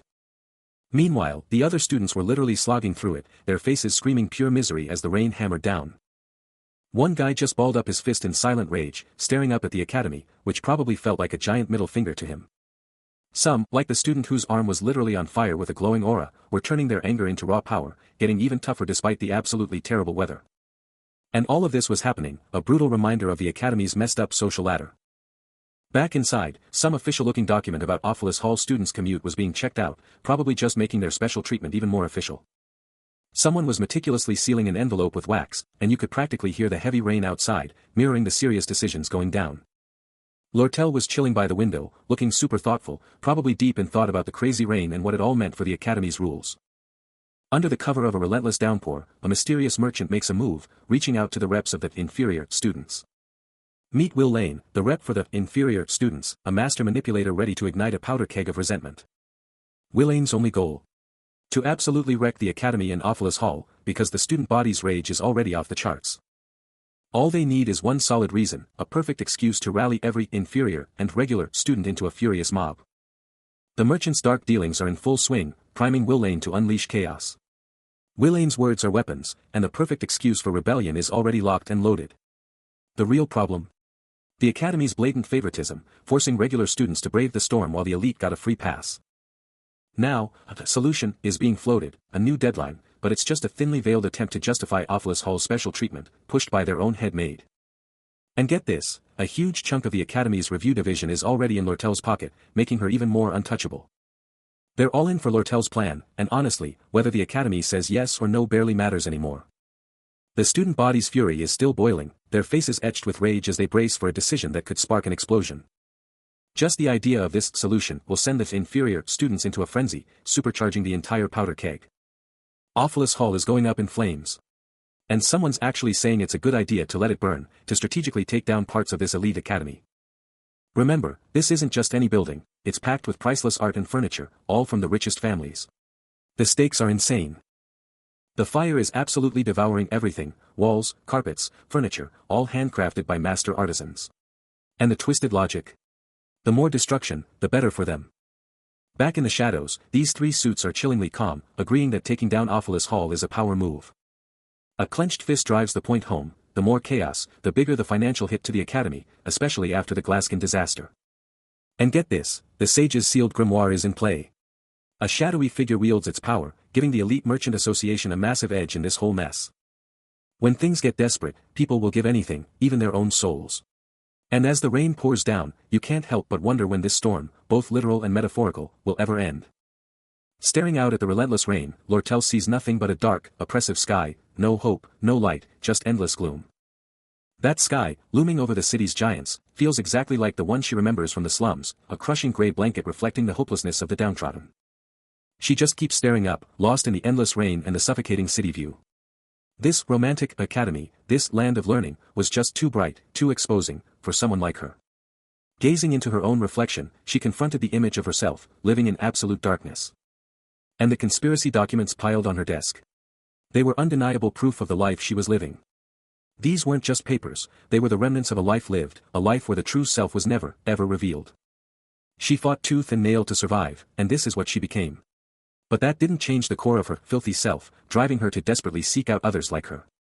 Even in Sylvania, a place overflowing with bright and radiating people, she knew there had to be someone who understood the disgusting life of a gutter rat, covered in filth, just like her. Her relentless search for her own kind continued, a never-ending quest, always operating from the shadows. Her endless lookout for her kind, it never stopped, even when she was pulling strings from behind the scenes. Because your true self never changes, Lortel maintained her unwavering resolve to navigate this miserable reality. Her core belief was unshakable, your true self is immutable, and to conquer this miserable reality, she always stood firm. Her hand pressed against the cold glass, Lortel was the dark curtain, the one who shielded the world from its own gloomy reality. And because of this, the audience called her the one who truly saw the world for what it was.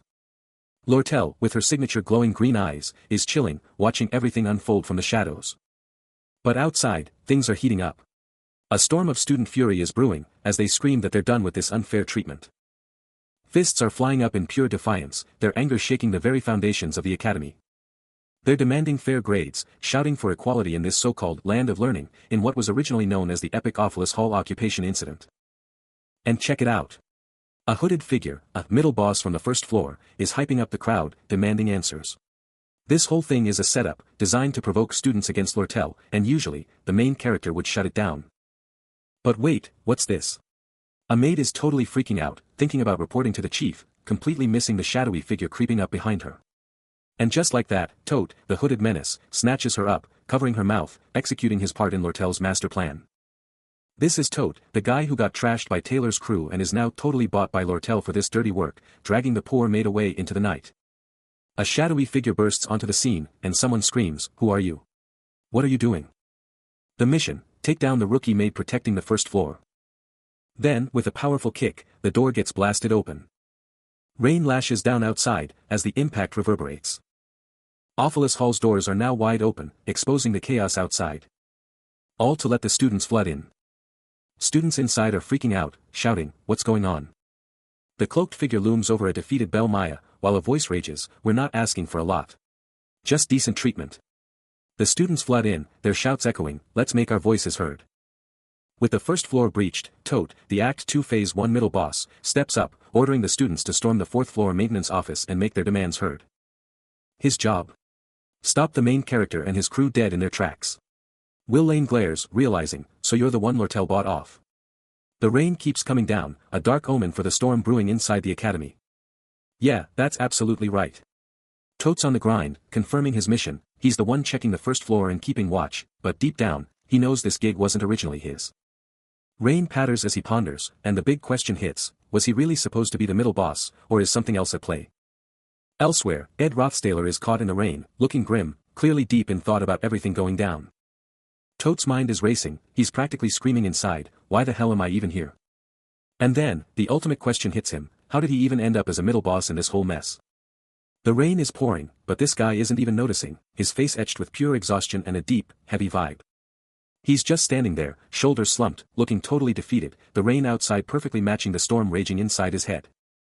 He's flashing back to that insane moment, the one where he leveled up to become the middle boss of Act 2. Is that sweat or rain? Either way, it's dripping down his face, and his eyes are just screaming trouble ahead. Okay, hold up. To understand this, we gotta jump back 2 whole days. We're talking about the outbreak of the Awfulest Hall incident, a major crisis labeled D2. Suddenly, in a bright, sunny spot, a hand reaches down to the dirt, right where some red berries are chilling next to fresh tracks. He's feeling that same old rush, like it's happening all over again. Hidden in the bushes, Ed Rothstaler, now a total novice fighter with a bow specialty, is locked in, eyes sharp, bow proficiency maxed at level 6, ready to unleash vital point fire and lightning fast shots. His hand is rock solid, pulling back that bowstring, arrow locked and loaded, because Ed Rothstaler is about to get real. Despite all his efforts, he still had absolutely zero talent for combat skills. Yet he was forcing himself to use them, his hand locked onto the bowstring, targeting a deer amidst the vibrant forest light. An entire semester and half the break were gone, and his bow skills were still a total joke. Then, a sharp thwack sliced through the air. He was pushing himself, forcing these skills out more and more often. Even with constant visitors interrupting him, he'd just grunt, "Hello," mid-push-up, his body a testament to his relentless grind. How could he even explain it? The sheer fact that 3 of these visitors were showing up was a huge deal. Sweat dripped down his face as he slumped against a tree, his expression etched with worry. And everyone was starting to notice. Anyway, among the constant stream of visitors, a powerful magical aura flared with a resounding dang. 3 of them were absolutely crucial, and visitor A was a total. A young woman with flowing blonde hair, sporting a witch's hat and a vibrant pink dress, materialized amidst swirling pink magical energy, a soft taat announcing her arrival. And just like that, the princess kept showing up, popping in at the most random moments. She'd pop up at his window, shouting, "Whoa, a door. Let's add a back door too." And then, with a straight face, she'd ask, "Are you seriously gonna build a chimney next?" He'd just be trying to live his life, and she'd hit him with, "Seriously, no glass window? It won't just shatter, right? We can't be throwing magic around here." Then, out of nowhere, she'd drop some ancient wisdom, "Just add boiled salted water and stomp on them like this, and boom, they're white." Mind-blowing, right? My folks did this back on the farm when our clothes got trashed. He just stood there, a sweat drop forming, as she kept going, "Hey, what about a skylight? Through the roof, you know." Now, for his second visitor, he was actually stoked to have her around, and she'd always make her entrance with a dramatic, "Tada." This girl, with her flowing pink hair and fiery red eyes, would show up with a basket of eggs, cheerfully declaring, "Belle told me you'd love these, so here you go." She was a fountain of practical wisdom, even showing him how to get clothes sparkling clean, like, boiled salted water, then stomp on them like this, and boom, white as snow. Crazy, right? My folks did this on the farm when our clothes got totally trashed. Even with her constant visits, he was totally cool with it, no awkwardness at all. She'd just hum a happy tune, always helping him out with the little things. She was just a chill, helpful presence, always there to pitch in. Seriously, his gratitude for her was off the charts. He just had to think, Janica, you're a legend. How do you even know all this stuff? Ed Rothstaler just gives a simple, oh, but his mind is already racing. Flashing back to a cringeworthy moment where he'd just complimented someone, only for them to react badly, leaving him to wonder, what's wrong with her? He quickly shakes it off, though, moving on with a casual, by the way. Then, a new thought hits him, just how often does Lucy actually show up here? It's a question that hangs in the air, shrouded in mystery, especially with that weird vibe she always brings. And seriously, Princess Phenia's smile. It's got this creepy, almost evil glow to it, her eyes like black holes and her whole body pulsing with a faint purple energy, like she's hiding some major secrets. Even with her acting all normal, Ed just can't shake the feeling that something is seriously wrong with her, a weird vibe he can't quite put his finger on. Anyway, he tells himself, she's just Visitor B, and the real reason she's even here is still a total mystery, leaving him to just keep guessing. But then, under the massive full moon, a new voice cuts through the night, Belle Maya chiming in, whoa, Ed, looks like you're swamped. Elsewhere, a pair of feet in plain shoes are carefully making their way across some rough, dark terrain, stepping past two spears stuck in the ground, definitely not an easy walk. Out of nowhere, Lortel's voice rings out from the glowing blue, super direct, I was waiting for you. Lortel stands there, totally confident in her school uniform, arms crossed, with Belle Maya, the maid, just chilling respectfully behind her, both looking intense in the dim, mysterious night. Those footsteps keep coming, belonging to the one the whole world knows as. Lortel, with a super sly smile now fully visible, finally spills the beans on why she was waiting. I needed your help, you see. Lortel, the Black Veil of Act 2, was clearly plotting to recruit allies for her Ophelis Hall takeover, but this time, she was determined to stay out of it, ready to shut down any proposals. Facing him down, Lortel, with Belle Maya by her side, just smirks, casually dropping that she wasn't even going to ask him for a favor in the first place.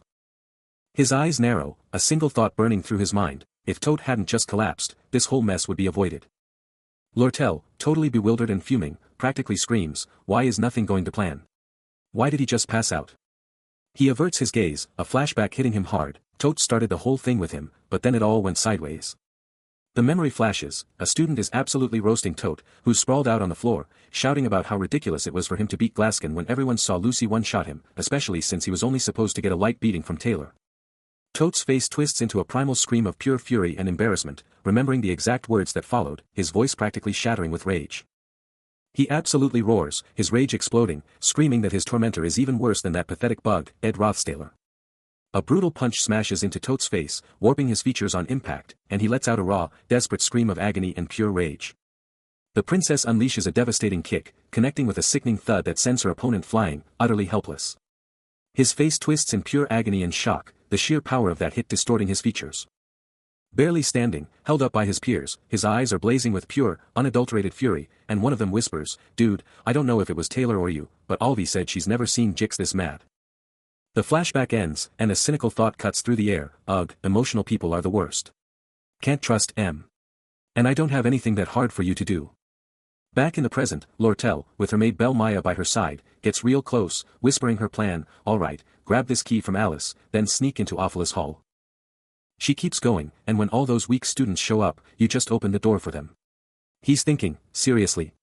Anyone could do that, why me? Lortel's smirk grows, a mischievous glint in her gaze, as she drops the bombshell, plus, who knows if they'll snitch on me to the Academy's internal affairs. Can't risk it. He glances away, his mind spinning, thinking, if they pin this on Lortel, what happens to me? I can't just trust anyone with this. Then it hits him, wait, she's only coming to me because I'm already a screw-up. Lortel pushes harder, her voice dripping with temptation, come on, Ed. You got expelled from Ophelis Hall, right?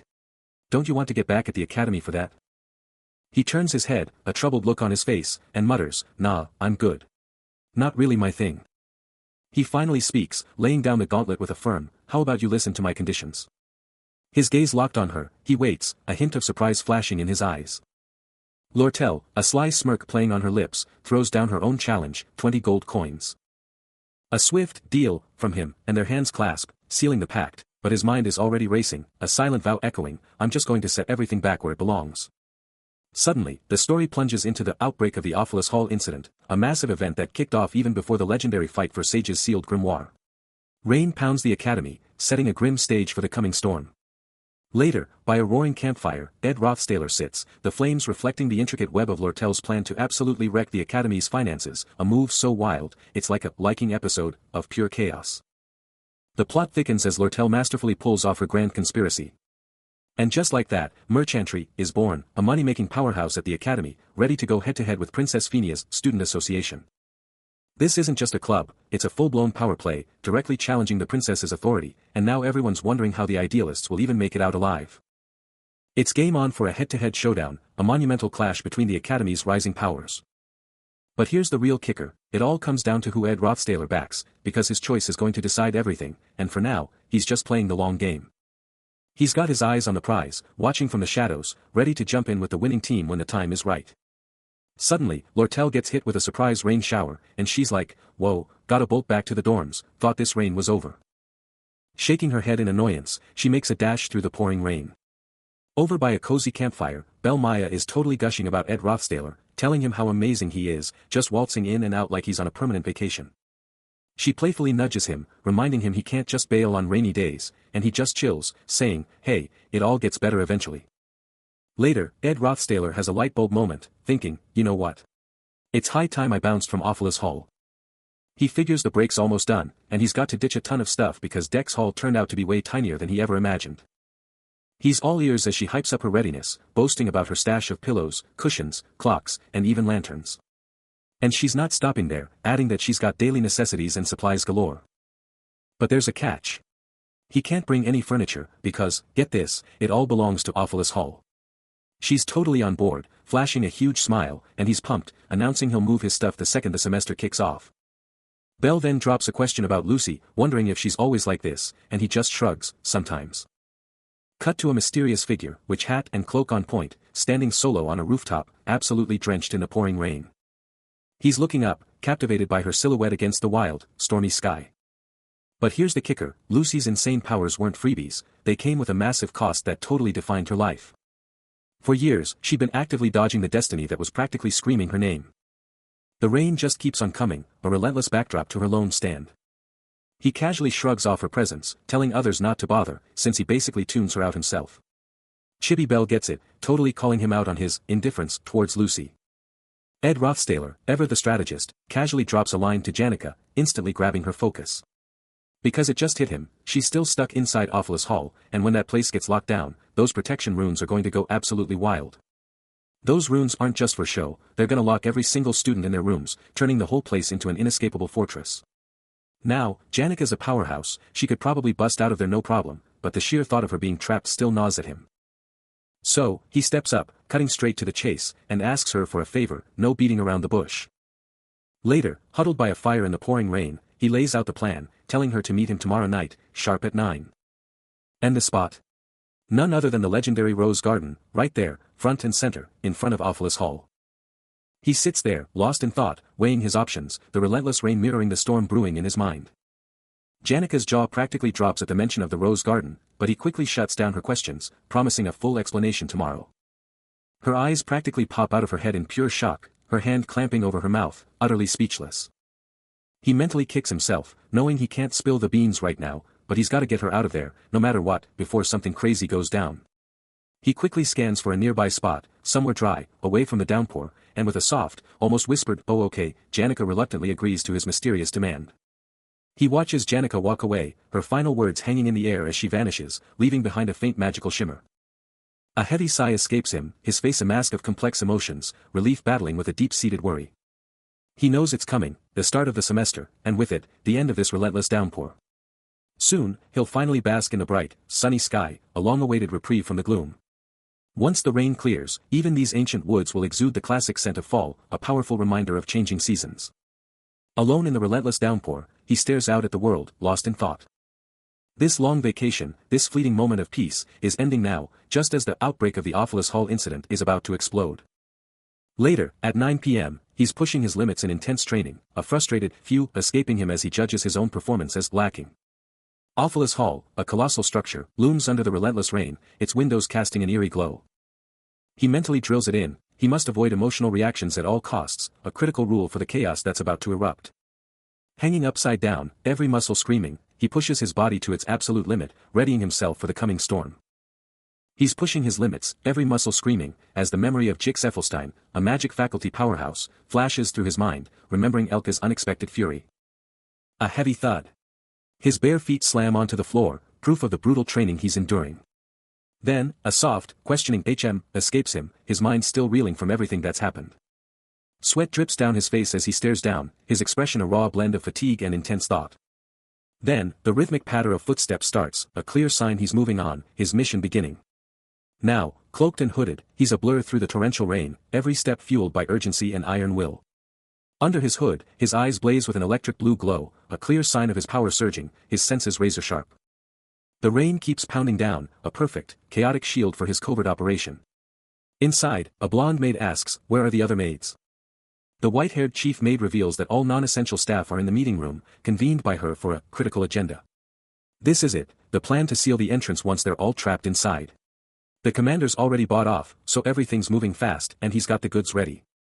The hooded figure and the blonde maid stride down a lavish hallway, she confirms the pre-ordered goods are secured, their footsteps a soft, confident echo. A hushed, "Oh, thank you," is uttered by the cloaked figure, as a bucket is set down. The bucket now filled, as the figure declares it will be stashed in a corner. Preparations locked and loaded, everything is set. The cloaked figure is poised, a subtle thud marking the moment. His heavy boots hit the ground with a solid thud, he's on the move, no hesitation. Awfulous Hall, massive and imposing, dominates the scene, its occupation is the key to everything. Rain lashes against the towering walls of the hall, and a hand reaches out, ready to strike. Under his hood, the figure brandishes two small, glowing orbs, a quiet thud signaling his move. A determined, "Here it goes," rings out, as he charges into the stormy night, the building a blur of his target. But outside the massive hall, a huge crowd, some with torches, is forming in the pouring rain, their presence a stark warning. Then, a massive, terrified scream of "Ah!" rips through the air, pure chaos and outrage. Two students, absolutely furious, scream their frustration, declaring they won't take this abuse anymore, not in this land of learning. Their desperate cries echo, begging for at least fair grades. This is Will Lane, the REP of the inferior students, and he's not backing down. And just like that, the floodgates open. The students are a human tsunami. Kwang. That's the sound of history being made. The path is clear. Awfulous Hall's secrets are about to be exposed. Woohoo. What just happened? Pure shock and awe on their faces. No time to waste. A voice cuts through the chaos. And just like that, the floodgates open. The students are a human tsunami. But wait, what's this? Inside the hall, a student spots someone unexpected. And then, the big reveal. The student recognizes the mysterious figure.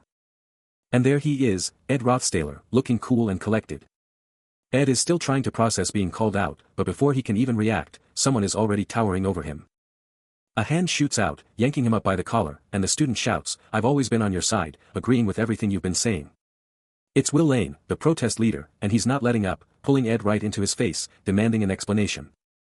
Ed's thoughts flash back to the good old days in Awfulous Hall, the privileges he took for granted, now gone, and he finally snaps back, "I am."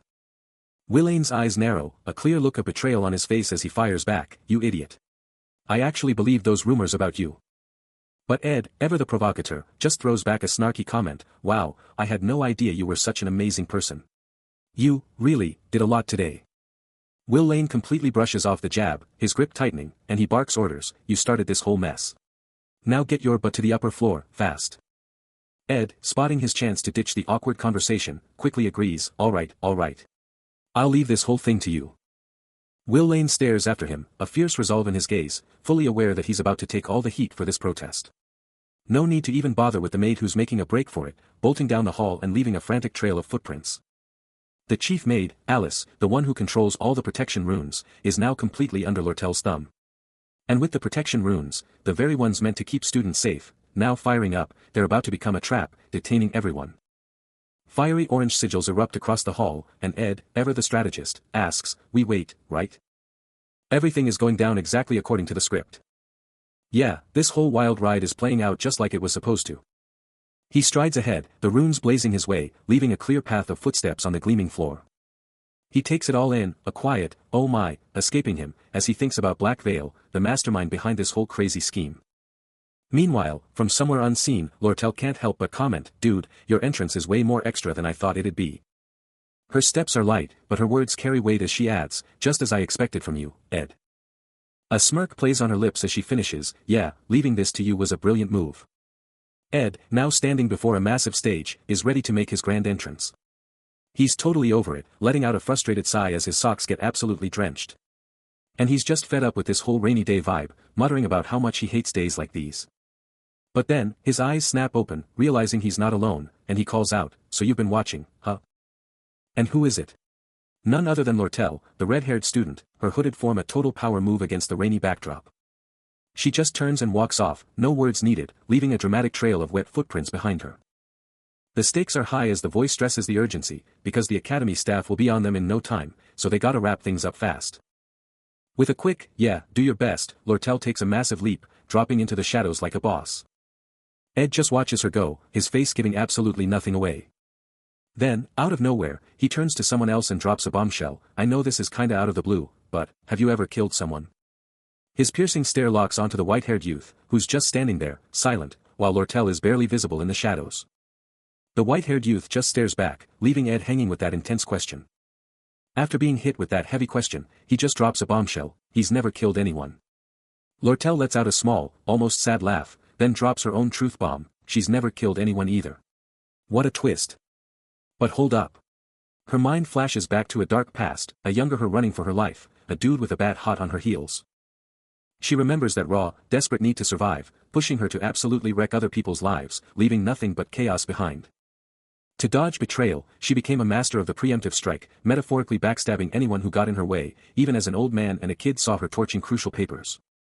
She spent her whole life trying to forgive herself for all that messed up stuff, telling herself she had no other option, but deep down, she knew it was all just a bunch of excuses. Her whole journey was built on the shiny, dangerous promise of money, with gold coins literally raining down as she marched on. This brutal grind for survival and success, crushing anyone in her way, earned her a legendary, dark title, because that's how Lortel became the infamous, Golden Daughter. The intense flashback vanishes, replaced by the calm, glowing present, with light beams shining all around. Back in the conversation, Lortel thinks he gets it better than anyone, the heavy weight of her past mistakes. So, she keeps going, saying she's now looking for that same understanding from other people, calling out to Ed by name. She turns to him, her face serious, and drops the ultimate question, could he ever sympathize with someone like her? Ed Rothstaler is deep in thought, reeling from Lortel's shocking confession.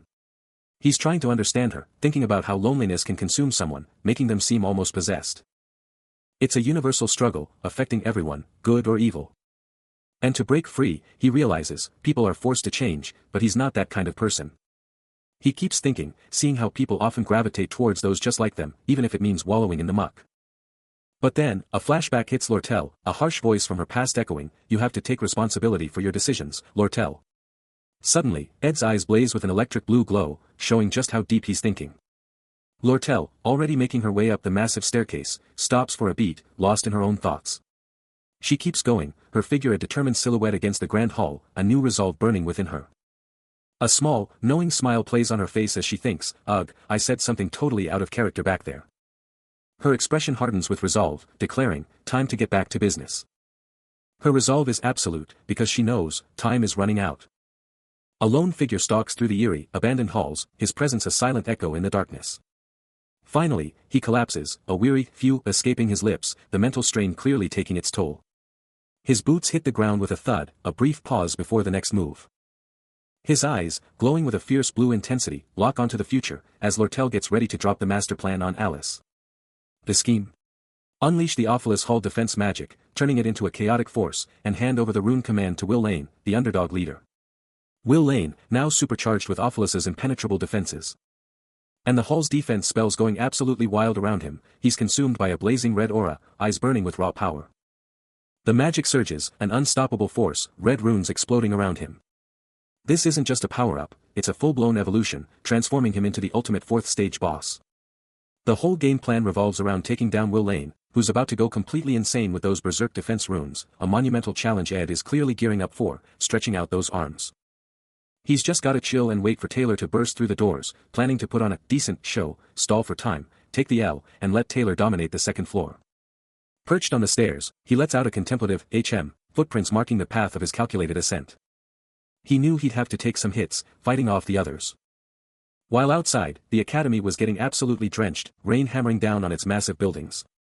But hey, it was all just a necessary sacrifice for the bigger picture. The downpour just kept coming, absolutely drenching the beautiful rose garden. And then, out of nowhere, a horse-drawn carriage rolled up through the stormy night. Lortel, watching from the shadows, was totally confused why a horse carriage was out so late, figuring it had to be someone super important. Her red hair was all around her face as she just sat there, watching everything go down.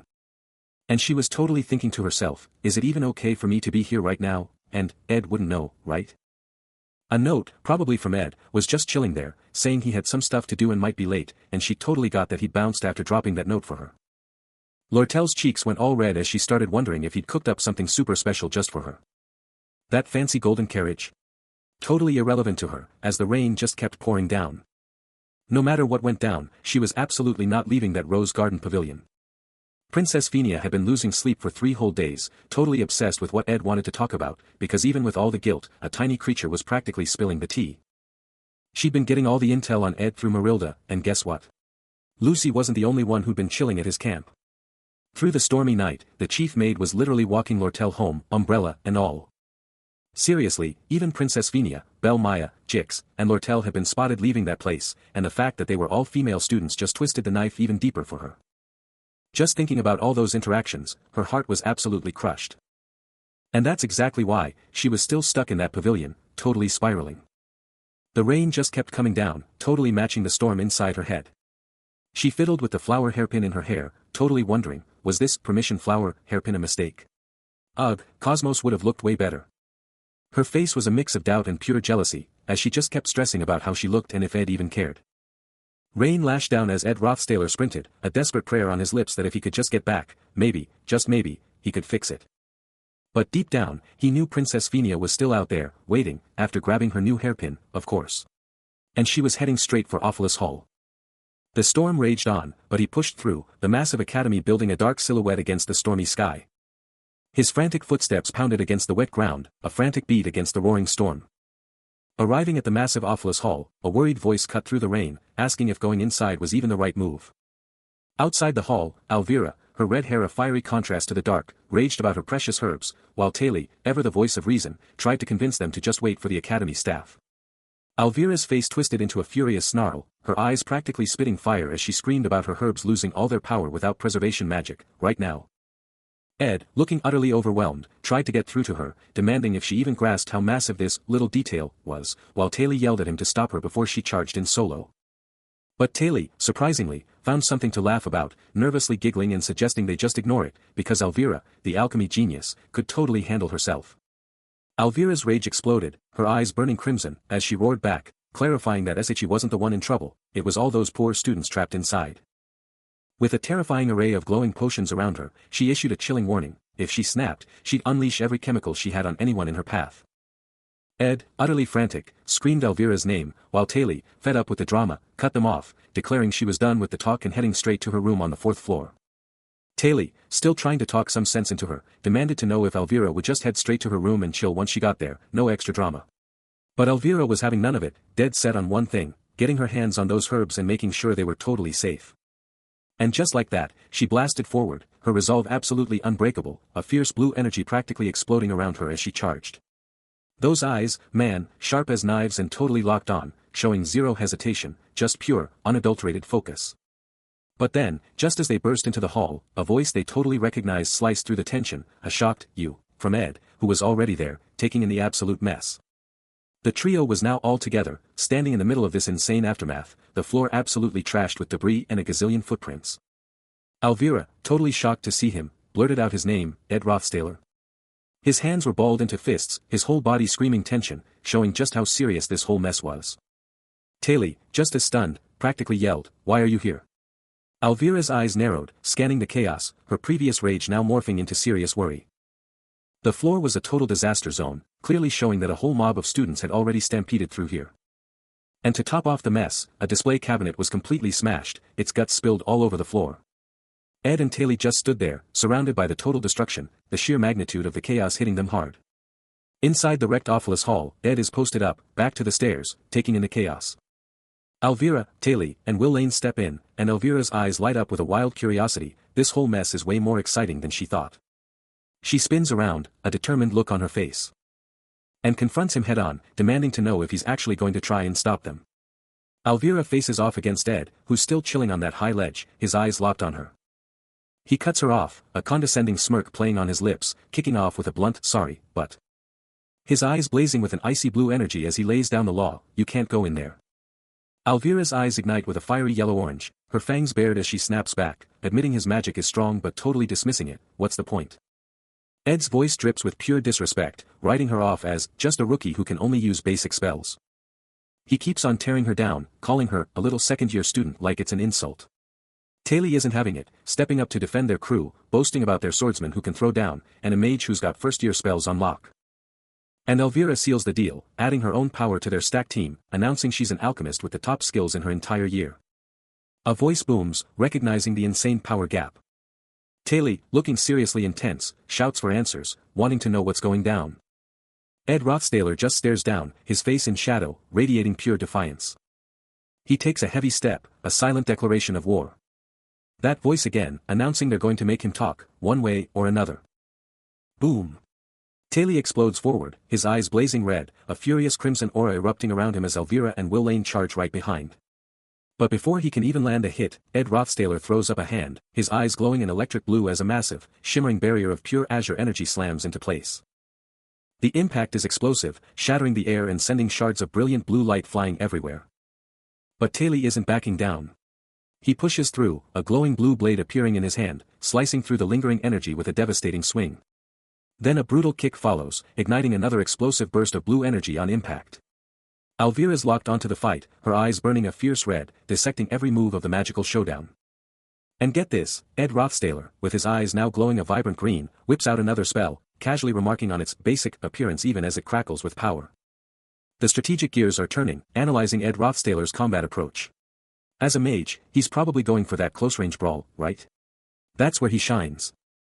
But then, Taylor's intense red eye snaps wide open, a jolt of realization hitting her. And just like that, Ed Rothstaler's hand shoots up, ready to unleash another devastating spell. Emerald energy erupts around his arm, his amber eyes burning with fierce concentration as he finishes the chant. The air crackles as the spell's name is revealed, Wind Blade. Boom. A colossal, glowing green crescent of pure wind energy erupts, tearing through the air with blinding speed and power.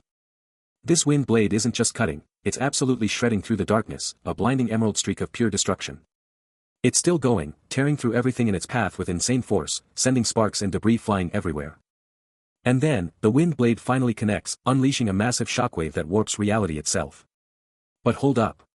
Before Ed Rothstaler can even process what just happened, Taylor is already on the move, a red streak of pure speed, closing in for the counterattack. His eyes shoot open in pure panic, a split second too late to dodge the incoming hit. Then, bam. A devastating, crimson-charged impact slams right into him, sending shockwaves exploding across the entire scene. Boom. Ed Rothstaler gets absolutely rocked by a devastating red energy blast, crimson particles erupting everywhere. The sheer force of that hit twists his entire body, his legs snapping back from the brutal impact. Meanwhile, a massive, muffled explosion rocks the area, red magical circles flaring ominously, and someone's already screaming, "What was that noise?" Then, a panicked voice cuts through the air, shouting, what's happening out there, as red curtains hint at a hidden witness. Elvira, caught completely off guard by the chaos, claps a hand over her mouth, eyes bugging out in pure terror as shockwaves blast through the room. Suddenly, a blue energy barrier around her explodes, sending shrapnel everywhere, and someone yells, "Ai, are you okay?" But she quickly shouts back, "I'm fine, Taylor. I just fell down because of the shock." But Elvira, already shaking it off, snaps, "Don't mind me," telling everyone to focus on the real fight. Taylor, face set in stone, is already powering up, a vibrant green aura exploding around her as she prepares for round 2. Her eyes blaze with an intense emerald light, a clear sign of the raw magical power surging within her. Then, with a lightning-fast move, she unleashes a torrent of swirling green energy, ripping through the very air itself. The attack connects, landing with a sharp, decisive crack. But as the green energy fades, Taylor's face twists into pure shock, her eyes wide with disbelief at what just happened. In the heart of the destruction, Alvira's mind snaps to one critical detail, a sudden, urgent realization about her missing gear. Perched on the vanquished foe, she takes in the sheer scale of the destruction, the lingering magical energy a testament to the battle's ferocity. A fierce determination hardens her gaze as she voices her disbelief, demanding to know if this level of chaos is truly what they're facing. Her mind races, piecing together the puzzle of the previous attack and the unfolding disaster, confirming her worst fears about the escalating conflict upstairs. With a resolute turn, she surveys the utter devastation, a wasteland of broken dreams and splintered architecture stretching before her. The ground itself groans with a deep, unsettling rumble, a chilling testament to the raw power unleashed. Her eyes flash with a mix of fear and resolve, a single drop of sweat betraying her tension, as she sucks in a sharp, desperate breath. Her focus sharpens on a scattered array of glowing vials and potent concoctions, each one a potential game-changer in the brewing storm. A fierce resolve ignites in her eyes as she reaches out, her entire being focused on the impending confrontation. She drops, swift and decisive, grabbing a crucial potion, its vibrant purple glow promising explosive potential. With a fierce whisper, she utters the activation command, triggering the potion's hidden power. In a blinding flash, her eyes ignite with an infernal red, and a raging inferno explodes around her, transforming her into a force of pure, unbridled destruction. Alvira's power explodes, engulfing her in a brilliant, destructive inferno. The sheer force of the magical outburst reverberates through the air, a deafening roar accompanying the rising flames. As the battlefield transforms instantly, structures collapsing and melting under the intense heat, a lone figure now stands amidst the devastation. Caught in the maelstrom, Ed Rothstaler tumbles through the fiery chaos. The battlefield was set up, so naturally almost like water flowing. Alvira watches the destruction unfold, a grim realization dawning on her face, muttering, "This is not good." The flames dance around her, reflecting in her intense gaze. Ed Rothstaler's judgment was quick and precise, but he chastises someone unseen. "Jix, you can't be leaving out information out like that." Meanwhile, fiery particles swirl and dissipate into the encroaching darkness, a testament to the raw power unleashed. With a determined expression, Ed Rothstaler prepares himself, his amber eyes now glowing with an ethereal blue light as he channels his own power. The intense heat of the environment continues to rage around him, a constant reminder of the danger. He understands the true nature of the power he faces, realizing, this isn't just high magic proficiency. The flames are absolutely everywhere, but Ed Rothstaler is just standing there, like it's nothing. Then, out of nowhere, he just drops. Plummeting through the burning building with fire and debris everywhere.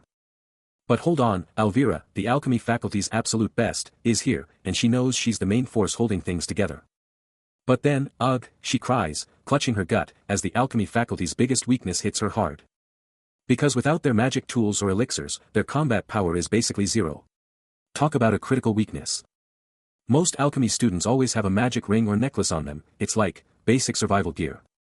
But Alvira, the genius, always thought she didn't need any of that, calling it too much of a hassle. Then she sees Ed Rothstaler, just standing there in the fire, and a terrifying thought hits her, no way, this guy. The fire is roaring, and Alvira looks up, her face twisting in pure shock. Green energy explodes from above, and she's like, wait, he planned this too. And just like that, Ed Rothstaler is falling, surrounded by a crazy green aura, and he just took out the entire chandelier. Alvira's mind races, piecing together Ed's cunning strategy. He didn't just cast a firewall, he used a tiny opening to specifically target her bag strap. Surrounded by the inferno, she's reeling from the sheer audacity of his calculated move. Wait, no, she corrects herself, if he wanted the bag, he'd go for the whole thing, not just the strap. This guy is playing chess, not checkers. Her eyes blaze with pure rage as the realization hits her, this measly attack was a direct, personal shot from Ed Rothstaler. Meanwhile, Ed is still falling, his hand crackling with vibrant green energy, proving he's still pulling the strings in this fiery chaos. But Alvira isn't going down without a fight, her hand gripping a small, glowing blue orb, her secret weapon. Her eyes burning with resolve, she declares she's far from out of options, this fight is just getting started. Then, with a burst of power, she summons an adorable, yet fierce, white rabbit familiar, its eyes blazing with an otherworldly green glow, ready for battle. The familiar pulses with raw, untamed energy, its form shimmering as green magical particles explode around it, gearing up for an epic transformation. Alvira starts her incantation, planning to hit the creature with a fire-resistant formula, sending it into a berserk frenzy and supercharging its strength with a glowing magic circle. The inferno is still roaring, the entire structure around them collapsing under the insane heat and magical pressure. And then, the familiar's transformation is complete, it's now a monstrous, hulking beast with glowing green eyes, ready to tear through the chaos Ed unleashed. The blaze is absolutely out of control, roaring like a beast as it devours everything. In the middle of this fiery mess, she's thinking fast, trying to figure out a fire-extinguishing spell on the fly. Locking onto her target, Elvira throws out her hand, a surge of magic already building up for the cast. Her spell explodes outward, smashing into the inferno with a blinding flash and a deafening crack. She's locked in, eyes wide, hoping her magic actually worked. But instead of putting out the fire, a massive green energy blast just erupts, shattering her spell with a furious crackle. That unexpected counterattack hits her hard, making her scream in shock and pain. But she's not backing down. Her eyes blaze with fury as Elvira unleashes a whole new level of magic, a powerful green aura exploding around her as she gets ready to strike back. That green energy just explodes outward, spinning into a deadly vortex of pure destruction. It's all coming together into one concentrated beam, pulsing with insane magical power. And with one last burst, the spell is unleashed, ripping through the very air itself. Elvira, now flying through the air, unleashes a devastating arc of green magic, absolutely blasting Ed Rothstaler and sending him flying from the sheer force. Green magic explodes towards Ed, but he's already there, golden sword flashing, deflecting the blast. He shouts for Isla to get it together, the pressure is insane. But Isla, for all her genius in magic theory, is just average in a real fight, even compared to other rookies. She's sweating, struggling, and the pressure is mounting. Ed keeps deflecting those green magic blasts, but he's fuming. Some unseen enemy is relentlessly targeting Isla, and he can't even get close to them to help. A golden aura slams down, locking him in place, and he realizes with a jolt that both he and Isla are completely paralyzed. Sweat drips as he stares down the impossible odds, questioning if a closer approach would even make a difference against this monster. Then, a fierce determination ignites in his eyes. With a primal scream, Isla charges, a blazing inferno of power exploding around her as she goes all in. Her battle cry rips through the air, a raw, unbridled scream of fury. And from the heart of her fiery explosion, a colossal, white-furred beast with glowing eyes bursts forth, a living inferno, hurtling straight for Ed. The beast's charge hits like a meteor, sending out a concussive shockwave that rattles everything. Ed is swallowed whole by the inferno, a blinding explosion of fire and light consuming him entirely. But even after that earth-shattering blast, Isla's eyes burn with an unyielding resolve, she has to win, no matter what. Blasted by the familiar's fiery fury, Ed Rothstaler is slammed by the explosion, the inferno threatening to consume him whole. But from the very core of the blaze, a figure strides out, completely unfazed by the raging flames. Every step she takes just fuels the fire, her presence a blazing inferno of power. And as she steps into full view, her red-orange hair blazing, Ed can only scream out one name, utterly stunned by who he sees. The flames are still going absolutely wild around him, a clear sign of the sheer power she's packing. But she just stands there, totally unfazed, her silhouette cutting through the blazing chaos. With a smirk, she casually asks if they'd missed her, like she just popped out for a coffee. She kneels right in the middle of the fire, potion in hand, Taylor's voice dripping with playful sass, like their reunion was just a minor inconvenience. His eyes blazing with fierce blue power, Ed snaps his head up, green energy already sparking around him, ready to throw down. And just like that, Taylor throws out her hand, a blinding green blast erupting from her palm, matching his energy. In a shocking display of mirrored power, Ed's hand ignites with the exact same emerald glow, ready to throw down. And as their green powers clash and merge, a massive wind blade rips through the air, tearing through the flames as Ed, Taylor, and her familiar are engulfed in the epic magical storm. And just like that, the green energy from her spell exploded, unleashing a colossal sphere of swirling magic that pulsed with insane power. But she wasn't done yet. Her silhouette stood sharp against the fiery chaos, that signature red-orange hair and black bow a stark contrast to the destruction. Eyes closed, totally locked in, Taylor cradled a glowing green potion, thinking, he seems ready, but this was just the beginning. Then, the command hit her, apply release magic. And she was already moving, a blur of red-orange hair and raw power. Boom!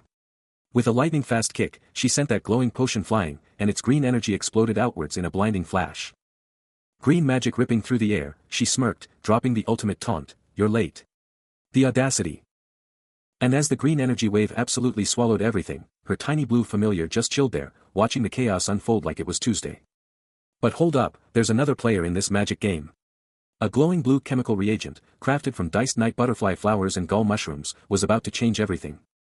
And get this, when you hit it with release magic, it morphs into a super special chemical reagent, exploding in a dazzling shower of blue and purple power. The swirling blue and purple energy was just a preview, because this thing works by some seriously next-level magic. And Lortel, with her piercing green eyes, was totally dialed in, raising her hands as if she could literally feel the blue magic particles dancing around her. She broke it down, revealing the secret, it's all about controlling the release of magic, baby. Boom! A brilliant, fiery magical energy explodes, lighting up everything with dazzling light and sparkling particles. Then, a powerful blue magical force expands with a resonant, horror sound, signaling a huge release of power. This magic, it's explained, temporarily subdues entities that are products of magic formulas. Talk about a game changer. As a result, a massive, muscular, rabbit-eared monster is visibly injured, recoiling from the magical impact with blood splattering everywhere. A voice then asks, "Do you even realize what that means?" The monster lies defeated, covered in blood, absolutely crushed by the magic's devastating power. Amidst the lingering magical particles, Ed Rothstaler stands, his shirt stained with blood, but his eyes are glowing with fierce blue determination. An unseen voice questions, "Mr. Mage who can't even use magic," as he grips his sword, ready for anything. Another voice hypes him up, "Acting like you're fine. We've got a warrior on our side. Now's your chance, Taylor." But instead of fighting, Lortel and Taylor scream his full name, Ed Rothstaler, their faces contorted in absolute shock and disbelief. A voice echoes their disbelief, "He's running away. Can you believe it?" Indeed, Ed Rothstaler is seen rapidly retreating, a blur of motion amidst the fiery magical effects, bailing out of the scene. He's hit. A sudden, jarring impact sends him reeling, the ground exploding around him. But he's fast. A lightning-quick dodge, a flash of movement, and he's out of the blast zone. But the real threat emerges as a glowing, viscous liquid erupts from a container, igniting into an inferno in a split second. The fire explodes outward, a tidal wave of destruction engulfing the entire area. Then, a blinding, concussive blast of pure fire. It's an absolute inferno. The flames twist and churn, forming a terrifying, swirling vortex of destruction. But Ed isn't backing down. He draws his sword, ready to face the fiery beast head-on. Then, the horrifying truth hits him, "This smell, oil." He screams, "Are you crazy? We're in the Awfulest Hall. If a fire starts here, people will die," as Lortel and Taylor watch in shock. With a fierce grip on his blade, he declares, "Whether it's fire created by magic or oil, I can slash it all with my elemental slash." He thinks, this chemical reagent doesn't last for more than a few minutes anyway, but he's not waiting around, he's going in, before anyone gets hurt. His eyes blaze with raw power, and he charges, a human missile, his sword a streak of light. With a battle cry, he's going in. He's gonna take this fire down. The tension is palpable as a voice screams, demanding an immediate end to this inferno. And Elvira's face is a mask of pure terror, her scream cutting through the roar of the fire. But wait, a crucial detail emerges from the chaos, the window is already wide open, perfectly venting all that deadly smoke. And get this, the carpet, a total fire hazard, is nowhere to be found. And as if that wasn't enough, there are 0 other flammable objects in sight. A shocking realization hits Elvira like a truck, making her wonder, did Ed Rothstaler seriously plan all of this, every single detail, in advance? But Ed isn't just thinking, he's acting. He unleashes a devastating elemental slash, a literal wave of fire against the fire, showing off his insane power. The question hangs in the air, did he really plan every single move, even the injuries he took, just for this moment? But there's no stopping him. He charges straight through the flames, his boots kicking up sparks as he dives headfirst into the inferno. Elvira's mind is blown, her panic replaced by pure shock, her jaw practically hitting the floor as she finally grasps the sheer genius of his plan. And with a look of absolute, unshakable resolve, he winds up for another massive attack, his eyes blazing with pure fire.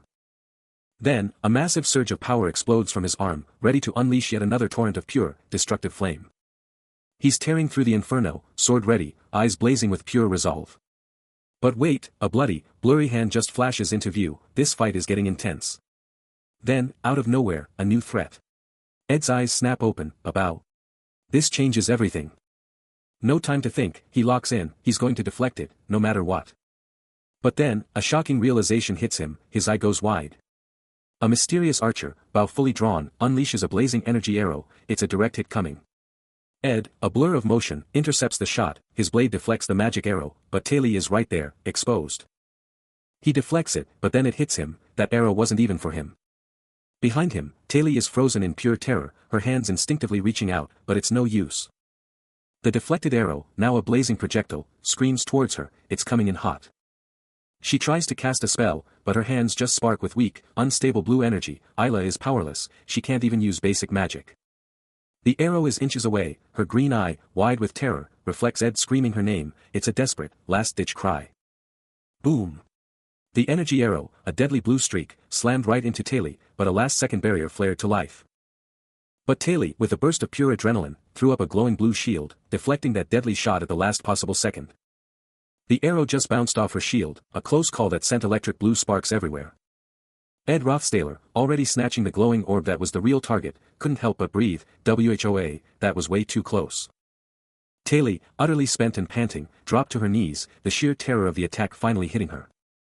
The deflected arrow, now just a glowing blue shard, harmlessly stuck in the ground, a stark reminder of the danger she just faced. That glowing orb Ed just snagged. It's a claw hand, a super handy magical tool that can yank small stuff from anywhere. Ed's sharp amber eyes scanned the scene, a new question forming in his mind. Seriously, what's the deal with this arrow? Then Taylor saw it, and her eyes went wide with shock. The arrow's tip was covered in cloth. Was this whole thing just a twisted game, not meant to actually hurt her? Suddenly, Lortel, seeing everything go down, screamed a warning. Wait, Taylor. Be careful. I bet that guy has even more nasty surprises coming. But Ed was already moving, a flash of pure speed, launching his own attack with incredible force. His weapon flashed, a golden explosion of power, as he unleashed a devastating strike against the hidden enemy. Ed Rothstaler, locked and loaded, his eyes burning with fierce determination, was ready for anything. Then, a massive crash ripped through the air, and he knew, deep down, that the time for action was now. The pressure was insane, and he screamed, knowing they'd all be wiped out if they didn't move right then. But elsewhere, the Awfulous Hall incident was exploding, and Taylor was already throwing down against the terrifying second-floor boss. Her entire body was practically on fire with a blazing red aura, as she unleashed a torrent of attacks, a true force of nature. He'd made it out of the frying pan, barely, and a huge wave of relief washed over him, knowing he'd finally escaped. But the escape hadn't been easy. He was battered and bruised, his face and arms covered in scratches as he finally caught his breath. Then, with an explosive quang and a blinding flash of golden energy, he rocketed forward, a human missile tearing through the environment. He was moving at ludicrous speed, a blur of golden light leaving everything else in the dust. The sheer power of his move was insane, sending chunks of the environment flying everywhere in a massive explosion of dust. As the chaos erupted, someone screamed, "What?" Alvira's jaw dropped, her eyes bugging out, completely stunned by the insane spectacle unfolding before her. Absolute chaos. Ed Rothstaler is down, bloodied and battered, amidst a scene of total destruction, and someone is screaming, "What in the world just happened?" His legs, absolutely drenched in blood, are just barely visible, showing how utterly wrecked he is.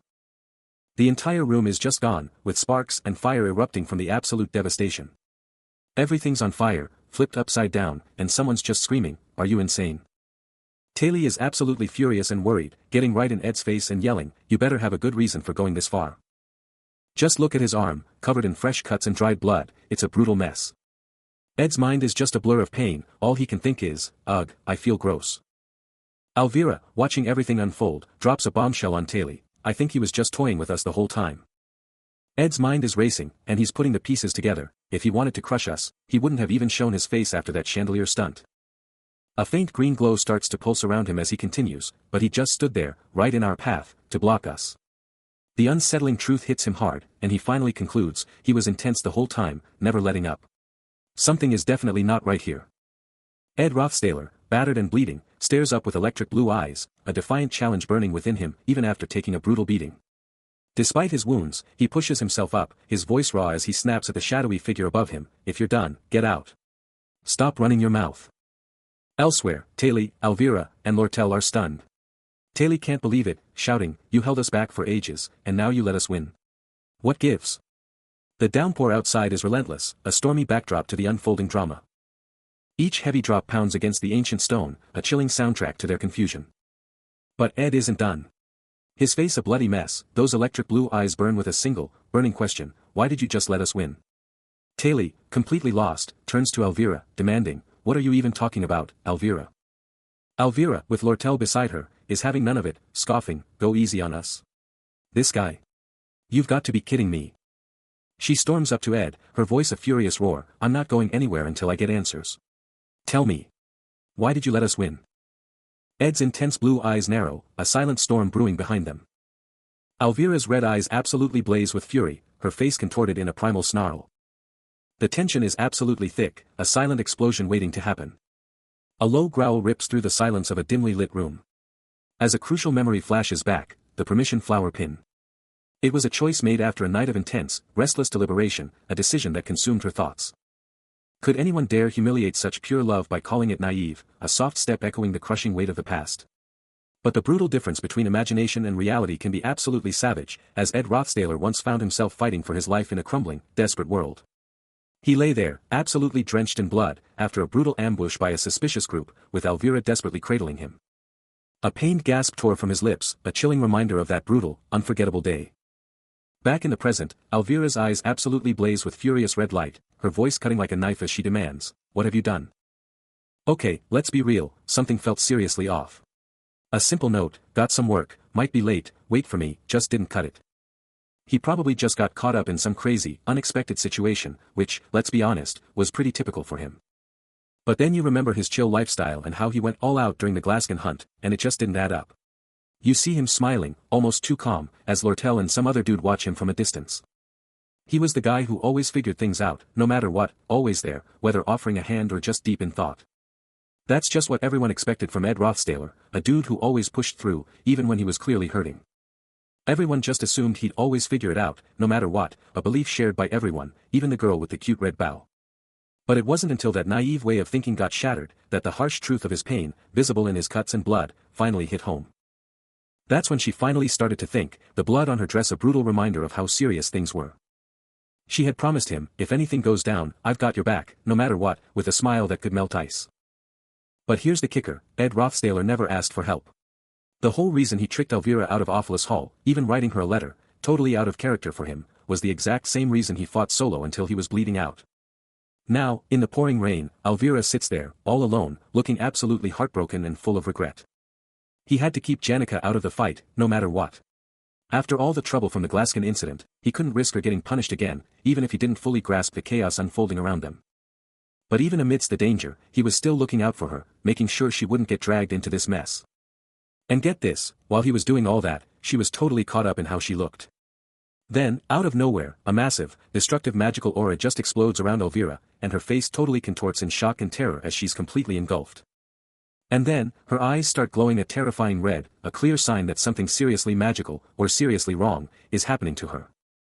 Meanwhile, Jix, the dark-haired student, is just relieved, saying thank God Janica didn't get caught up in this mess, and dropping the bombshell that other students have taken over Awfulus Hall. Ed Rothstaler, holding Jix back, knows this isn't the full story. He's convinced there's someone else pulling the strings, especially after he went to such lengths to keep them out of it. Elvira is absolutely losing it, screaming and gripping a glowing orb as wild magic explodes around her, when suddenly, a voice shouts, "Taylor, get back to your senses." Her face twists in pure agony and disbelief, as Elvira hears the shocking accusation, she's an enemy. Jix, still talking, just flat out admits, to be honest with you, I'm kinda curious about what you guys are doing. The ground beneath Elvira absolutely shatters as she becomes the epicenter of a colossal, destructive magical explosion, raw power just blasting outwards with insane force. After all that, Elvira is just lying there, defeated or knocked out amidst the wreckage, while Ed Rothstaler and Lortel stand by, taking in the sheer destruction. The magic exploded, and Ed Rothstaler, desperate, screamed out Janica's name, reaching for her.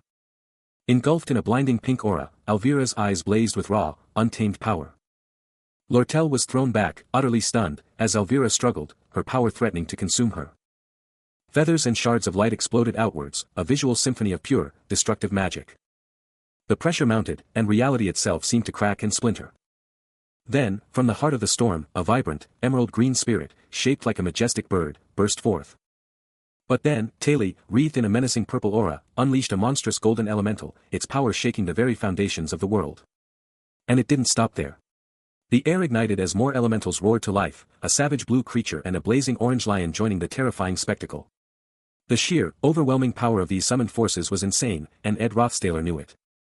But Elvira, her eyes burning crimson, wasn't done yet, her voice slicing through the chaos with a chilling, "Wait just 1 minute." Ed Rothstaler's eyes widened in horror, the full scope of the threat slamming into him, intermediate-grade spirits of the 4 elements, plus fluid and lower-ranking spirits, it was an entire army. With Ed Rothstaler down and out, Lortel yelled at Jix to bail, realizing there was no way they could break through this. Still down for the count, he was caught in the explosive golden energy, the sheer power of this fallen aristocrat proving too much. But the chaos wasn't over. A hand pulsed with an insane, swirling purple energy, ready to unleash even more destruction. Then, bam! Elemental spirits burst forth from the magical storm, a blazing green bird, a colossal golden giant, and a monstrous blue beast, all glowing with raw power. These insane summoned creatures, including a ferocious orange lion, now surrounded the top student, who was absolutely radiating a wild pink aura. The golden energy just kept on coming, an unstoppable wave of pure magical might. As the elemental onslaught hit, he and Lortel were caught in the crossfire, the entire area exploding with chaotic magic. Jix, seeing the dire situation, yelled at him to snap out of it and face the brutal reality, pointing towards the shattered windows as their only way out. He could only agree, the truth hitting him hard amidst the overwhelming power. The stakes were sky high, with the terrifying realization that innocent students could get caught in this insane magical crossfire. But then, a surge of pure defiance. He ignited with a fiery aura, his glowing sword ready, confronting Elvira and challenging her about her precious herbs. But even his fierce resolve wasn't enough. An unstoppable golden force slammed into him, pushing him back with brutal power. The ultimate trial was underway, as the golden energy completely engulfed him, a desperate shout of "Taylor" ripping through the air. A massive golden elemental erupts into existence, absolutely radiating raw power and heat. But Ed Rothstaler isn't backing down, a total silhouette against the chaos, he unleashes a devastating blow, absolutely obliterating a blue elemental in a massive explosion of water and pure energy. Even amidst this insane battle, a thought flashes through his mind, it was always obvious that Taylor, his real identity, was meant to be a hero. But a frustrated groan rips from him, for God's sake, as he grabs his bleeding arm. His eyes blaze with fierce determination, and he yells, "Leave when I'm telling you to," his voice raw with desperation. His injuries are no joke, fresh blood soaking his uniform and skin, showing just how brutal this fight has been. Another massive impact rocks the entire area, literally tearing the ground apart. Then, a blinding flash of golden light explodes, swallowing everything in its intense radiance. But through all that overwhelming power, Ed's eyes are still burning with resolve, and he declares with absolute conviction, "Listen carefully." With a monstrous, fiery elemental raging behind him, he makes a solemn vow, "I'll take care of Janica," meaning Elvira.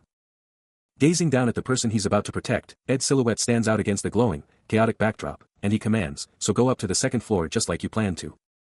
Someone, totally shocked by his sudden change of plans, demands, "What? You're the one who stopped us earlier. Now you want us to go to the second floor?" Grabbing Taylor's hand, his face set with unshakable resolve, Ed declares, "I changed my mind. Quickly, get up there."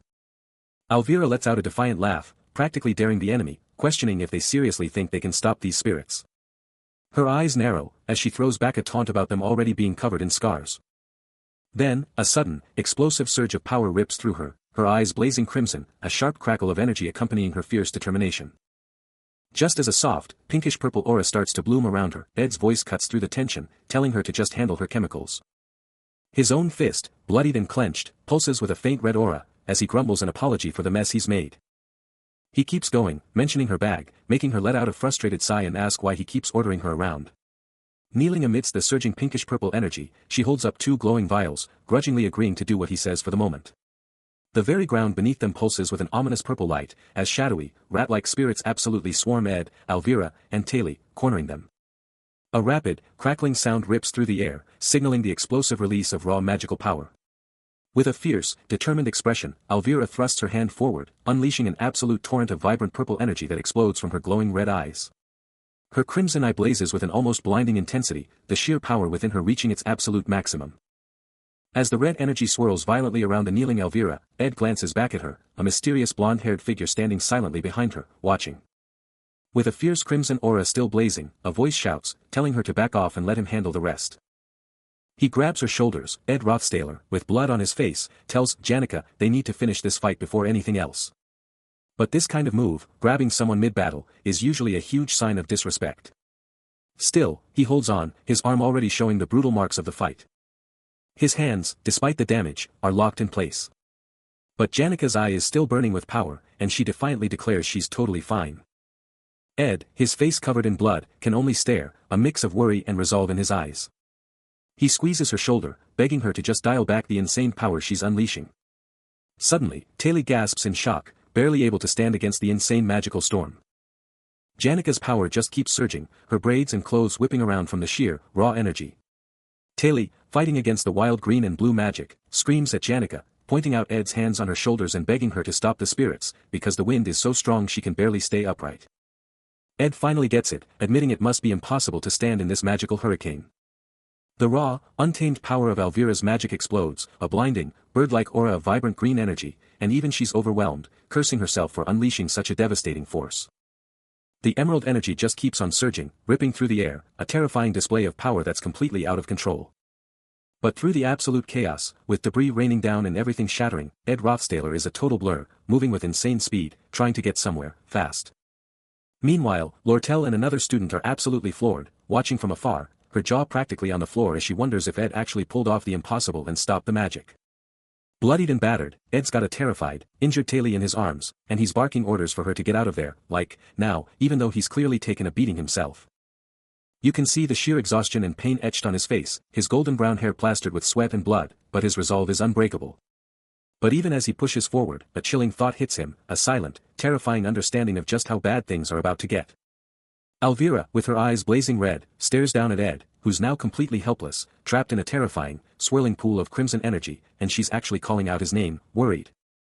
The air itself feels heavy with dread, a silent alarm blaring, screaming that time is running out, and they're almost out of chances. Then, from the academy in the distance, a desperate, piercing scream cuts through the night. It's Taily, absolutely terrified, yelling for Ed. He's totally busted up, and someone's calling him out, asking why he's always getting into trouble, reminding him he was supposed to ask for backup. He tries to brush it off, saying the situation was too wild, but then promises to spill all the beans next time.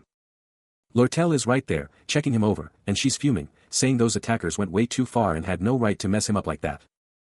And she's not done, her voice getting serious, warning that she doesn't know the full story, but she's gonna unleash pure rage on them when they meet again. Ed, still looking pretty beat up, just manages a small, "thanks for worrying," to her. He confesses his plan hit a snag, but since he crushed his mission as the first floor boss, he's earned a break. Lortel changes the subject, telling Ed to chill out and focus on his camp. She keeps going, remembering something important, about seeing a massive carriage while chilling in the rose garden.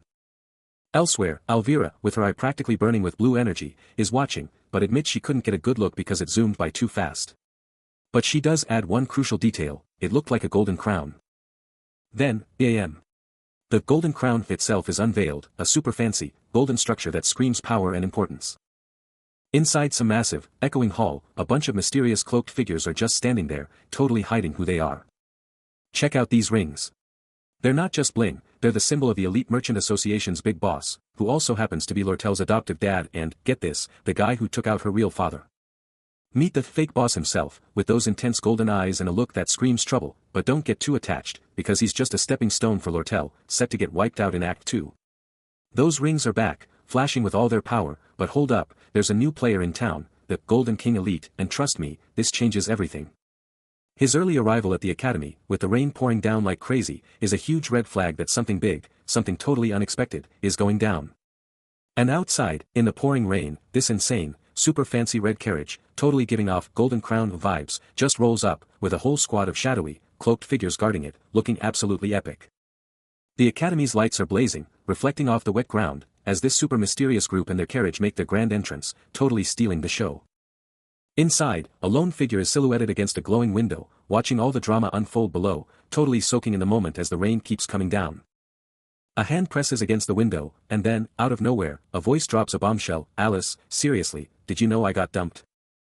Deep in Ophelis Hall's 5th floor corridor, Lortel is spilling the tea, asking her confidant if she's also familiar with the evil and mean-looking guy who's got them both talking. Her elegant, white-haired companion fires back, asking if she's talking about none other than young Master Ed. The white-haired woman throws a little shade, saying she didn't know he was Lortel's type. But Lortel's quick to shut it down, admitting he's not bad-looking, but that's not the point, she just gets the same vibe from him as she does from her friend. Lortel presses on, wondering if her friend could ever feel sympathy for someone like him, as young Master Ed's figure recedes into the shadows. She can't believe she just poured out her heart like that, then asks if her friend even knows what he said. Her adoptive father, eyes blazing with golden light, lays down the law to Lortel, telling her she's gotta own her choices. Lortel, heartbroken, reveals he dumped her without a second thought.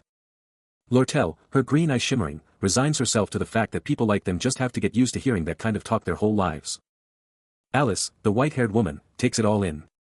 Turns out, Alice isn't just any maid, she's the chief maid of Ophelis Hall, a veteran who's been running the show for over 20 years. She started from nothing, just a 15-year-old apprentice maid, climbing her way up. But with pure skill and relentless dedication, she didn't just climb, she soared, becoming the respected manager of Ophelis Hall. And this massive chest, absolutely overflowing with gold coins, is where Lortel poured most of her hard-earned investment. Lortel poured everything into trying to break Alice's iron will, and let me tell you, it cost her a fortune. But Lortel, with a knowing smirk, still says, "Seriously, I'm so lucky to have you, Alice." Why? Because she thought she'd finally found someone just like her, a true soulmate.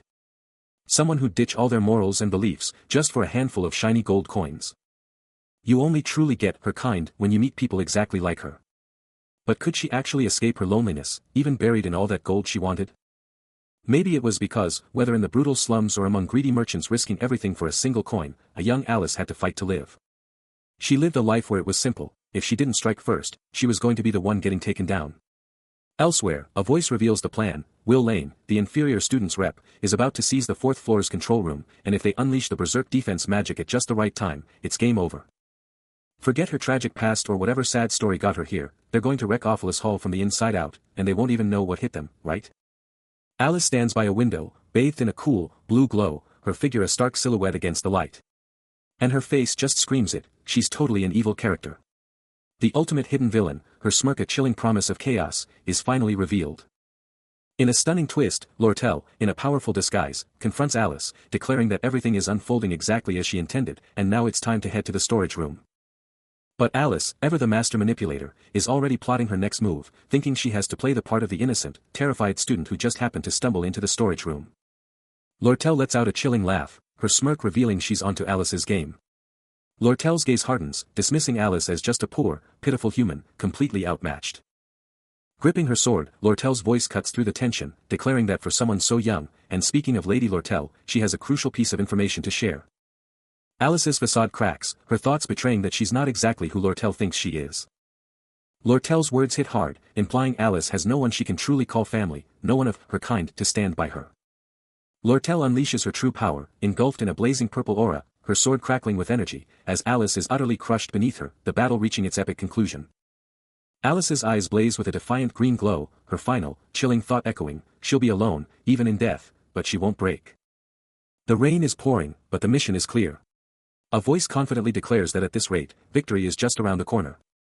Awfulus Hall looms large, a massive fortress against the stormy night, its windows blazing with light, a beacon in the darkness. Flashback. The squad had already dealt with the gloomy Clebius, who tried to escape from the second floor, but they totally crushed him, making him join their crew.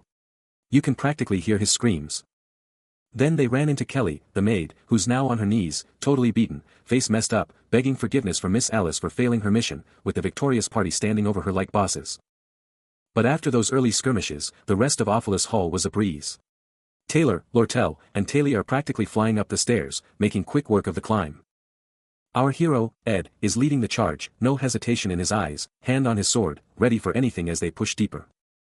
They've made it to the fourth floor of Awfulus Hall, and get this, it was way easier than expected. Only the first floor put up a fight, and now Ed's hand is practically bursting with orange power. But somewhere else in the hall, Alvira is absolutely losing it, letting out a silent, furious scream, her eyes burning with alarm as she feels their unstoppable advance. Suddenly, a frantic shout of "Run!" rips through the chaos as an insane, crimson magical energy explodes, consuming everything in its path. Students are instantly blasted back by the raw magical force, their forms tossed like ragdolls in the face of the overwhelming crimson power. A student screams in pure agony, their face twisted in a desperate, horrifying plea for salvation. Another is utterly crushed by the complex magic circle, their voice breaking as they scream for help, completely powerless against the arcane onslaught. But at the epicenter of this magical maelstrom, the fourth floor boss, a terrifying shadowy figure with burning red eyes, is trapped by the very defense magic it was supposed to command. This whole insane setup, the crystal ball triggering the magic circle control system right in the control room's dead center for all to witness, was a master plan concocted by Alice and Lortel, even dragging in a mysterious figure named Will Lane. These self-defense magic formulas, etched across Awfulus Hall, were meant to shield students from invaders, but what's happening now is a complete and utter betrayal of that purpose. Someone is violently launched through the air, sent flying by the raw, untamed power of the magic. The crimson magic spirals with escalating fury, a terrifying vortex of pure, destructive energy. This out-of-control magic, for all its terrifying power, is like a child wielding a loaded gun, utterly unpredictable and dangerous. It's a force unleashed without any real control, a ticking time bomb for anyone unlucky enough to be in its path.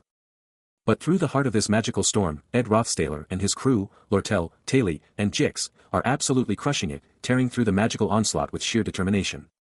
Boom! A massive, blinding burst of crimson energy just explodes, ripping through Awfulus Hall like it's nothing. And outside, the entire building is shaking, its old walls screaming as the magic storm just goes wild, with rain absolutely hammering down. Meanwhile, inside, Clebius is totally bugging out, glued to a window, like, seriously, what in the world is going on out there? He lets out a choked gasp, realizing the building is about to crumble, and he's screaming, "Where are the maids?" as everything falls apart. His eyes are practically popping out, because even the Awfulest Hall students, who were chill until now, are realizing this is going way too far, and he's yelling, "Quickly! Get out, before it's too late!" This magic is just going wild, launching a student through the air, their body a dark blur against the explosive orange light and flying glass. Another student gets absolutely rocketed across the room, the destructive energy just blasting everywhere as the building keeps falling apart. From the outside, the hall looks like it's under a full-on attack, with glowing magic blasts shooting out into the stormy night. And inside, it's pure chaos, with multiple points of impact just glowing with raw magic, the building itself getting torn apart piece by piece. This whole thing is spiraling into a total catastrophe, with debris raining down as the hall just gets swallowed by the out-of-control magic. But amidst all this madness, Jix, with his sword practically on fire, whips around to Elvira, shouting, "Elvira! Is there any night butterfly flower reagent left? This is getting intense." Elvira screams, revealing the shocking truth, the night butterfly flower might mess with magic, but with that rune already etched, it's totally useless against what they're facing. But for a quick comeback, the anglerweed reagent, a wild mix of anglerweed seeds and emperor clam shells, is the ultimate answer. Then, Jix unleashes the reagent, and bam! A powerful, vibrant green aura explodes, swirling with insane energy and particles. This green magic totally engulfs Elvira, its luminous energy swirling around her as she gets supercharged with its power.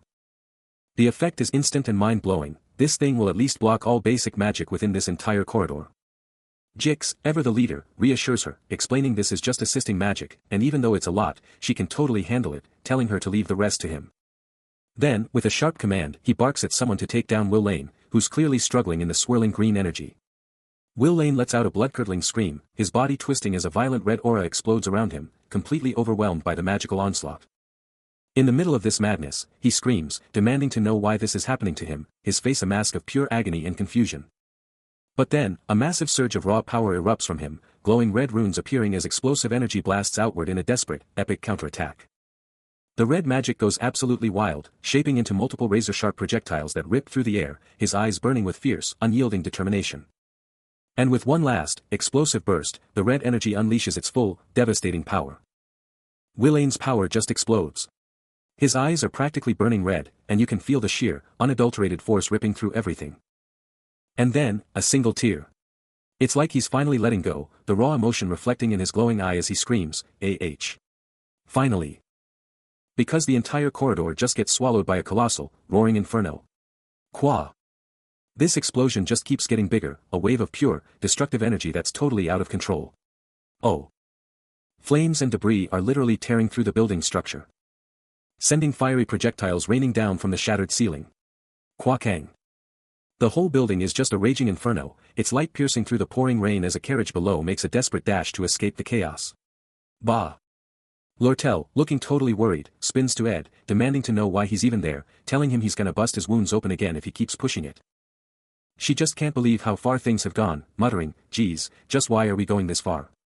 Ed, with blood trickling down his forehead, is just staring, totally shocked, a single drop of sweat or rain rolling down his face as he barely manages to whisper, "How?" Meanwhile, that fancy carriage is still booking it through the pouring rain, completely oblivious to the silent, hooded figures watching its every move from the street's dark corners. You'd think this carriage was nothing special, despite its fancy looks. But inside? It's Golden King Elt. And he's definitely not supposed to be here at the academy, making you wonder what he's up to. His hand, dripping with rings, grips a mysterious letter.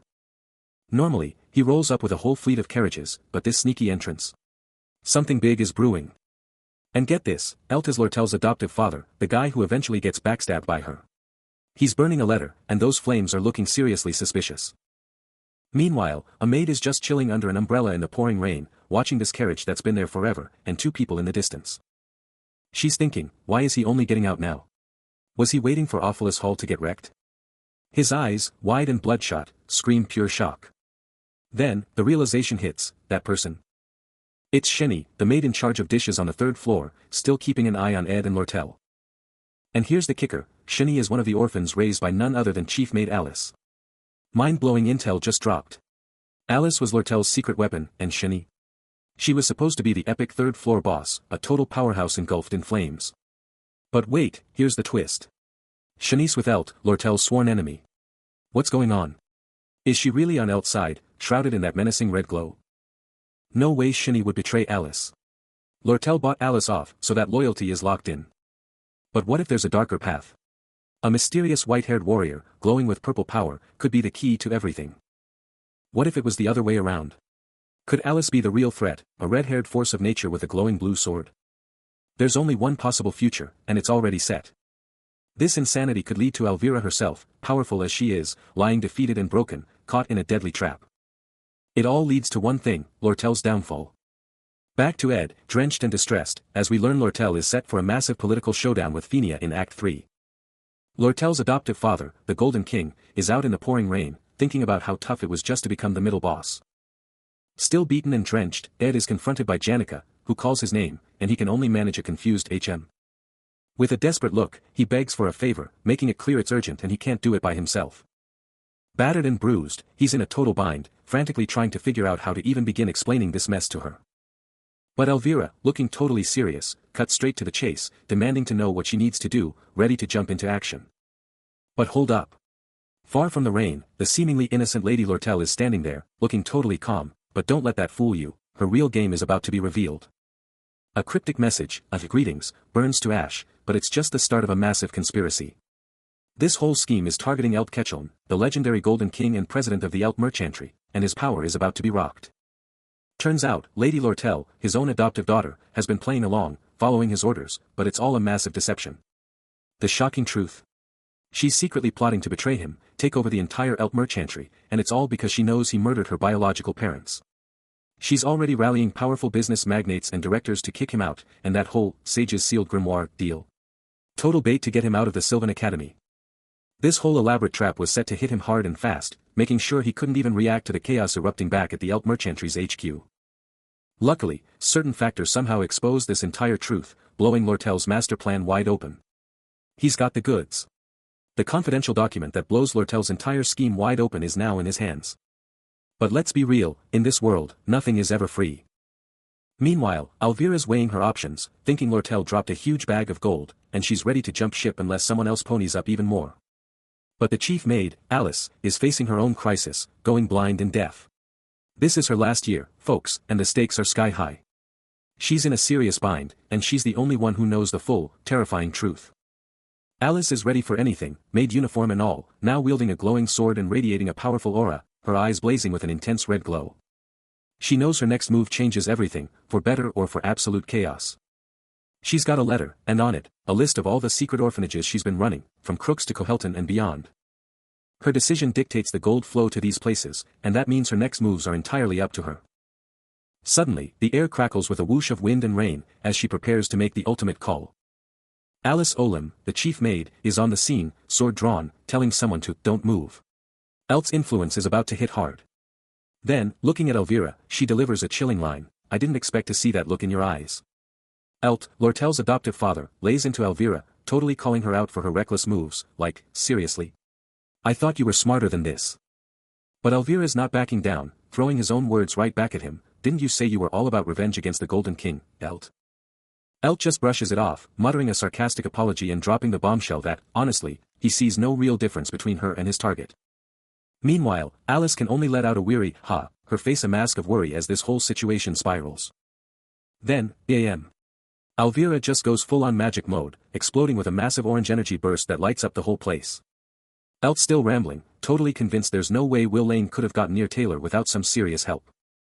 His mind snaps to Will Lane, and it hits him like a truck, aha. The real culprit is that four-eyed nerd. Suddenly, Ed and Taylor crash into the scene, and Ed's first move is to scream, "Maid Alice," at the top of his lungs, totally freaking out. But Elvira's faster, grabbing Alice in a chokehold, knife to her throat, turning her into a human shield. Ed yells, she's holding a hostage. Be careful, Taylor, to himself and anyone listening. Alice's eyes go wide, a huge, practically popping over her head as she's caught completely off guard. Elvira's red aura just explodes, turning her into a glowing, dangerous silhouette, ready to unleash pure chaos. Ed, somehow keeping his cool, whips his head to Lortel, his voice laced with worry as he urgently asks, Lortel. Are you okay? Elvira, with Alice in her grasp, stands defiant in the swirling chaos, as other figures rush to intervene. She scoffs at the immediate threat, declaring that the real mastermind is still out there, and they need to be taken down, fast. But Lortel, utterly distraught, screams her own name in disbelief, while Ed watches the unfolding drama. Ed, seeing her face, shouts, "What's wrong with your face?" A chilling smirk spreads across Elvira's face, her eyes burning with cold calculation. She internally questions what kind of face she's even making to provoke such a response. Elvira makes her move, bolting through the opulent halls, Alice in tow, leaving everyone else scrambling behind her. Lortel's desperate cry echoes through the air, screaming her own name again. The Golden King, Elt, makes his grand entrance, his heavy boots pounding the ground, because he trusts absolutely no one else to get the job done. He grimly acknowledges that the plan to overthrow him is almost complete, and he's about to take the fall for massive financial tampering and all the chaos it caused. Elvira keeps moving, a blur through the building, lucky that Elt isn't even here, giving her a clear shot to contact the officials. Her next move, unleash the hidden carrier pigeon, then vanish into the shadows. Elvira is making her move, but her mind is already miles ahead, calculating every angle. She knows that as long as she, the mastermind, isn't caught, her grand plan is unstoppable. Her footsteps are a silent declaration of victory, a relentless march towards her ultimate goal. She's moving fast, leaving the past behind, and there's no looking back for this schemer. She's telling herself to stay strong, to never let disappointment win, because who else could possibly understand her genius anyway? But Ed is watching, his eyes burning with an electric blue glow, a silent fury brewing as he takes in the whole chaotic scene. Elvira throws one last, cold glance over her shoulder, her face unreadable, but you can feel the weight of her ambition. She's practically shrugging off the betrayal, because, honestly, she saw it coming a mile away, and it's just another Tuesday for her. Meanwhile, Lortel is just walking away, her back to us, and you can practically feel the weight of her pain in that one word. She's thinking about her heart shattering right now, and the emotional impact is absolutely devastating. Lortel is absolutely heartbroken, tears streaming down her face, trying to hold back the sobs that are tearing her apart. She's thinking that this level of emotional devastation is just not her style, and she's absolutely right. Her feet keep moving, one step after another, each one a heavy reminder of her pain. Elvira is on the move, a fierce determination etched onto her face as she pushes forward, ready to unleash her full potential. There's no time to waste, she's got to bolt, and fast. Her gaze is absolutely locked in, pure fire and determination. It's a race against time, she needs to hit her room before Elt even knows what's happening. The rain is absolutely pouring down outside, setting the perfect dramatic backdrop for her desperate escape. She's hyping herself up, convinced everything will be okay, just gotta get that carrier pigeon out. But hold up, because simultaneously, things are going absolutely wild somewhere else. A massive chandelier has crashed down, surrounded by wreckage, this once grand hall is now a total disaster zone. A powerful figure in a fur-collared coat is standing tall among a squad of shadowy, hooded individuals, he's clearly in charge, even with everything falling apart. Those hooded figures are scrambling, their hurried steps adding to the frantic energy. The commander's expression is dead serious as he barks the order to get out, now. He makes it clear, with the whole place about to cave in, nobody's getting back inside. A guard is on lockdown, absolutely refusing entry. He's screaming about safety, but who's he really protecting? But inside the chaos, Ed Rothstaler is holding his ground against a shadowy crew, just waiting for the big guns to show up. Then, a slick figure in a fur coat steps up, demanding answers, trying to figure out if Ed's got some secret academy orders. With a determined, bruised face, Ed fires back, making it clear he's a lone wolf in this fight, and that Sylvania's got its own crazy, shop system, rules. His face tells a story of battle, but his eyes? Pure fire, absolutely unyielding. But hold up, there's a whole other game being played. 3 masterminds are pulling the strings. First up, Lortel, fueled by childhood revenge, is gunning to take down Elt and snatch the merchantry president's chair. Her eyes burn with ambition, ready to seize control and become the ultimate power in the merchantry. Then there's Elt, the ultimate rival, dead set on crushing Lortel's dreams, and getting his hands on the legendary sage's sealed grimoire. But who's really pulling the strings, caught between these two titans? There's a secret player, the ultimate wild card in this whole twisted game. It's Alice. She's the mastermind, the absolute root cause of this entire insane plot twist. Alice, glowing with power and wielding a deadly blade, is the ultimate betrayer. And get this, she's on the 5th floor, right there with Lortel.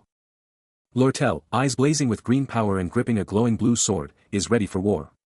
She's asking the ultimate question, does she have to go to the 5th floor to take Alice out for good? The pressure mounts, but a defiant thought cuts through the chaos, a resounding no. She weighs her options, realizing that even without her direct involvement, the script is set, Ed's crew is on a collision course with their objective. The call is made, a high-stakes gamble to let them handle it. While Ed Rothstaler, Taylor, Elvira, and Lortel are already in the thick of it, clashing with a monstrous, shadowy boss whose red-eyed fury sends Ed flying. A silent conviction takes hold, a deep-seated trust that she can trust them, as Ed erupts with fire, Taylor's blade blazes, and Elvira charges her magic, all three going all out against the monstrous threat. The relentless assault rages on, Ed's inferno, Taylor's lightning-fast slashes, and Elvira's potent blue magic tearing into the enemy. And Ed Rothstaler, now fully confident in his team's power, surges ahead with unstoppable momentum. Elsewhere, Lortel's adoptive father, a man of grim resolve, knows he has to step in and deal with whatever else cooked up for Ophelis Hall. A fresh cut on his cheek, Elt, the big boss of the Elt merchantry, takes in a subordinate's stunned query. Will Lane, utterly flabbergasted, can't even process it, demanding if he's truly Elt Kecklin, the president of the Elt merchantry, but Elt just coolly states that as long as he keeps them out, Ophelis Hall's plans will proceed without a hitch. Elt then drops a loaded comment, hinting that a man of his caliber wouldn't be here without a seriously big reason. Lortel's adoptive father, with a chilling gaze, confronts Elt Kecklin, demanding they deal with the academy first, then ensure Elt gets the respect he's earned. The air crackles with tension, as Elt's mouth opens, a silent gasp or a word caught in his throat, the pressure mounting. Blood staining his face, Elt finally breaks the silence with a chilling, "I see," then a dawning, dangerous realization, "So you're." His shoulder, a testament to the brutal encounter, is drenched in fresh blood, a stark contrast against his dark clothes. Suddenly, Lortel's adoptive father erupts in a blazing blue aura, radiating immense power, his golden eyes burning as he glares down at Elt, a force to be reckoned with. The tension escalates, the conversation hitting a crucial turning point, as the fate of Lortel hangs in the balance. 10 minutes earlier, a massive explosion ripped through a building, raw red energy blasting outwards.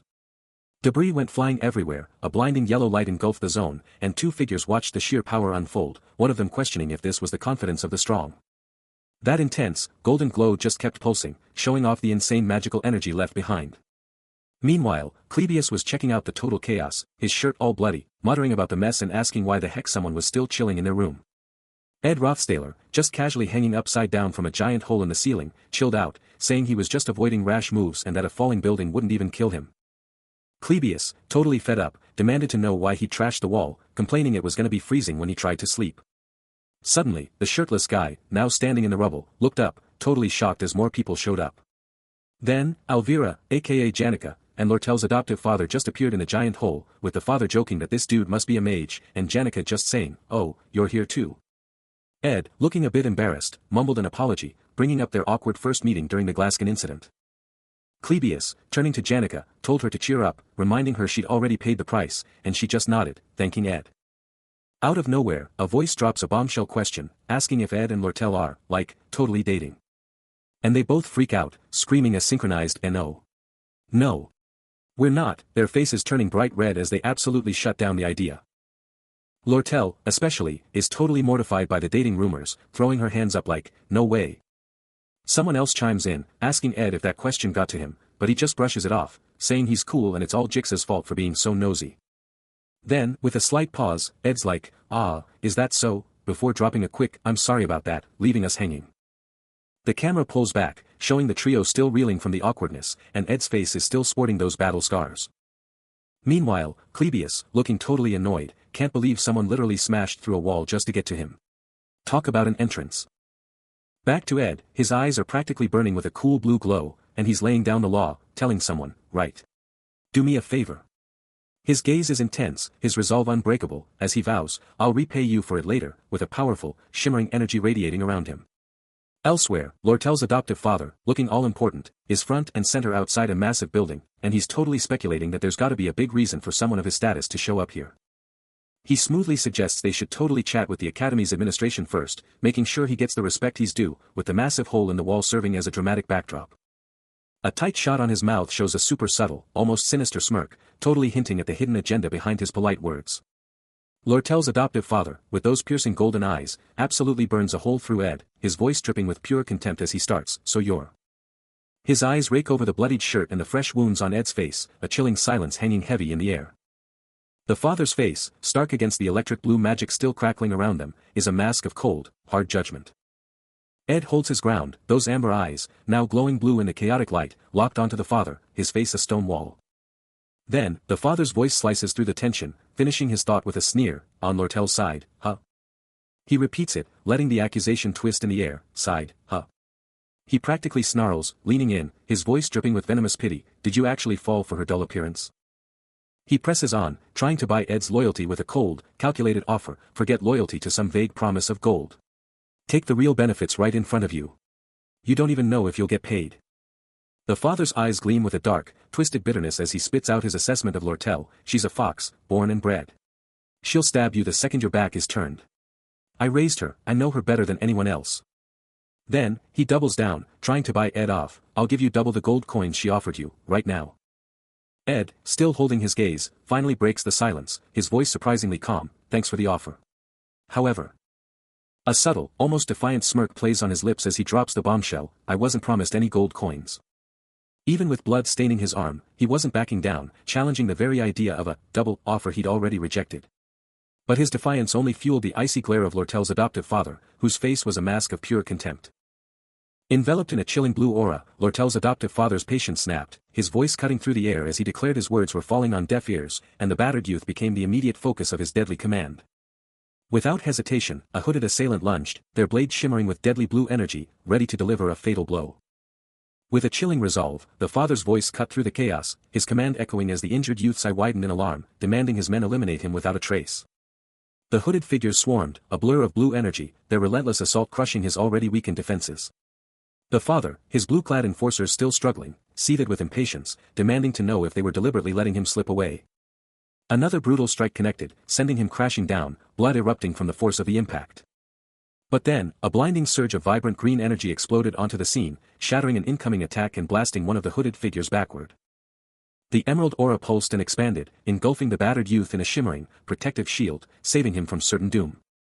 From the heart of the emerald storm, Elvira and Talie appeared, their presence a defiant challenge as they stood ready to protect their friend. Then, a calm, powerful voice pierced the chaos, a promise of safety echoing, "It's okay, Ed." Still radiating a faint green glow, he makes a critical decision, vowing to return and settle the score after assessing the immediate threat. Then, a thunderous magical impact rips through the very fabric of reality. But he stands unyielding, Elvira by his side, a colossal, glowing golden construct manifesting behind them, as he challenges the very notion of owing anyone anything. Pure golden energy erupts from his hand, poised to unleash absolute devastation. His amber eyes, sharp as a predator's, lock onto his foes, recognizing the formidable challenge they present. With a primal roar, he unleashes a scorching wave of golden, fire-like power, demanding nothing less than total effort from his team. The grand hall explodes into an all-out brawl. He, Elvira, and Talie are a whirlwind of green and golden magic, tearing through the hooded enforcer's blue energy attacks. A blinding golden aura bursts from his back, a shield against the overwhelming darkness, pushing back the tide. Another earth-shattering magical blast detonates, sending blue energy shards flying everywhere. He's gone. A streak of motion, blurring through a dark, blue-illuminated passage, making his desperate escape. Injured, bloodied, but his resolve unbroken, he strategizes, knowing he must find Lortel and uncover the truth behind this chaos. Finally, he and Elvira regroup in the eerie, blue-lit shadows, their faces etched with grim determination as they confront the aftermath. Bloodied and battered, Ed Rothstaler is pushing his limits, the chilling blue magic of his enemies still hot on his heels. Elvira, looking absolutely terrified, can barely get out as she asks if there was no escape. He's not giving up, though, telling her they're hitting the back door and demanding to know if she can still keep up. Despite the brutal new cuts on his face and neck, Ed turns, his eyes burning with fierce determination, ready to push them forward. He barks at her not to fall behind, to run like her life depends on it, as the epic title, The Extras Academy Survival Guide, flashes across the screen. But let's be real, beyond the chaos, there's always a hidden agenda, a reason behind every act of goodwill and trust. Take Shero, the slick receptionist at the elite merchantry, he's practically throwing himself at Lortel. Why? Because he's playing the long game, hoping Lortel will accidentally spill some lucrative secrets. And Cadden, the merchantry's burly employee, he practically lights up around Lortel because she's always giving him the inside scoop. Even Teeny, the Academy's pet bird, isn't just clinging to Lortel for cuddles. No, the real reason for Teeny's loyalty is the premium bird feed Lortel hooks him up with. Seriously, every act of goodwill has a price tag. This cold, transactional reality of relationships is just how Lortel's world works, apparently. They're still running, deep in the shadows, and the voiceover cuts in, saying there's no time to explain, then dropping a bombshell, Alice betrayed you, right? Then, the narrator drops the bomb, it's all my fault. Lortel's face twists in pure regret, a stupid, foolish mistake screaming in her head. She's thinking about Janica Feylover, the one who always got showered with love and goodwill from everyone. And this was the same Alice who, in Lortel's mind, was just overflowing with love and goodwill for the whole world. But Lortel is adamant, she's nothing like Alice. She remembers it perfectly, that intense, heated gaze in Alice's eyes when she looked at Ed. It was pure, unadulterated affection, seeing him with no strings attached, no greed, just genuine care. Alice, deep down, probably thought, maybe I could have a relationship like that too. That's the day Alice made Ed Rothstaler an offer, and Lortel, in a moment of weakness, blabbed all her plans to Alice. Lortel stands firm, her glowing sword a beacon of her resolve. She looks back at her past hopes, totally unaware they'd be crushed by her own cynical attitude, because she'd never truly trusted anyone. Even after seeing her like that, Lortel couldn't escape her own dark thoughts. Looking back, she realized she should have stayed true to her gloomy, grimy self, never even dreaming of a romantic life. She remembered the scheme. To take Offla's Hall, she'd bought off 5 people, including the formidable chief maid Alice and the twin maids Shinny and Kelly. Even the student rep Will Lane and the fallen noble Ed were part of her plan, their images flashing in her mind, glowing with a mysterious blue energy. But then, Alice, Shinny, and Kelly betrayed her, joining Elt. And Will Lane. He jumped ship too, leaving Lortel high and dry. And Ed? The same story, his battered image flashing in her mind. Strolling through the shadows, the name, Ed, hit her, forcing a moment of deep thought. Why was she even thinking this way? He was an ally, for crying out loud. Her thoughts raced, she couldn't guarantee the 20 gold coins anymore, the whole situation was a chaotic mess. She mentally slapped herself, why am I even thinking about surrendering? It was because she felt completely abandoned. Her green eyes flashed with a cynical glare, a cutting question burning in her mind, did anyone even care what she thought? Lortel is lost in thought, but Ed snaps her back to reality. No time to waste, he shouts, demanding she move now. She reaches out, a desperate warning escaping her lips, telling him that if Elt gets his hands on them, it's game over. His life is on the line. The world blurs around them in a cosmic dance, as Lortel desperately reaches for Ed, their figures bathed in an intense, magical light. He looks up, eyes burning with determination, and fires back, first things first, we gotta get out of here. Her emerald eyes flash with urgency, as Lortel presses him, spill it. What in the world is going on? The weight of goodwill and trust hangs heavy, and Ed, looking up, prepares to unravel the tangled mess. Lortel, shrouded in mystery, declares that everyone has their motives, always a hidden agenda. Ed, with an unwavering stare, drives the point home, no reason, no trust. It's that simple. A chilling realization dawns on Lortel's face, as she connects the dots, the merchantry headquarters rigged the market, and it can only be her father's sinister work. The scene flashes back to a warehouse filled with armor, revealing that after a huge monster hunt, armor prices crashed, and the merchantry swooped in, buying up and monopolizing everything for their own twisted internal trading.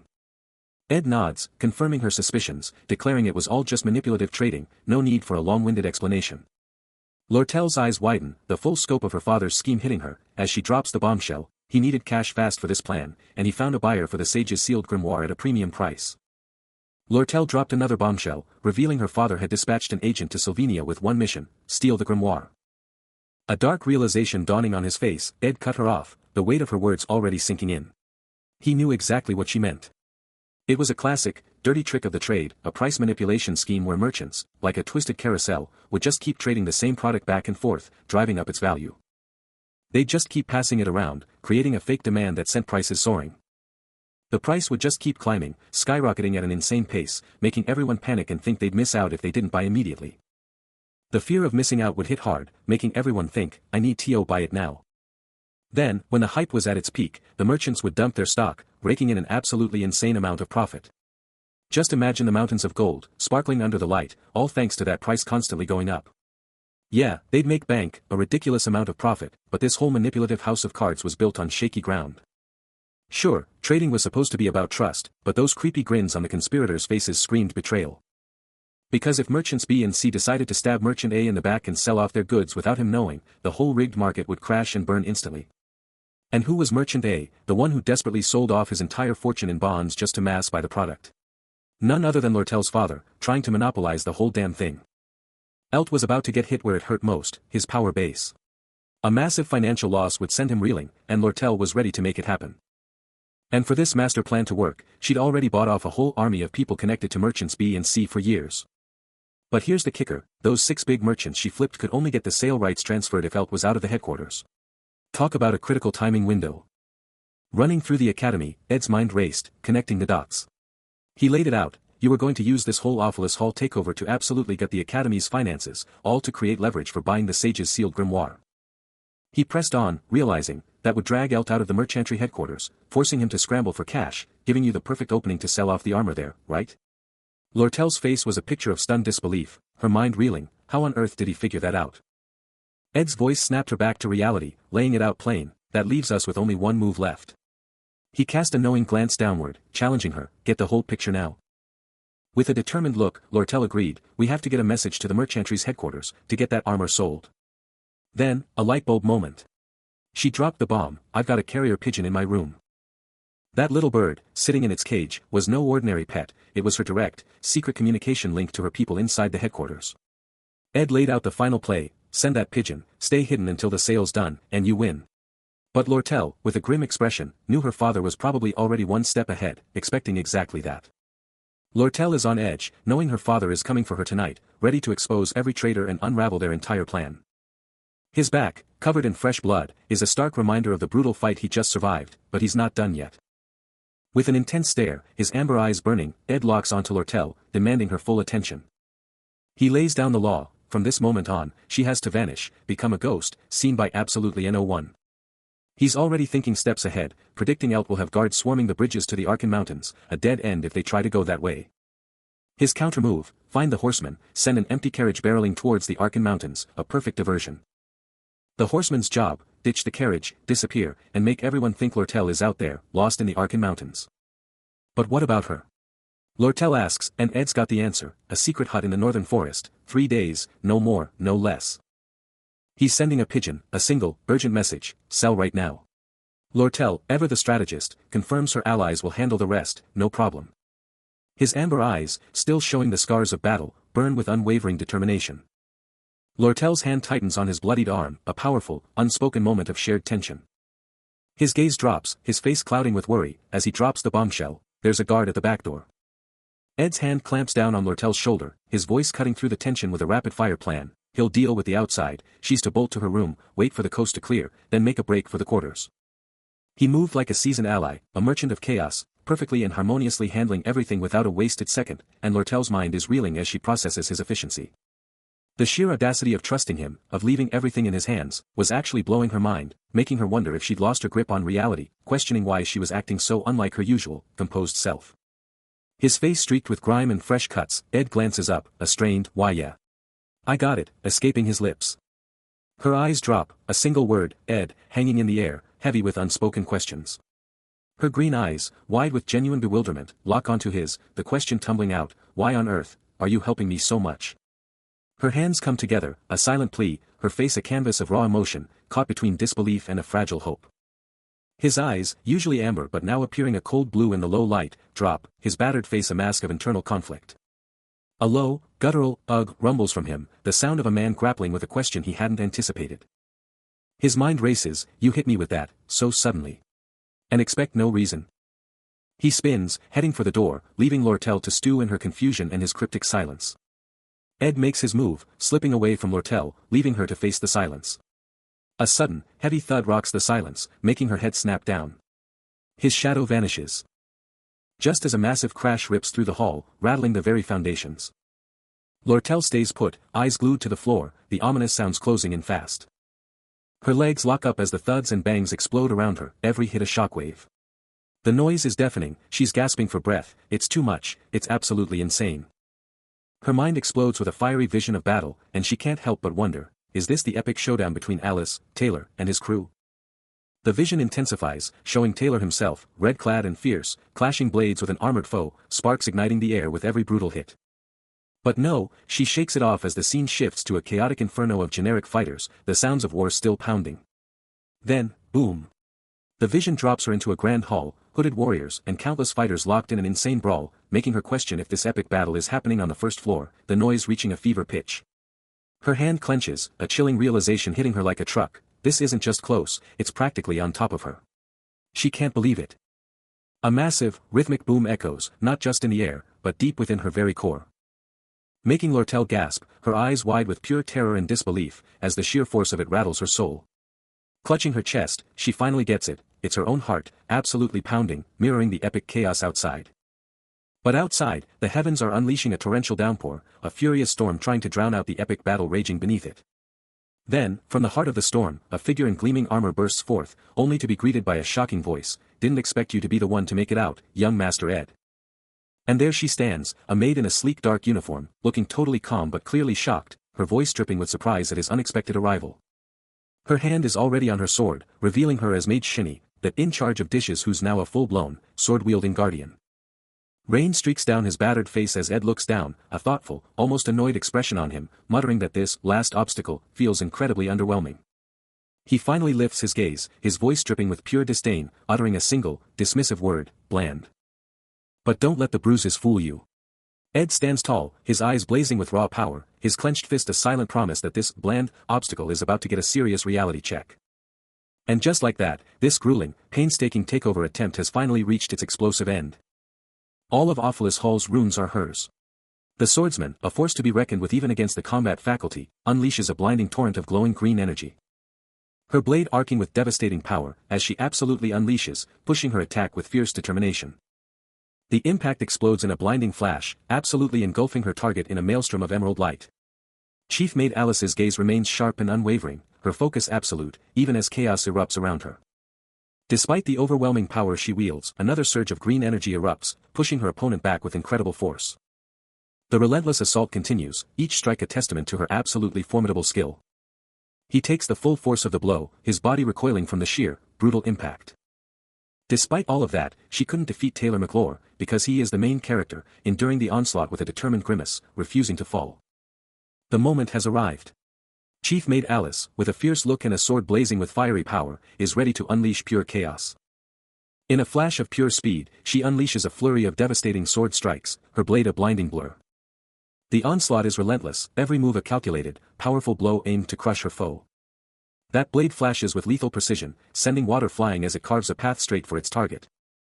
After that insane barrage, Alice is already locked and loaded, sword at the ready, waiting for her opponent to make a move. But Ed Rothstaler takes the hit, reeling from the sheer power of her attacks as the rain pours down. Then, a tense standoff, both warriors facing off, blades ready, as the rain intensifies around them. Ed's face is a mess of blood and sweat, and he knows it, he's running on fumes, almost out of mana. But even on empty, he unleashes a massive, purple energy blast, turning the tables on the attack. That vibrant purple energy explodes outwards, a clear declaration that this fight is far from over. The fight just got real. Maid Shinny unleashes a lightning-fast sword strike, her blade crackling with raw, purple power. That purple-charged blade is a blur, leaving dazzling energy trails as it slices through the air. Boom! The strike connects with explosive force, sending shockwaves across the scene. A deafening shing confirms the hit, the purple energy exploding on contact. Ed gets absolutely rocked by the hit, his body flying through the air in a shower of purple sparks. The blade keeps moving, a deadly dance, with another sharp AK sound effect. That was Shinny's opening move, but she's already stunned, sweat dripping as she gasps, "WH what? What just happened?" He instantly processes the attack, it wasn't just a wild swing, it was a calculated stab right at his leg. The blade whizzes past his foot with a dang, a hair's breadth from disaster. He's already seen this move before, his prediction skills are off the charts, giving him the edge. But Shinny isn't giving up. She snarls, pushing her attack, charging through the downpour with fierce determination. And just when you thought it was over, a quick flash reveals her secret weapon, a whole arsenal of hidden knives strapped to her leg, ready to strike. Her attack continued, hands locking in a desperate struggle, a bright flash exploding from the point of contact. But his movements were already preceding her reaction speed.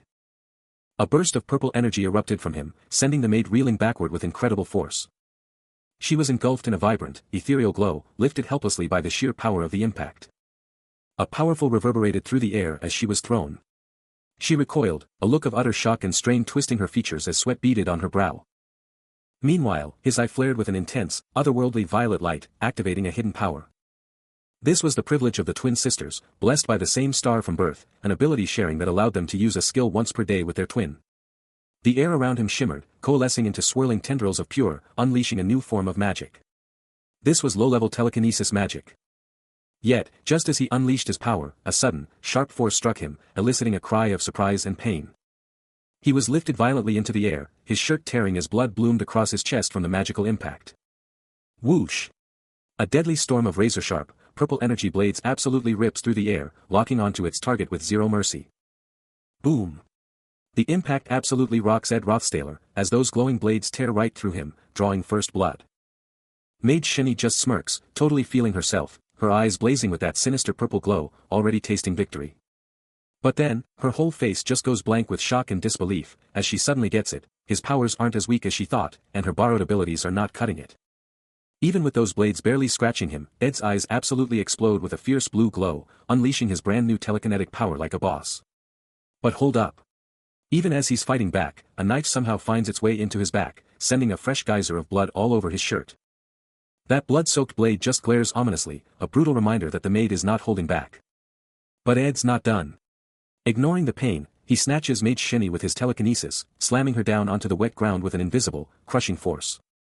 His hand just glows with vibrant purple energy, locking down on the maid who's now totally freaking out. Mage Shinny lets out a desperate cry of agony, her face twisted in pure pain as Ed's power absolutely wrecks her. The relentless downpour couldn't hide the danger, as a projectile slammed into the ground right by his foot, exploding with a flash of sparks. Blood and rain mixed on his face, but his amber eyes burned with an unyielding fire, refusing to break. Every inch of him was battered, blood staining his clothes as the storm raged on, but he wasn't giving up. Wounded but unyielding, Ed Rothstaler kept Mage Shinny slammed against the rooftop, a ticking clock in his mind, 1 minute until backup arrived. He let out a guttural roar, refusing to let her escape. But Mage Shinny wasn't done yet. Her face twisted in a snarl of pure rage and desperation, she shrieked about not disappointing Miss Alice, ordering him to get out of her path. His voice, raw but firm, sliced through the downpour with a cold, hard truth, a stark declaration: Alice was going down. He locked eyes with her, his stare like a laser, throwing down the gauntlet. What do you really know about her? Mage Shinny's reply was a raw, desperate scream, a furious challenge. Did he even comprehend the agony Alice had faced, the wars she'd waged? Then, with a furious roar, a torrent of raw, pink magic exploded from her, coalescing into a pulsating, glowing cube in her grasp, crackling with untamed power. The magic surged, forming a ring of blazing orbs around her, turning her into a terrifying, radiant force of destruction. Then, with a cataclysmic explosion, the pink and purple energy detonated, unleashing an unstoppable wave of power that changed everything. A colossal burst of pink energy explodes, unleashed by her. Standing firm amidst the swirling chaos, she challenges him, do you even know how many orphans Alice saved? The words hit him hard, his bloodied face reveals a painful truth as he confesses, I'm one of them too. He barely knew anything about her, the legendary Alice, the one who saved countless lives, including his, the so-called failed swordsman. Her eyes burn with fierce devotion as she declares, if it weren't for her. A cataclysmic orange and yellow explosion detonates, tearing through the very fabric of the battlefield in a blinding flash. But wait. From the heart of the inferno, the injured man's eyes ignite, his body surging with golden lightning, ready to defy fate itself. Her voice rings out, a testament to her loyalty, I never would have been able to work a normal job like this. And then, the shocking truth, she stands victorious, her blade held high over the defeated Ed Rothstaler, who lies broken in the aftermath. Even in his crushing defeat, a faint, defiant glow emanates from his hand as he mutters, I never would have been able to earn money for myself. Her gaze is unyielding, her triumph complete, her mission accomplished. Her eye absolutely exploding with a fierce, red light, Mage Shinny laid down the law, declaring her absolute devotion to Alice. She wouldn't even be alive without her. While a massive, orange explosion just kept on ripping through the air, the sheer power of her magic still shaking everything around them. She just stared down with a stone-cold grimace, totally shutting down any idea that he could ever understand Alice. Even after hearing her whole tragic backstory, Ed Rothstaler, his face covered in blood, could only choke out a pathetic, well. In return. But Mage Shinny wasn't having any of it, straight up telling him his thoughts were none of her business as he lay there, surrounded by the glowing wreckage. He thrashed on the ground, rain starting to pour down, his body screaming in agony. Even though he was totally beaten, he still felt the same, his voice cracking with pure rage as he screamed, I won't forgive you. How could you side with Lortel? He tried to say his own name, but it just came out as a pathetic, painful groan. Tears just absolutely poured down his bloodied face, a brutal testament to his total despair and the soul-crushing weight of his failure. The rain kept on coming down, mixing with the lingering magical glow, creating a super grim backdrop to this scene of total devastation. Huge flames were still roaring in the distance, a fiery monument to just how insane this battle had been. And then, completely, utterly defeated, Ed Rothstaler just lay there, motionless on the soaking wet ground, the rain washing over his broken body. Defeated and broken, Ed Rothstaler's mind races, questioning the very nature of his struggle, wondering how he can fight what he doesn't even understand. Because he knows deep down that there are already so many untold stories, so many hidden truths. The rain pounds down, washing over his blood-soaked clothes, his body a testament to the brutal fight, a raw, visceral image of his utter defeat. He understands that there are countless narratives, countless sacrifices, that will forever remain in the shadows.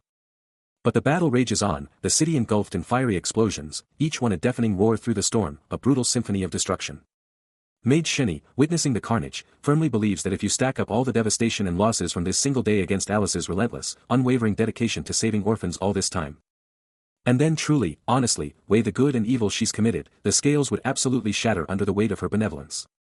To her, only those who dare to forge their path based on such profound philosophies are the ones truly seizing life, truly living it to the fullest. The relentless downpour continues, a cleansing torrent over the scarred, majestic city. Ed lies utterly still on the soaked, cold ground, his broken form a grim monument to the savage battle he just endured. But even in this crushing defeat, his spirit refuses to break, as he silently vows to himself his own unyielding course of action and his ultimate, burning goal.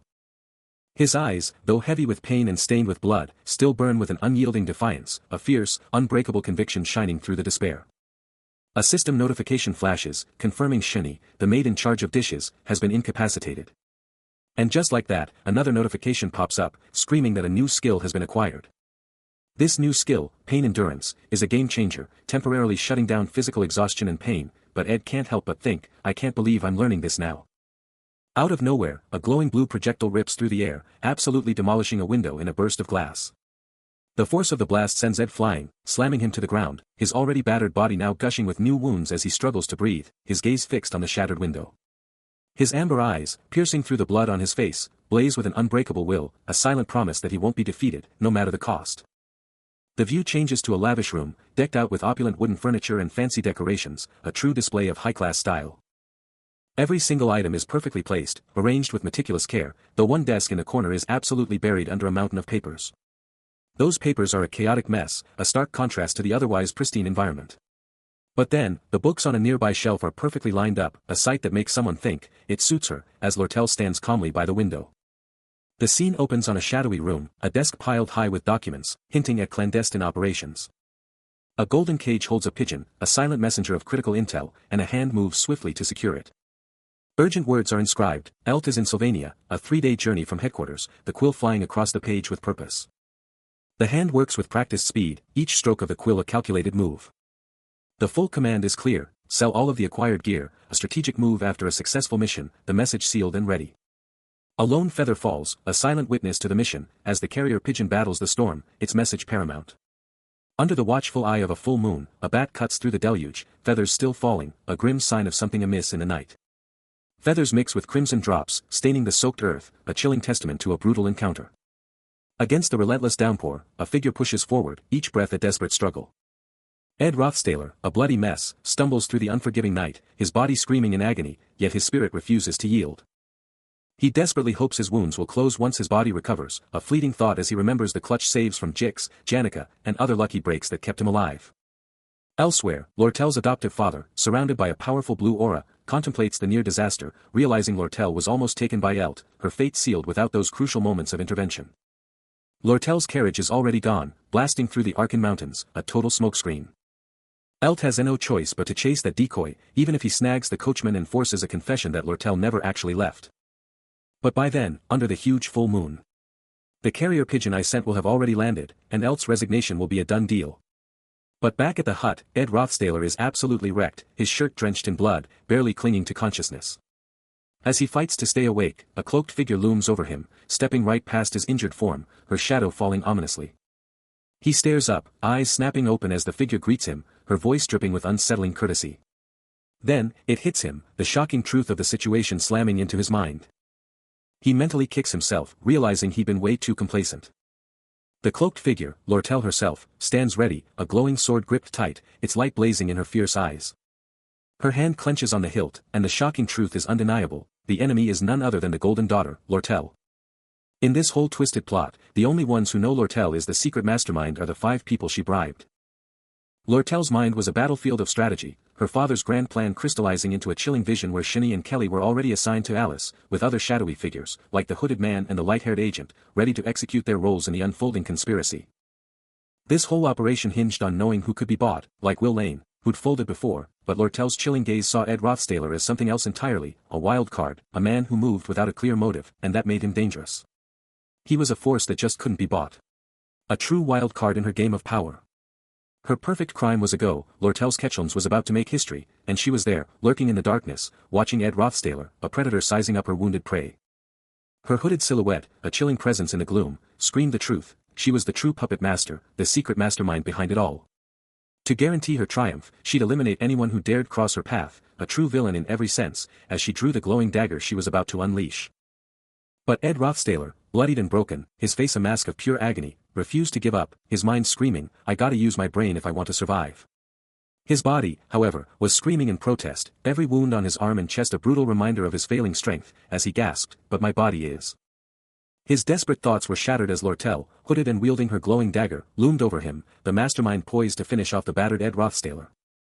A devastating blade strike cuts through the air, leaving a searing blue trail of energy. The impact sends Ed Rothstaler flying, his face twisted in agony as blood explodes from the wound. Another brutal hit lands, the blade relentlessly tearing through him. The weapon plunges deeper, a chilling testament to the severity of his injuries. Barely clinging to consciousness, Ed can only whisper one word, "Why?" But then, a hooded figure emerges from the shadows, catching his falling body, a beacon of hope in his darkest hour. Gazing at his broken form, the mysterious figure's voice trembles with a single question, "Why did you have T.O. get so hurt?" From the depths of despair, a lifeline is thrown, a simple, powerful promise, "Let me help you." Time passes, the storm breaks, and a bonfire now blazes, its warmth a stark contrast to the cold night as Ed and Taylor find solace together. Taylor, her hood finally down, her fiery red eyes and hair illuminated by the flames, proposes, "Let's warm ourselves first," a simple plea that resonates deeply, together. The fire blazes as a voice cuts through the night, demanding to know if the master plan was executed perfectly. It's Lortel Kecklin, and she's not messing around, calling out to Ed for answers. Ed, chilling by the fire, remembers the insane promise of someone else, who literally put their life on the line to create a distraction. Lortel, with a serious look, can't believe the loyalty this person showed, demanding to know Ed's secret and instantly shutting down the idea of family threats.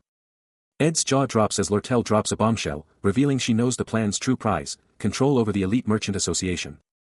A sly grin spreads across her face as she admits the massive debt she owes, then, with a glint in her eye, she asks him what he wants. She tries to pump him up, asking if he feels awesome after all that, but his response is totally flat, a real buzzkill. Lortel's lips curl into a gentle smile, a silent thank you hanging in the air. From the shadows, Ed's voice is firm, promising he'll never forget what she did, then, without missing a beat, he demands the 20 coins she owes him. She agrees instantly, no hesitation, then, with a curious look, asks if he has any other demands. The night grows darker, and Ed's mind shifts to a new concern, straight up asking if her next move involves Alice. Lortel shuts down the suggestion, declaring she'll take care of it personally. But then, her whole vibe changes as she drops the real question, wanting to know about Janica. Ed, chilling by the fire, totally picks up on her vibe, calling out her close connection with Janica.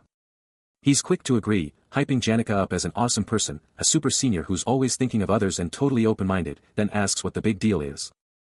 Lortel's eyes get all soft as she talks, her admiration for Janica practically glowing. She keeps going, her voice getting a little quiet, starting to spill the beans on their bond. Deep in thought, she stares up at the night sky, the campfire's warmth dancing in her eyes, a peaceful pause in a conversation. Her face then twists into a slight grimace, confessing their relationship isn't always sunshine and rainbows. At the exact same moment, somewhere else, a massive structure explodes, shattering into a million pieces as debris rains down. Amidst the destruction, Elt makes his grand exit through a massive doorway, fresh off receiving some game-changing intel from his subordinate. Two mysterious, hooded figures emerge from the darkness, daggers glinting, their faces hidden in shadow, ready for anything. But hold up. Jix, who was totally checked out of the Awfulest Hall drama, was getting absolutely wrecked in a brutal showdown against a whole squad of mercenaries. But then things went from bad to worse. Engulfed in a raging storm of crimson energy, he screamed, "You've done enough." Whack. Please stop. Janica, initially looking super worried, was now unleashing a terrifying wave of red spiritual energy, swirling violently from her hand. This crimson aura was absolutely exploding with destructive power, swallowing everything, even those shadowy figures, in its chaotic, fiery grip. Jix, totally beaten and dazed, could only turn his head to stare at the horrifying scene. The source of all this insane power was none other than Janica. But then, the spirits went absolutely wild, and she had to be stopped, leaving Jix totally bewildered, asking, "What's going on?" A tiny, glowing green bird landed on her shoulder, whispering secrets, and Janika's face twisted, a chilling question escaping her, mad? The glowing bird kept whispering its secrets, its calm presence a wild contrast to the insane red energy still consuming Janika. The raw power erupting from her was absolutely insane, a terrifying crimson wave of spiritual energy just exploding outwards. Even with a creepy glowing green spirit bird practically whispering in her ear, she just calmly stated, she wasn't mad. At all. Seriously, that's chilling. Back to the protagonist. His uniform was totally trashed after all that chaos, so going to class. Yeah, that's a hard pass. Jix, the poor guy, even lent him a uniform and spilled all the tea about the incident. Apparently, Will Lane got pinned for trashing Awfulous Hall, while Janika was still going full-on berserk with her powers. Jix was literally screaming, engulfed in that wild red energy, and even the chief maid, Alice, who was tied up, was playing it cool, not saying a word. It was all going according to the script.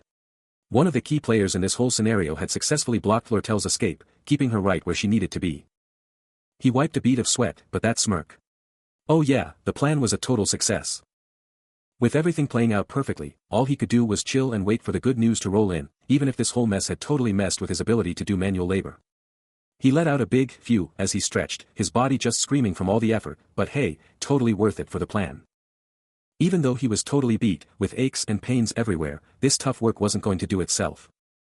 His stats popped up, revealing he was an intermediate craftsman, rocking high levels in handiness, design, and gathering ability, but his advanced crafting slots? Still totally empty, waiting for something epic.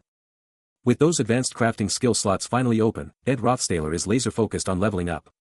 His handiness is already at 13, design at 8, and gathering ability at 11. He's locked in on mastering spirit formula infusion, perfect for spirit sorcery, and magic engineering, which is going to be a game-changer for both home and battle gear.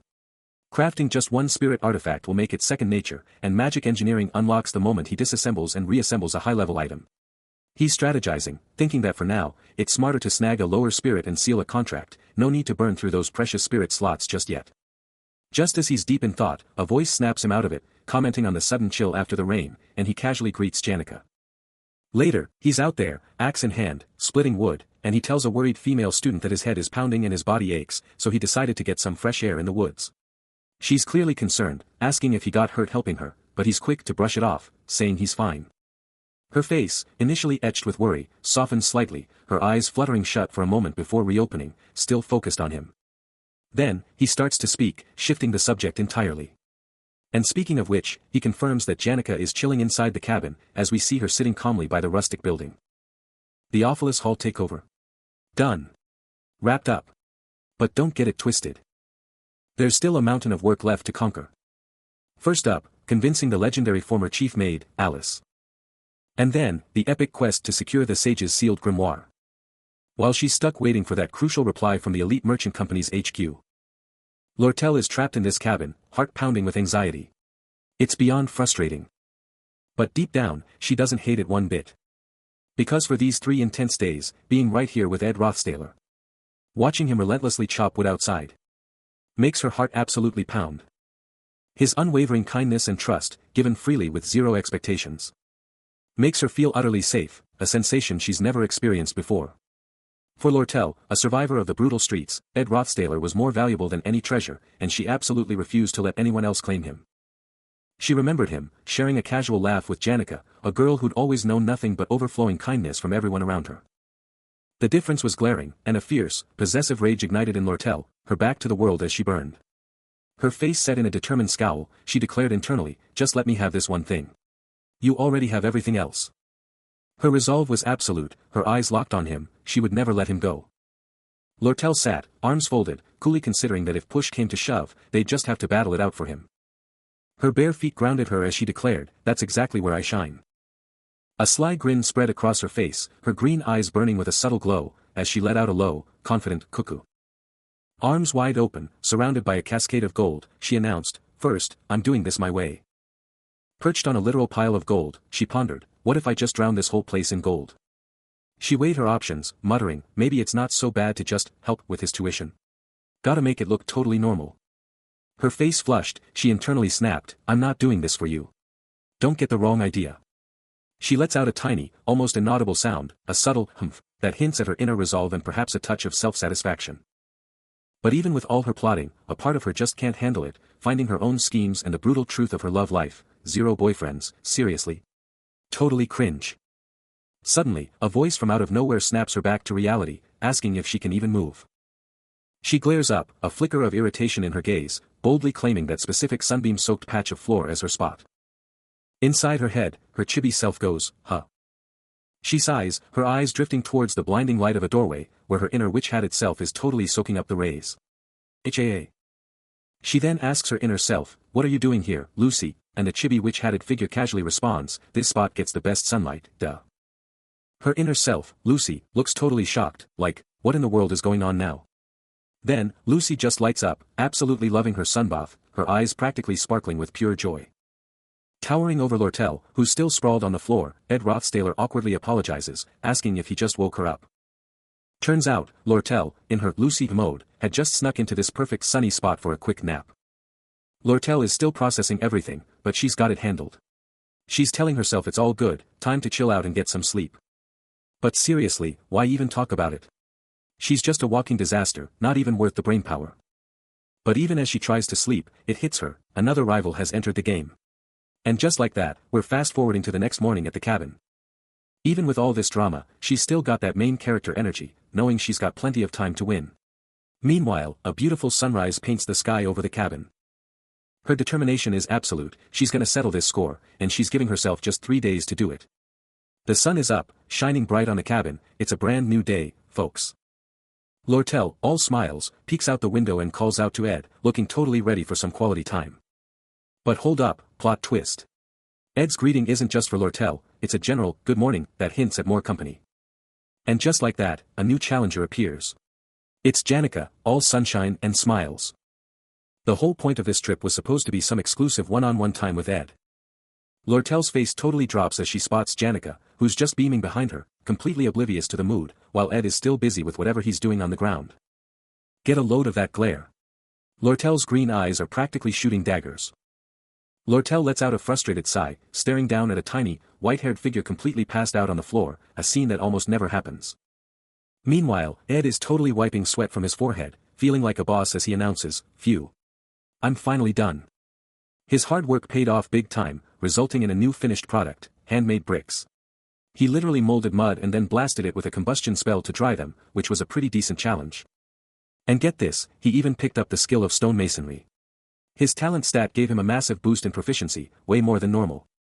The grand finale of his efforts was a brand new brick fireplace, all built from his custom bricks. It might not be super sturdy with just mud holding it together, but it looked totally functional, and his crafting skill just leveled up again. The brand new fireplace, practically shimmering with magic, now stood front and center in the cabin. He thought to himself, finally, I finished this fireplace. That awfulest hall incident totally messed up my plans before. Later, chilling by a campfire, Lortel sniffs the skewers Ed's grilling and goes, whoa, this smells amazing. Did you put basil in it? Janica, right there, chimes in, Belle hooked me up with some the other day. Can you seriously tell just from the smell? Ed, totally owning his super sniffer, thinks, I'm pretty darn confident in my sense of smell, you know. He then wraps it up, since nothing crazy has gone down this morning, I'm guessing everything's going exactly as planned. Lortel drops some good news, but warns them to stay sharp, and Ed, ever the pragmatist, agrees, knowing there's still a ton to get done. She's all business, declaring that as a merchant, she's totally on top of getting him his 20 gold coins. But then, she throws a curveball, asking if he'd rather have some sweet gear instead of cold hard cash. He pauses, deep in thought, muttering a while Janica, chilling next to him, just keeps munching on her skewer, looking totally unbothered. His eyes light up, and he's all like, wait, you mean excess magic engineering equipment? He's definitely intrigued. Lortel, with a sly grin, says she'll check her inventory for extra gear, then instantly remembers she's got it all memorized anyway. Total boss move. Suddenly, a new idea hits him, and Ed pivots to Janica, hitting her with a favor to ask, which totally catches her off guard. He spills the beans about his new obsession with spirit magic, confessing he wants to snag a spirit contract and asking if she can hook him up. Check out this awesome cabin, perfectly tucked away in the mountains, looking super peaceful under the bright sky. Janica, in full chibi mode, is absolutely hyped, proclaiming herself his new teacher and guaranteeing he'll be contracting an intermediate spirit in record time. She clears her throat with a sassy ahem, totally ready to kick off his spirit training right now. Her hands are practically radiating with a vibrant green glow, as Janica tells him to dive into spirit connection, pushing him to focus as his own hands start to shimmer with that same awesome green energy. Ed's spirit training was in full swing, with Janica pushing the glowing spirit bird, Karis, to communicate. But Karis was not having it, complaining that Ed was still totally deaf to its voice. Then, bam. A shockwave hit Ed's face, as he actually heard Karis's voice, even if it was just a whisper. Janica laid out the game plan. Ed needed to level up his spirit connection until he could actually have a conversation with them, but she was already betting he'd blow past expectations. Even Karis was shook by Ed's speed run, demanding to know from Janica just how much secret magic training this guy had been hiding. But Karis wasn't done, launching into a full-blown rant. Apparently, the weekly report from Dex Hall spilled the tea. Ed's food supplies were critically low, and he needed to get his butt in gear on cabin construction, no distractions allowed. Janica's hands were practically radiating green energy, keeping that spirit connection locked in. Then, a loud, clear wave ripped through the air, making Ed jump as Janica shot him a look, asking if he caught that. Janica's face lit up with a massive, triumphant grin, totally hyped about how far he'd come. Ed was still reeling, only vaguely remembering something about the weekly report meeting, his face a total question mark. He just stood there, speechless, his brain trying to download all that new info. Just as Ed was trying to compute, Lortel popped up out of nowhere, her voice sharp, demanding if he was finally finished with his little chat. Without missing a beat, she dove right back into their previous convo, declaring that to wrap up the magic engineering equipment deal, they actually had way more stock than anticipated, so he was getting everything he needed, no problem. He's trying to figure out the best deal, wondering if they can offload these items at a discount, aiming for that sweet 20-coin mark. But then, a voice cuts in, playfully calling him out for being so gloomy about discounts. Seriously, the stuff is practically worthless anyway, so it's basically free money. With a sly glint in her eye, she lays out a tempting offer, admitting it'd be tough, but if he just swung by the Merchant Association every 3 days, they could totally work something out. Meanwhile, Lortel, ever the pragmatist, jumps in with her own plan, confidently stating she can get him a super discounted price, and hey, maybe they can even grab some tea and chat when he shows up. Janica, however, isn't having it, demanding to know why they can't just give the stuff away for free after all Ed's done. But Lortel shuts her down, reminding everyone she's a professional merchant, thank you very much. Ed, caught off guard with a mouthful of food, blurts out, for what, as it suddenly hits him, he's finally ready to dive into magic engineering and spirit magic. Lortel, now joined by Janica, turns to Ed, casually asking what he's doing hanging around here. Later, around a cozy campfire, someone whispers, Miss Bell. Then, an apologetic voice breaks the silence, explaining they're super sorry for the sudden arrival, especially with everything being so chaotic. Meet Belle Maya, the new chief maid, looking absolutely serious, her striking red coat hinting at the heavy news she's about to drop. She then grimly states she's sorry to be the one to deliver bad news, but there's a message from the old chief maid. Suddenly, Lortel's expression twists into pure shock, her emerald eye blown wide, but it's the other that steals the show, burning with an intense, pulsating red, a single drop of sweat betraying her utter disbelief. The scene opens on pristine white flags, dramatically snapping in the wind against a vibrant blue sky. And just like that, the tension builds as a voice cuts through the air, demanding, so, what's the big secret you wanted to spill? Lortel, with a look that screams, this is huge, spills the beans, alright, brace yourself. This is super top secret, so no gasping, no telling anyone, and definitely no looking surprised. She drops the bombshell, a hushed confession, I think Janica. Then, the big reveal, delivered with a knowing glance, like said. Belle Maya's eyes widen slightly as Lortel emphasizes, yes, that Ed Rothstaler. The one and only. Belle Maya, ever the professional, maintains her poker face, but a single drop of sweat betrays her thoughts, do I even bother faking shock for etiquette's sake? Lortel, misinterpreting the maid's calm demeanor, assumes, Lady Clara, you must have been so concerned for her. Belle Maya, ever the pragmatist, shares her candid thoughts, honestly, how she fell for that scoundrel is beyond me, but his reputation is actually getting better. So, as her friend, I'll back her up. But Lortel isn't finished, her expression hinting at an even bigger bombshell, hold on, there's more. Lately, Janica can't stop talking about someone else. And the name that Janica keeps dropping, dramatically revealed with a striking image of a blonde maid, is none other than, Lortel Ketchum. She's laying it all out, Janica skipped the opening ceremony, just like Ed Rothstaler, and get this, they both ghosted their first common class yesterday. Spilling the tea that relationships are a total game of push and pull, and honestly, Janica's chances are looking slim. She's also totally baffled by Ed, calling it insane how he acts oblivious to Janica's super obvious stares. Belle Maya, soaking it all in, can't help but wonder if he's just cold-hearted or some kind of sly, creepy wolf. But then, she flips the script, thinking maybe he's not a wolf or heartless, but just stuck in a super tough spot for dating.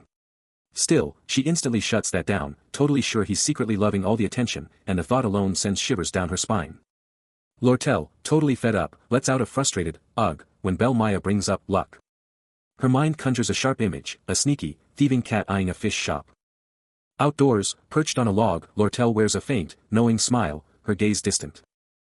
Elsewhere, Janica, with her flowing pink braids and a cute red bow, is totally freaking out, hearing herself described as a naive kitten trembling before a tiger, and she can only manage a bewildered, Lady Belle. The metaphor comes to life with a visual of a tiny, witch hat-wearing figure, sprawled on a roof, simply tagged as, just a cat. Cutting back inside, Lortel, rocking a black hooded dress, groans, ugh. While a blonde maid, right next to her, asks, what's wrong? She brushes it off, saying it's nothing, then apologizes, admitting that just seeing them is giving her a massive headache, her eyes fixed on a dark-haired male student in the distance. With a sudden shift in focus, Lortel, looking surprised, then asks, what was the real reason the maid wanted to talk? Breaking the tension, a voice cuts through the air, declaring a message has arrived for none other than Lady Lortel. And she glances down, her face a mask of cool indifference, as the crucial intel drops. A hand extends, pushing the message forward with a decisive motion, the fabric of a cloak rustling with dramatic flair. The sender? None other than the legendary former chief maid, Alice. Meanwhile, a roaring bonfire blazes, its vibrant flames fiercely pushing back the oppressive night. Gathered around the crackling inferno, Belle Maya and Lortel are deep in conversation, while Janica observes them, her intense red eyes burning with an unspoken emotion. Belle Maya had previously whisked Lucy away, a move that still grates on Lortel's nerves. But the real bombshell? Lortel's secret hiding spot was compromised, leaked to someone tied to Ophilus Hall, and Ed Rothstaler is clearly stewing over this massive security breach. He scrutinizes a uniform, observing its battle scars and mended patches, but ultimately decides it's still good to go. And just like that, a carrier pigeon swoops in, delivering a triumphant message, confirming the successful completion of the proposal to depose the association's chairman. Elt's power is crumbling, his authority shattered, and his dismissal is practically guaranteed. The tides have turned, and a status report is demanded, but amidst this political earthquake, it's time to get back to school like nothing happened. If things have escalated this much, Lortel realizes, her father is making his final, desperate stand at the Merchant Association headquarters. A document goes up in flames, a symbol of a doomed, last-ditch effort. It's a pointless fight, because he won't have a second to spare for anyone in Sylvania. By the roaring fire, Ed questions if Elt has any more hidden aces, but Lortel warns that he's just as cunning as she is, so don't count him out yet. But Slog, the ambitious contender for association chairman, is backing her, forcing her hand to align with whoever emerges victorious between her and Elt. Her biggest headache was Alice, but apparently, that little problem is now handled.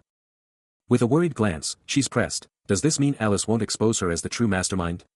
Her face gives nothing away. A document is held aloft, and a chilling voice declares Alice has no escape, because this is a prepaid deal. The document, covered in cryptic writing, is clutched tight. The crucial parchment Belle Maya delivered was a detailed list of all the orphanages she sponsored, their yearly costs, and a plan to keep them afloat. Alice was drowning in work, relentless and crushing, and her health plummeted, yet the academy just brushed off her pleas. Ultimately, Taylor sees, she was broken, unable to work and forced to abandon her responsibility for the orphanage. Alice, engulfed in a mysterious purple aura, just went all in, betting her entire life on this one play. Even after making such a high-stakes gamble, she actually looked relieved. Getting ready to bounce, he made sure she knew the plan, hit up the Merchant Association next week to lock down that contract, right? By the blazing campfire, she just gave him a quick, confident, yeah. He then passed her a torch, making sure it would keep burning for a good long time. A quiet sigh escaped her, her face a whole mood of tired thoughts. Taking the torch, its light dancing on her face, he asked why she was so lost in thought. She brushed off his worry, just saying that Ed was surprisingly tall. He pondered her random comment, thinking it felt a little out of nowhere, but hey, if he wanted to win, sometimes you just gotta roll with it. Lortel, now by herself, thought about her decisions, knowing that winning meant taking some serious chances. Her eyes dropped to her feet, a quiet nod to her determination, as she weighed the need for these bold plays. Meanwhile, Ed's eyes gleamed with insight, like he already knew the whole game. He mused on the core truth of how people deal with each other, realizing it all boils down to a never-ending push and pull. The red tie, a bold statement against his dark uniform, was getting a quick fix from Lortel, who pointed out, check out this tie. It's totally twisted, right? He glanced down, a hint of amusement in his voice, asking, seriously, no one's even watching me. Does my outfit really get to you that much? Bathed in the flickering light of their campfire, she shot back with a playful smile, come on, there's nothing wrong with always keeping yourself. With a mischievous glint in her green eyes, Lortel declared, looking sharp. We're Sylvania students, after all. He was caught off guard, his amber eyes flashing as he stammered, what the, huh? Then, a sudden, powerful grip on his hand, a clear message, leaving no room for argument. Under the epic, star-filled expanse of the night, their feet were practically touching, a silent declaration. The campfire threw wild, dancing shadows as they pulled each other close, their figures stark against the fiery glow. The fire's heat radiated around their feet, a cozy bubble in the chilly night. Their shoes, almost kissing, screamed intimacy. A knowing smile crept onto Lortel's face as she reminisced, those raspberries we devoured tonight. Absolutely incredible, right? Her face lit up even more, seriously, just remembering them makes me so happy. But then, a sharp, almost cold voice broke the spell, Ed's warning cutting through the air, know your place. Ed is totally thrown off, feeling the pressure of a situation he can't quite control, knowing full well how much people hate being manipulated. But Lortel, with a mischievous grin, drops a bombshell, hinting that next time, he'll be the one doing the pulling. And as she walks away, her inner monologue drops a truth bomb, confessing she also needs to master the art of pushing him away. Lortel vanishes into the shadowy woods, her torchlight fading, leaving Ed standing there, watching her disappear. He's frozen in place, eyes locked on her as she disappears deeper into the forest. A ghostly glow hangs in the air where she vanished, and Ed can't help but think about how hard he tries to dodge getting mixed up with the main cast. He lets out a heavy sigh, his hand instinctively covering his mouth in pure exasperation. Seriously, nothing ever goes his way. The stars are still dazzling, the moon still shining bright, and the crickets are chirping their nightly symphony. The campfire's still crackling, just like always, a steady beat in his chaotic mind. But no matter what he wants, he's getting this gnawing feeling, like he's being dragged right into the heart of the story, whether he likes it or not. His master plan? Just chill on the sidelines, watch the chaos, and only step in when absolutely necessary. But let's be real, that strategy was already crumbling, and he's caught staring at some mysterious glowing light, probably wondering how he got here. Forget ambition, he just wanted his diploma and to grind his stats. But that easy plan? Turns out it was a reckless, challenging nightmare, and he's realizing it way sooner than he thought, now just chilling by the window, lost in thought as the night deepens. And just like that, summer was gone, the night stretching out as the world outside started its seasonal glow-up. Those lush summer greens. Poof. Replaced by the epic, fiery palette of autumn. Days were still bright, but you could feel it, that undeniable vibe shift telling you time was flying. Then, a lone leaf just casually floats by, a chill reminder that seasons change, and so does everything else. Then, a.m. A fiery, scaly tail whips into view with a massive impact, like some ancient beast just woke up and decided to make an entrance. Everything just blurs and warps, a quick glitch before a super clear memory just slams into focus. He's flashing back to this epic, ancient tree and the fiery beast guarding it, when a voice just drops a bombshell in his head, spilling the tea that the foxy redhead actually kissed young Master Ed. Check out this serene scene. A fiery orange dragon spirit and a chill blue cat spirit are just vibing by a reflective pond, totally unaware of the drama about to unfold. But then, Janica, this pink-haired girl, totally drops a bombshell, saying they can't just chill if they don't step in. Her companion is like, wait, what are you even talking about? The fiery dragon spirit jumps in, confirming it saw everything. Youth is wild, man, absolutely amazing, it exclaims. And then, it throws some shade, muttering that foxy redhead is a master at playing with hearts. Janica, totally hyped, leans in, desperate for the tea. What do you mean? How did Ed react? She practically screams, admitting it's the core question. Flashback time. We see Ed, cool as ice, as the dragon spirit spills the beans, saying he totally put up a wall. She went for the kiss, but his face didn't even flinch. The spirit was shocked by how stone-cold he was. The spirit shudders, still reeling, admitting Ed was so icy, it literally cringed watching the whole thing go down. Ugh, the dragon spirit groans, then drops its theory. This means the fallen noble is either totally impotent, or he just doesn't see her as a woman. Harsh. Janica lets out a huge sigh of relief. Phew, that's a load off, she thinks, but then gets serious, pointing out that guys are way better at offense than defense. The dragon spirit gives Janica a stern warning. Listen, from what I've seen, those foxy redheads just get more obsessed the more you push them away, it declares, adding, this is not good for you, Janica. Janica, still trying to wrap her head around it, repeats, but you said Ed's reaction was just lukewarm, she exclaims, looking totally bewildered. Then, the blue cat spirit, with a cheeky grin, totally cuts in, saying, dude, don't waste an opportunity like that. You should totally kiss him when you're alone. What a wingman. The blue spirit tries to calm Janica, telling her to ignore Tarkan, but the orange spirit quickly jumps in, hyping her up by saying she's at her best when she's just herself. But the orange spirit isn't done yet, immediately asking Janica if she's not craving some thrilling action, especially with Ed, which makes the blue spirit wonder what exactly she's trying to stir up. Janica's face absolutely explodes in a blush, her gaze dropping as she tries to hide her flustered reaction, clearly caught off guard. Elsewhere, Lortel is totally lost in her own romantic fantasy, blushing as she dreams of a sweet, feeding each other moment with her crush. The spirits are still going at it, their glowing forms practically vibrating with energy, as they keep up their lively debate around Janica. Janica lets out a massive sigh, clearly at her limit with the spirit's non-stop antics.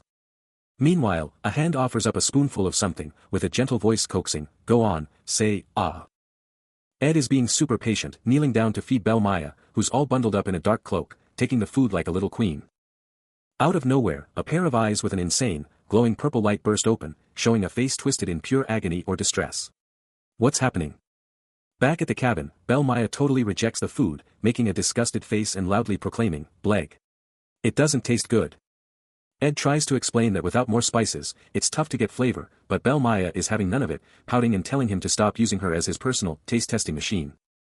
Later, Ed is deep in thought, writing, and realizing he'll have to put his cooking mastery on hold until he can get his hands on a much bigger selection of ingredients.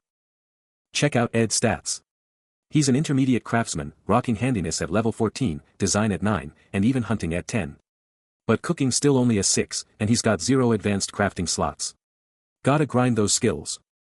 He knows the deal, your core stats are everything for leveling up those living skills, and DEX is clearly the MVP here, boosting everything from crafting to combat.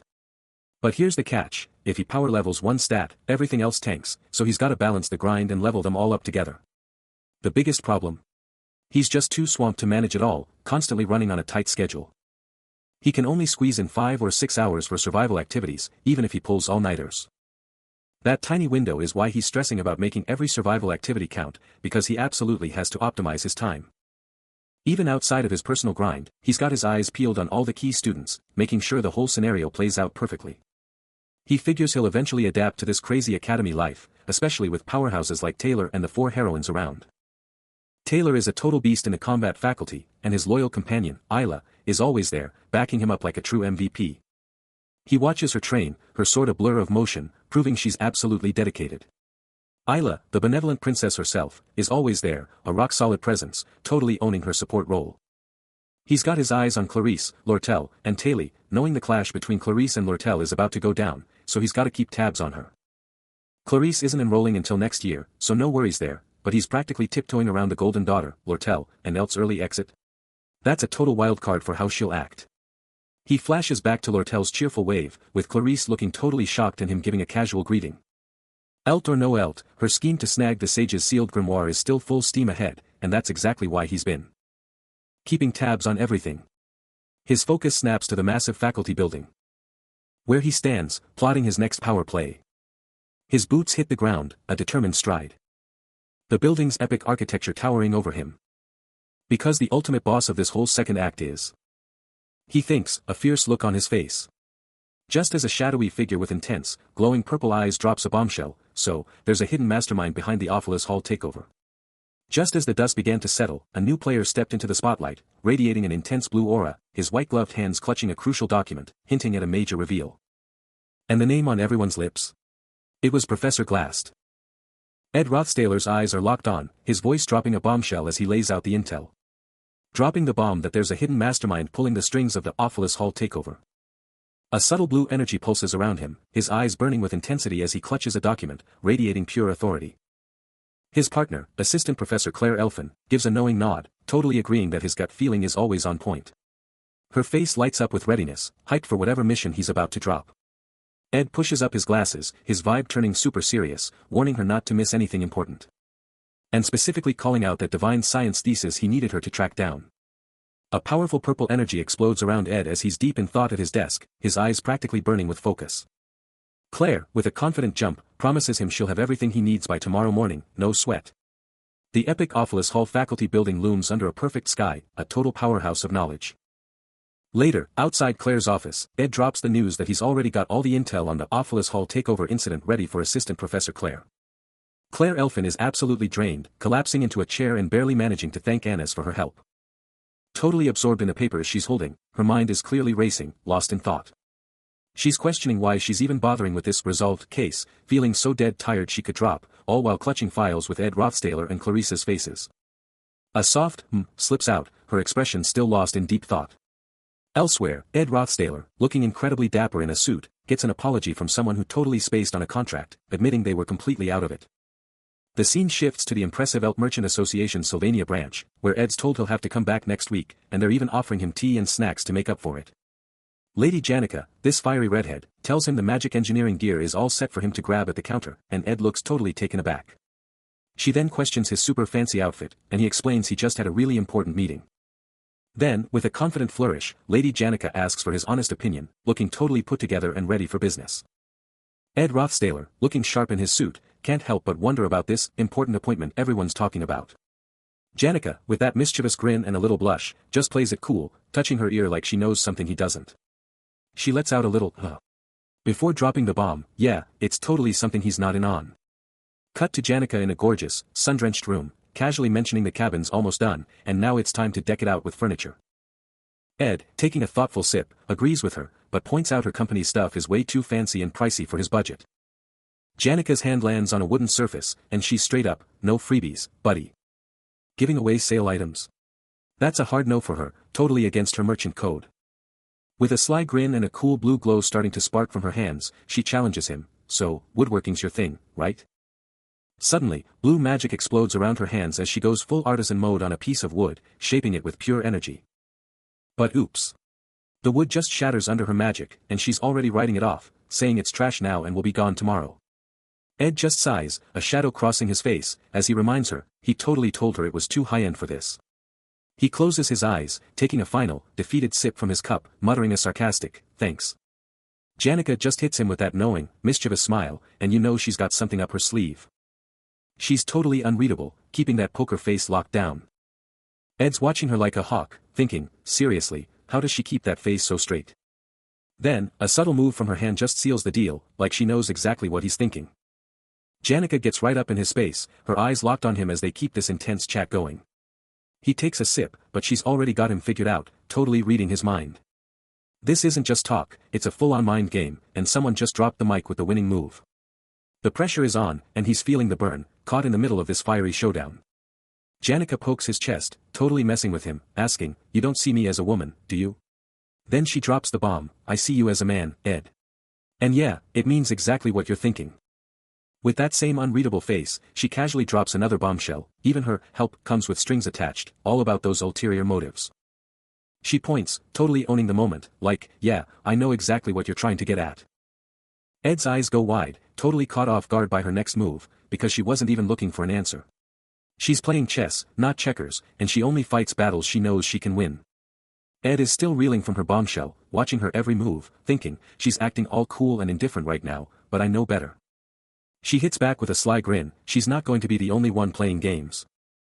Janica gets right up in his face, her finger teasingly messing with his tie, a power move that screams, I'm in charge here. Her words just hang there, a total dare to anyone who can't keep their cool. That sly grin on her face tells you everything you need to know, a seductive smile is always the same, no matter the odds, because a merchant's gotta keep those cards close to their chest. It's just how merchants roll. She stresses with a little finger tap, always keeping that poker face. Never letting anyone know what they're really thinking. Fast forward to the Academy's epic outdoor campus, where the massive buildings just loom over everything. Peeking through the leaves, Ed and Janica are seen walking together, still deep in conversation as they stroll through the huge campus. Ed Rothstaler, staff gripped tight, was about to drop into a whole new level of magic. Then, a pink-haired powerhouse, staff gleaming, flashed a confident grin, ready to kick off the ultimate magic session. On the sprawling academy grounds, the instructor gave him space, letting the magic flow. With hands outstretched, a raw, blazing orb of fire ignited between his palms, pulsating with pure power. His instructor, red eyes gleaming, watched with an almost proud smile, knowing he was on the verge of something big. The fire orb pulsed, crackling with raw energy, and she urged him to push harder, to forge that ultimate connection. With a sharp nod of resolve, he poured everything into the swirling magic. The fire sphere exploded with intensity, sparks showering around him, as a distinct, tiny form began to take shape within the inferno.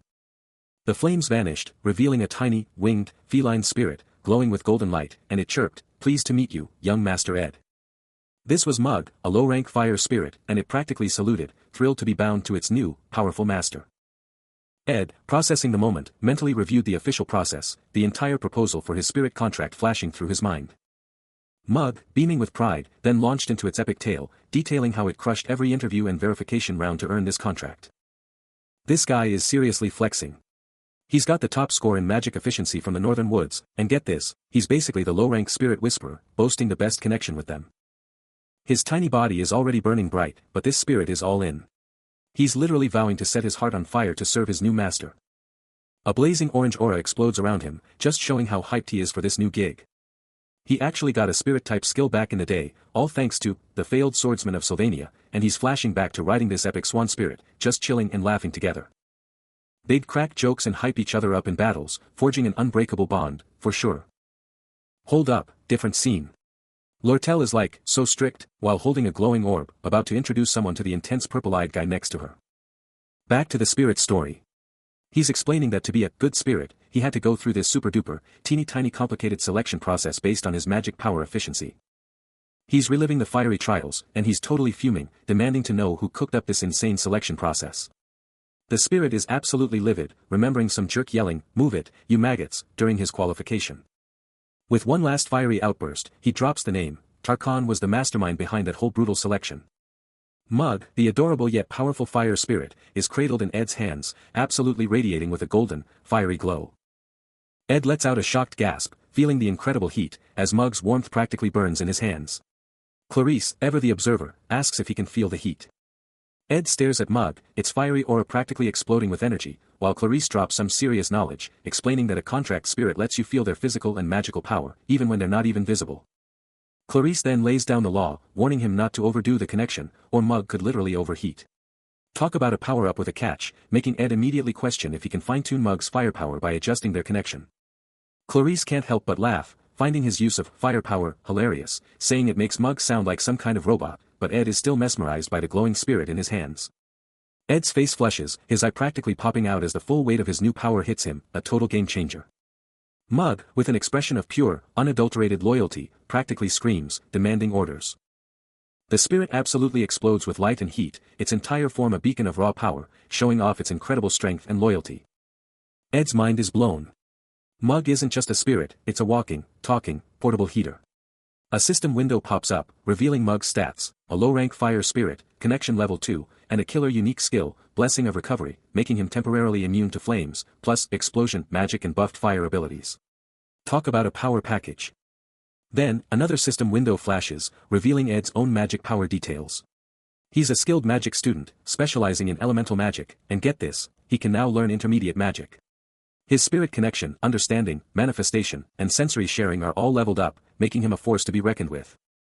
Ed and Clarice exchange a knowing glance, a silent agreement passing between them, as he can't get over how amazing Mug is, calling it the ultimate survival tool that literally generates its own heat. Clarice grins, genuinely happy for him, but she can't resist teasing him about his utterly exhausted face, finding it quite amusing. Clarice, being the absolute best, was all in. She told Ed, anything you need, just say the word. She was even going to fast-track his learning on spirit connection and senses before class, promising he'd level up way quicker with her by his side. She kept going, laying out the roadmap to greatness, telling him he'd be contracting middle-rank spirits in no time with her guidance. But wait, there's more. She piled on, saying they'd hit the spirit combat training, clearing her schedule and booking the training room. And then, almost spilling the beans, she mentioned having super-efficient connection accessories, but they were back at her place. Oops. Clarice clapped a hand over her mouth, quickly backtracking and saying she'd bring them another day. Ed, completely missing the subtle cues, just stared, giving her a clueless HM. Ed's trying to do the right thing, but Clarice is not having it. She's straight up refusing his money, telling him to save it and that his offer feels way too impersonal. But then she hits him with the emotional appeal, asking if he really thinks they're not close enough for her to help him out, making her feel genuinely hurt. Ed is totally flustered, a sweat drop forming as he thinks, wait, wasn't SHE the one who brought up compensation in the first place? Clarice, blushing furiously, is completely bewildered by her own sudden change of heart. She tries to explain her sudden flip-flop, mumbling about some push and pull advice from Clara and how she's just too generous and needs to start saying no. Her spirits, Mug and Janica, are totally on board with her new attitude, nodding along as Ed just calmly states, you've got a good friend there, and Clarice can only meekly agree. But deep down, she's still wrestling with her own thoughts. Her face softens, a blush still lingering, as she glances off, clearly deep in thought. She quickly clarifies, making sure he knows she's not just this generous with everyone. Moving on, she promises to fill him in on the specifics later, her voice carrying over a shot of a beautiful, icy fountain. She suggests their next meeting be at the combat training ground, promising to book it and keep him updated. And just like that, Clarice drops another bombshell, promising a good accessory and even offering textbooks for connection training, before waving goodbye and sprinting off to her morning class. Ed Rothstaler, with his trusty spirit mug glowing brightly, throws up a hand in triumph, letting out a satisfied, as he levels up. He just snagged the ultimate advanced crafting skill, magic engineering, doubling up a skill slot for this game-changing power-up. Deep in thought, he quickly processed the magic engineering supplies Lortel hooked him up with, blazing through the analysis like it was nothing. His hands flew across the table, expertly tinkering with the complex parts, a true master at work on his magical gadgets. He nailed it, mastering a seriously advanced skill, and with a fiery ignition, his fireplace blazed to life, totally stable and ready to go. A brilliant idea hit him. If he ever ran dry on fuel, Mug was his backup plan. Hunkered down by the roaring fire, Mug chilling behind him, he figured if his mana ever dipped, he'd just crank up the fireplace. Finally, he could keep his place toasty, transforming his living space into a cozy haven. He kicked back by the fire, book in hand, the room bathed in a warm, cozy glow with Mug nearby. It was the perfect chill vibe. A satisfied grin spread across his face, that one little detail, just melted away all his stress. He peered out the window, the crescent moon shining bright, what a perfect way to cap off an epic day. Then, a sudden thought hit him, could it really be this late already? The night is falling fast, and someone's already feeling the chill, wondering if they should have just called it a day. Maybe, just maybe, they should have waited until tomorrow to tackle this mission. Assistant Professor Claire Elfin is on the move, deep in the shadowy woods, and her mind is racing straight to Ed Rothstaler, thinking about how he's just, Ed, now, stripped of his family name. A cool blue glow surrounds her as she mentally sifts through the facts, realizing everyone else at the scene was connected to Ophelis Hall. But here's the kicker, she thinks, Taylor and Ed Rothstaler had absolutely no ties to Ophelis Hall. Across town, a sharp-eyed man with a cool blue aura is piecing together the same puzzle, realizing that if Taylor's out of the picture, Ed's the only one left standing. He remembers why he's even out here in the northern woods, because word on the street is Ed Rothstaler practically lives here. Meanwhile, Claire Elfin lets out a frustrated sigh, still fixated on Ed, because seriously, who's just chilling in the middle of the woods at night unless they're practically living there? Her sharp amber eye, peering through her glasses, catches a sudden, unsettling movement, a chilling flicker in the deep shadows. A chilling rustle cuts through the silence, and then, bam. A blood-streaked, monstrous eye bursts into view. More blood explodes across the scene, signaling a brutal, lightning-fast strike. Then, a colossal, shadowy beast with piercing, glowing eyes absolutely towers over Claire Elfin, its terrifying presence the ultimate nightmare come to life. Out of the shadowy depths of the northern woods, Ed Rothstaler emerges, Lucy Merrill slung over his shoulder, her white hair a stark contrast against the encroaching night. But the monstrous shadow that ambushed Claire Elfin still writhes in the background, a terrifying echo of the power they just faced. And Lucy, now regaining consciousness, can only gasp in utter shock, her mind reeling from the sheer chaos. Claire Elfin, shaken to her core, pieces together the terrifying truth about the monster's strength, a power that dwarfs even legendary figures like Archmage Glock or the Great Sage of Sylvania. Then, a chilling vision, the purple-eyed figure, crackling with raw magical power from a glowing orb, a terrifying clue to the unfolding mystery. The chilling thought echoes, even the strongest would have to go all out against Lucy Merrill, a name now loaded with terrifying implications. Lucy, head bowed in utter despair, seems to confirm the worst fears. Claire's eye snaps open, every piece of the puzzle falling into place, her gut feeling screaming the truth. She was wrong about everything, but one horrifying truth now stands revealed, the Ophelis Hall takeover's hidden mastermind is someone she knows. Under the piercing gaze of the full moon, Ed Rothstaler marches on, Lucy still in his arms, his face a mask of inscrutable intent. And then, the name rips from Claire's throat, a scream of pure shock and betrayal, E.D. Rothstaler. Suddenly, a voice screams out, Ed. As he's seen moving through the shadows, carrying an unconscious figure over his shoulder. And that's when it all clicks into place, a tied limb suddenly appearing. Confirming the identity of the person he's carrying. Another voice shouts, Lucy. There's absolutely no doubt it's Lortel, her long hair flowing as she hangs limp in his arms. Assistant Professor Claire Elfin, watching it all unfold, realizes her gut feeling was spot on. A sly thought crossing her mind that she might actually be a natural-born detective. Then, a shocked gasp rips through the silence, a stunned, "WH what?" Barely audible. The scene abruptly shifts to Ed, now dragging a massive, tied deer-like creature across the ground towards a rustic cabin, a roaring campfire nearby. The observer's shock skyrockets, exclaiming, "What the hell is all of this?" As a close-up shot reveals the creature's leg, tightly bound with thick, coarse rope. Totally out cold and tied up, a mysterious figure with ghostly white hair is just chilling by a fire, their red cloak popping against the night. But hold up, elsewhere, Ed Rothstaler is already thinking about tomorrow's grind, like, ugh, so much to do, but I guess I gotta hit the hay early tonight. Back to the action. Assistant Professor Claire Elfin is totally locked in, her sharp gaze, even through her glasses, laser-focused on the girl who's out cold. But wait, there's more. Hidden in the dark, some creepy red eyes are glowing, watching everything go down with some serious mystery vibes. Claire creeps closer to the fire, muttering to herself, "I gotta save Lucy," she thinks, planning her move super stealthily. She reaches out a hand to the unconscious girl, trying to be as quiet as a ninja. Then, bam. A blinding blue energy blast explodes from her hand, lighting up the whole forest like a neon sign. This insane magical power just blasts forward, its light absolutely shredding the darkness. But instead of hitting, the energy just vanishes, making Claire jump back in total shock, screaming, "What?" in disbelief. She looks down, and the girl is actually moving, and Claire's like, "Wait, is that Lucy?" The girl sits up and stares right at Claire, who's totally caught off guard and just blurts out, "Who are you?" A little flustered by the sudden switch-up, Claire stammers out, "I'm, your assistant professor." Claire Elfin lets out a shocked gasp, her blue magic just totally fizzling out around her. Leaving her with a single bead of sweat rolling down her face, her amber eyes are just blown wide open, hit with a sudden, unsettling realization. She whips around, staring up at the dark, imposing academy building, a question exploding from her. She went back inside. Deep concern just carves itself onto her face, her brow totally furrowed as she tries to process this wild turn of events. But wait, from the super deep shadows of the forest, a pair of intensely glowing purple eyes is watching everything go down, their light just cutting through the darkness. Then, the mysterious figure, rocking a wide-brimmed hat, takes a chill drag from a cigarette, a little wisp of smoke curling from their lips as those purple eyes just gleam with mischievous intelligence.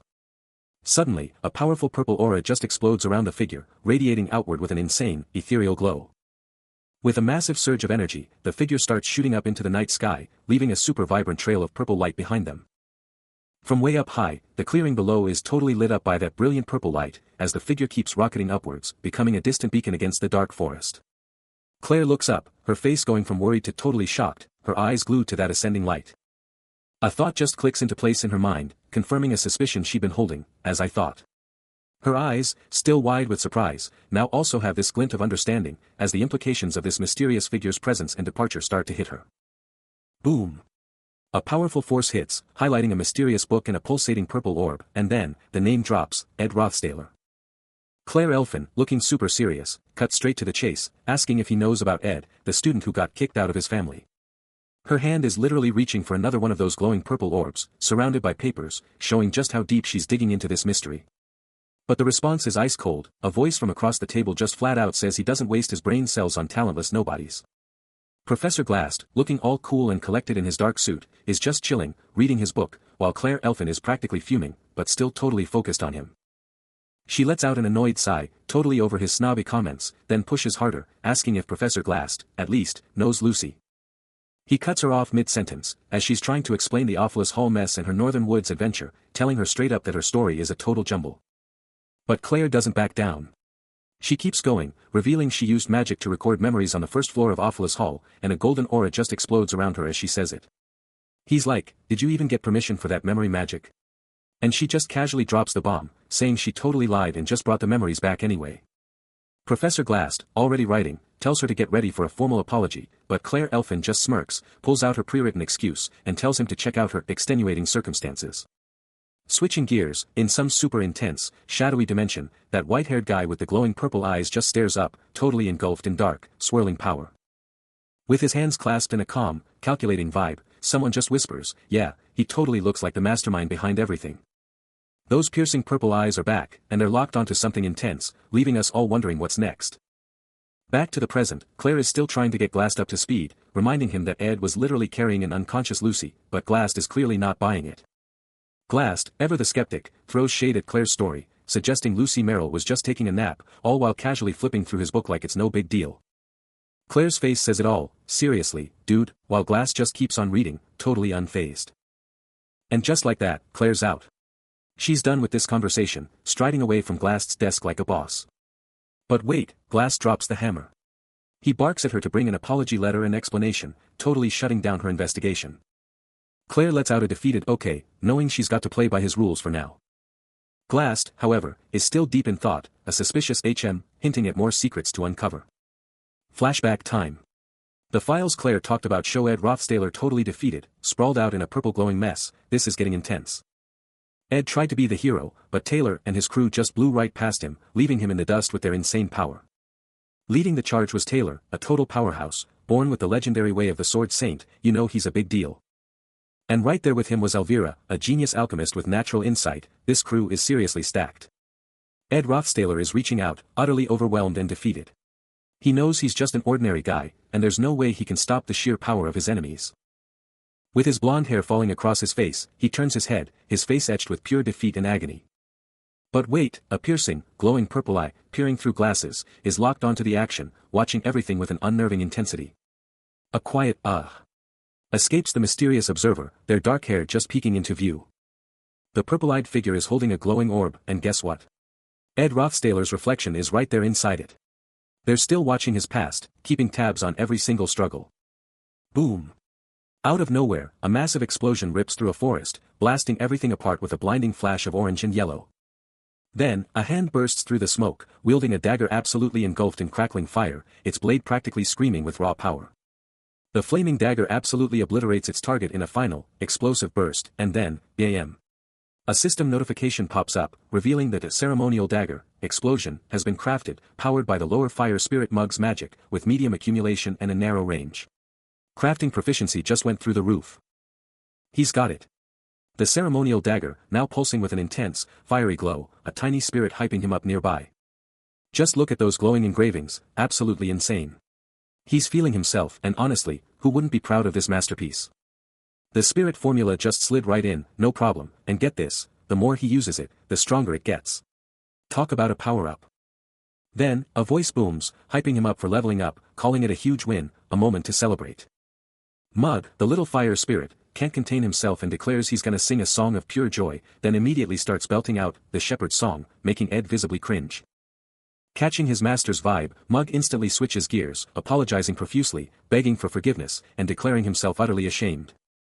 He keeps begging, swearing he'll do better, he'll change, while Ed just cuts him off with a blunt, hey. A single, dramatic tear streams down the spirit's face, his giant eye practically overflowing with regret. With a look that says, I'm so done with this, Ed tells him to drop the pact. Okay, so here's the deal, spirits who've lost their bodies and are stuck as low rankers, they can actually level up big time by making contracts with powerful spirit sorcerers. Suddenly, we cut to Elvira, looking totally serene, chilling with her green lizard spirit and a majestic white owl spirit, just oozing powerful vibes. And it makes perfect sense why these low-tier spirits would be absolutely thrilled to sign contracts with a powerhouse like Janica. She's clearly a big deal. Mug, the fiery little spirit, is totally suspicious. He's like, dude, what's the big deal about contracting with you? Is someone else offering you a better deal?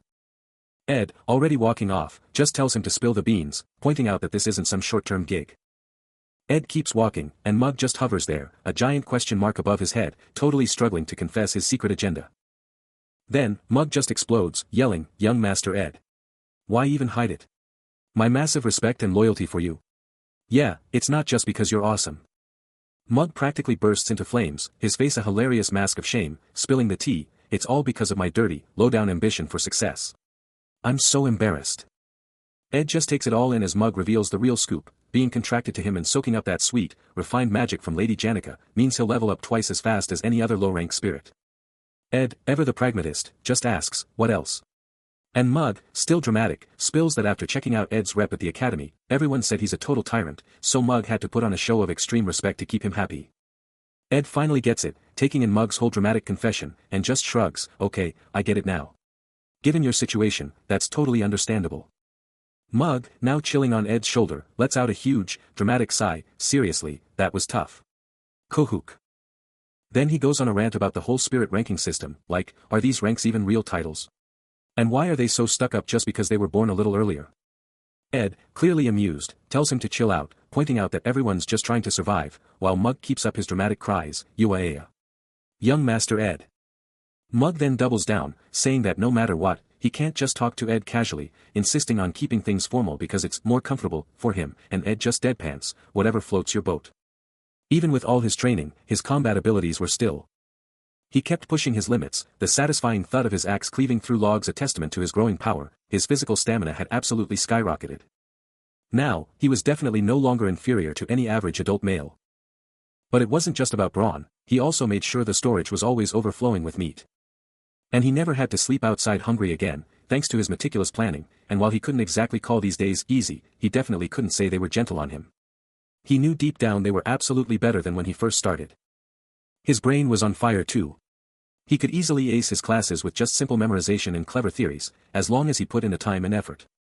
He'd cut down on sleep and practiced relentlessly, literally forcing the knowledge into his brain, so he knew it wasn't talent, just sheer grind, because every single day was a forced march. He was deep in thought, a fierce resolve burning in his eyes, when suddenly a voice pierced the silence. "Ed. Ed." The urgent cry echoed again, "Ed." Jolting him, his eyes widening in shock, as a gasp escaped him. Just as he's deep in thought, a sudden, sharp voice snaps him back to reality, and Janika's eyes are wide with concern. Her voice cuts through the air with urgency, demanding to know what's up and telling him to snap out of it. He quickly apologizes to Janika, explaining he was just spaced out, his mind still reeling from 2 letters he'd gotten, one from the academy, the other from the merchantry, but honestly, neither was a big deal. She then gives him a gentle but firm lecture, telling him not to overdo it, because even though working hard is good, his health is way more important. His eyes narrow slightly, a deeper thought crossing his mind, as he takes in her advice. He holds up 2 glowing letters, their light casting an ethereal glow on his face, but his mind is already racing ahead to the next big thing. But wait, he still hasn't read the 3rd letter. And this one is huge, especially with Elt's recent collapse, dragging in the original buyer of the sage's sealed grimoire. This 3rd letter, all fancy and sealed with a golden emblem, is practically radiating importance, hinting at some serious secrets. This letter is proof that the entire story has already been twisted, and the main event of Act 2, the epic negotiation for the sage's sealed grimoire, is happening right now.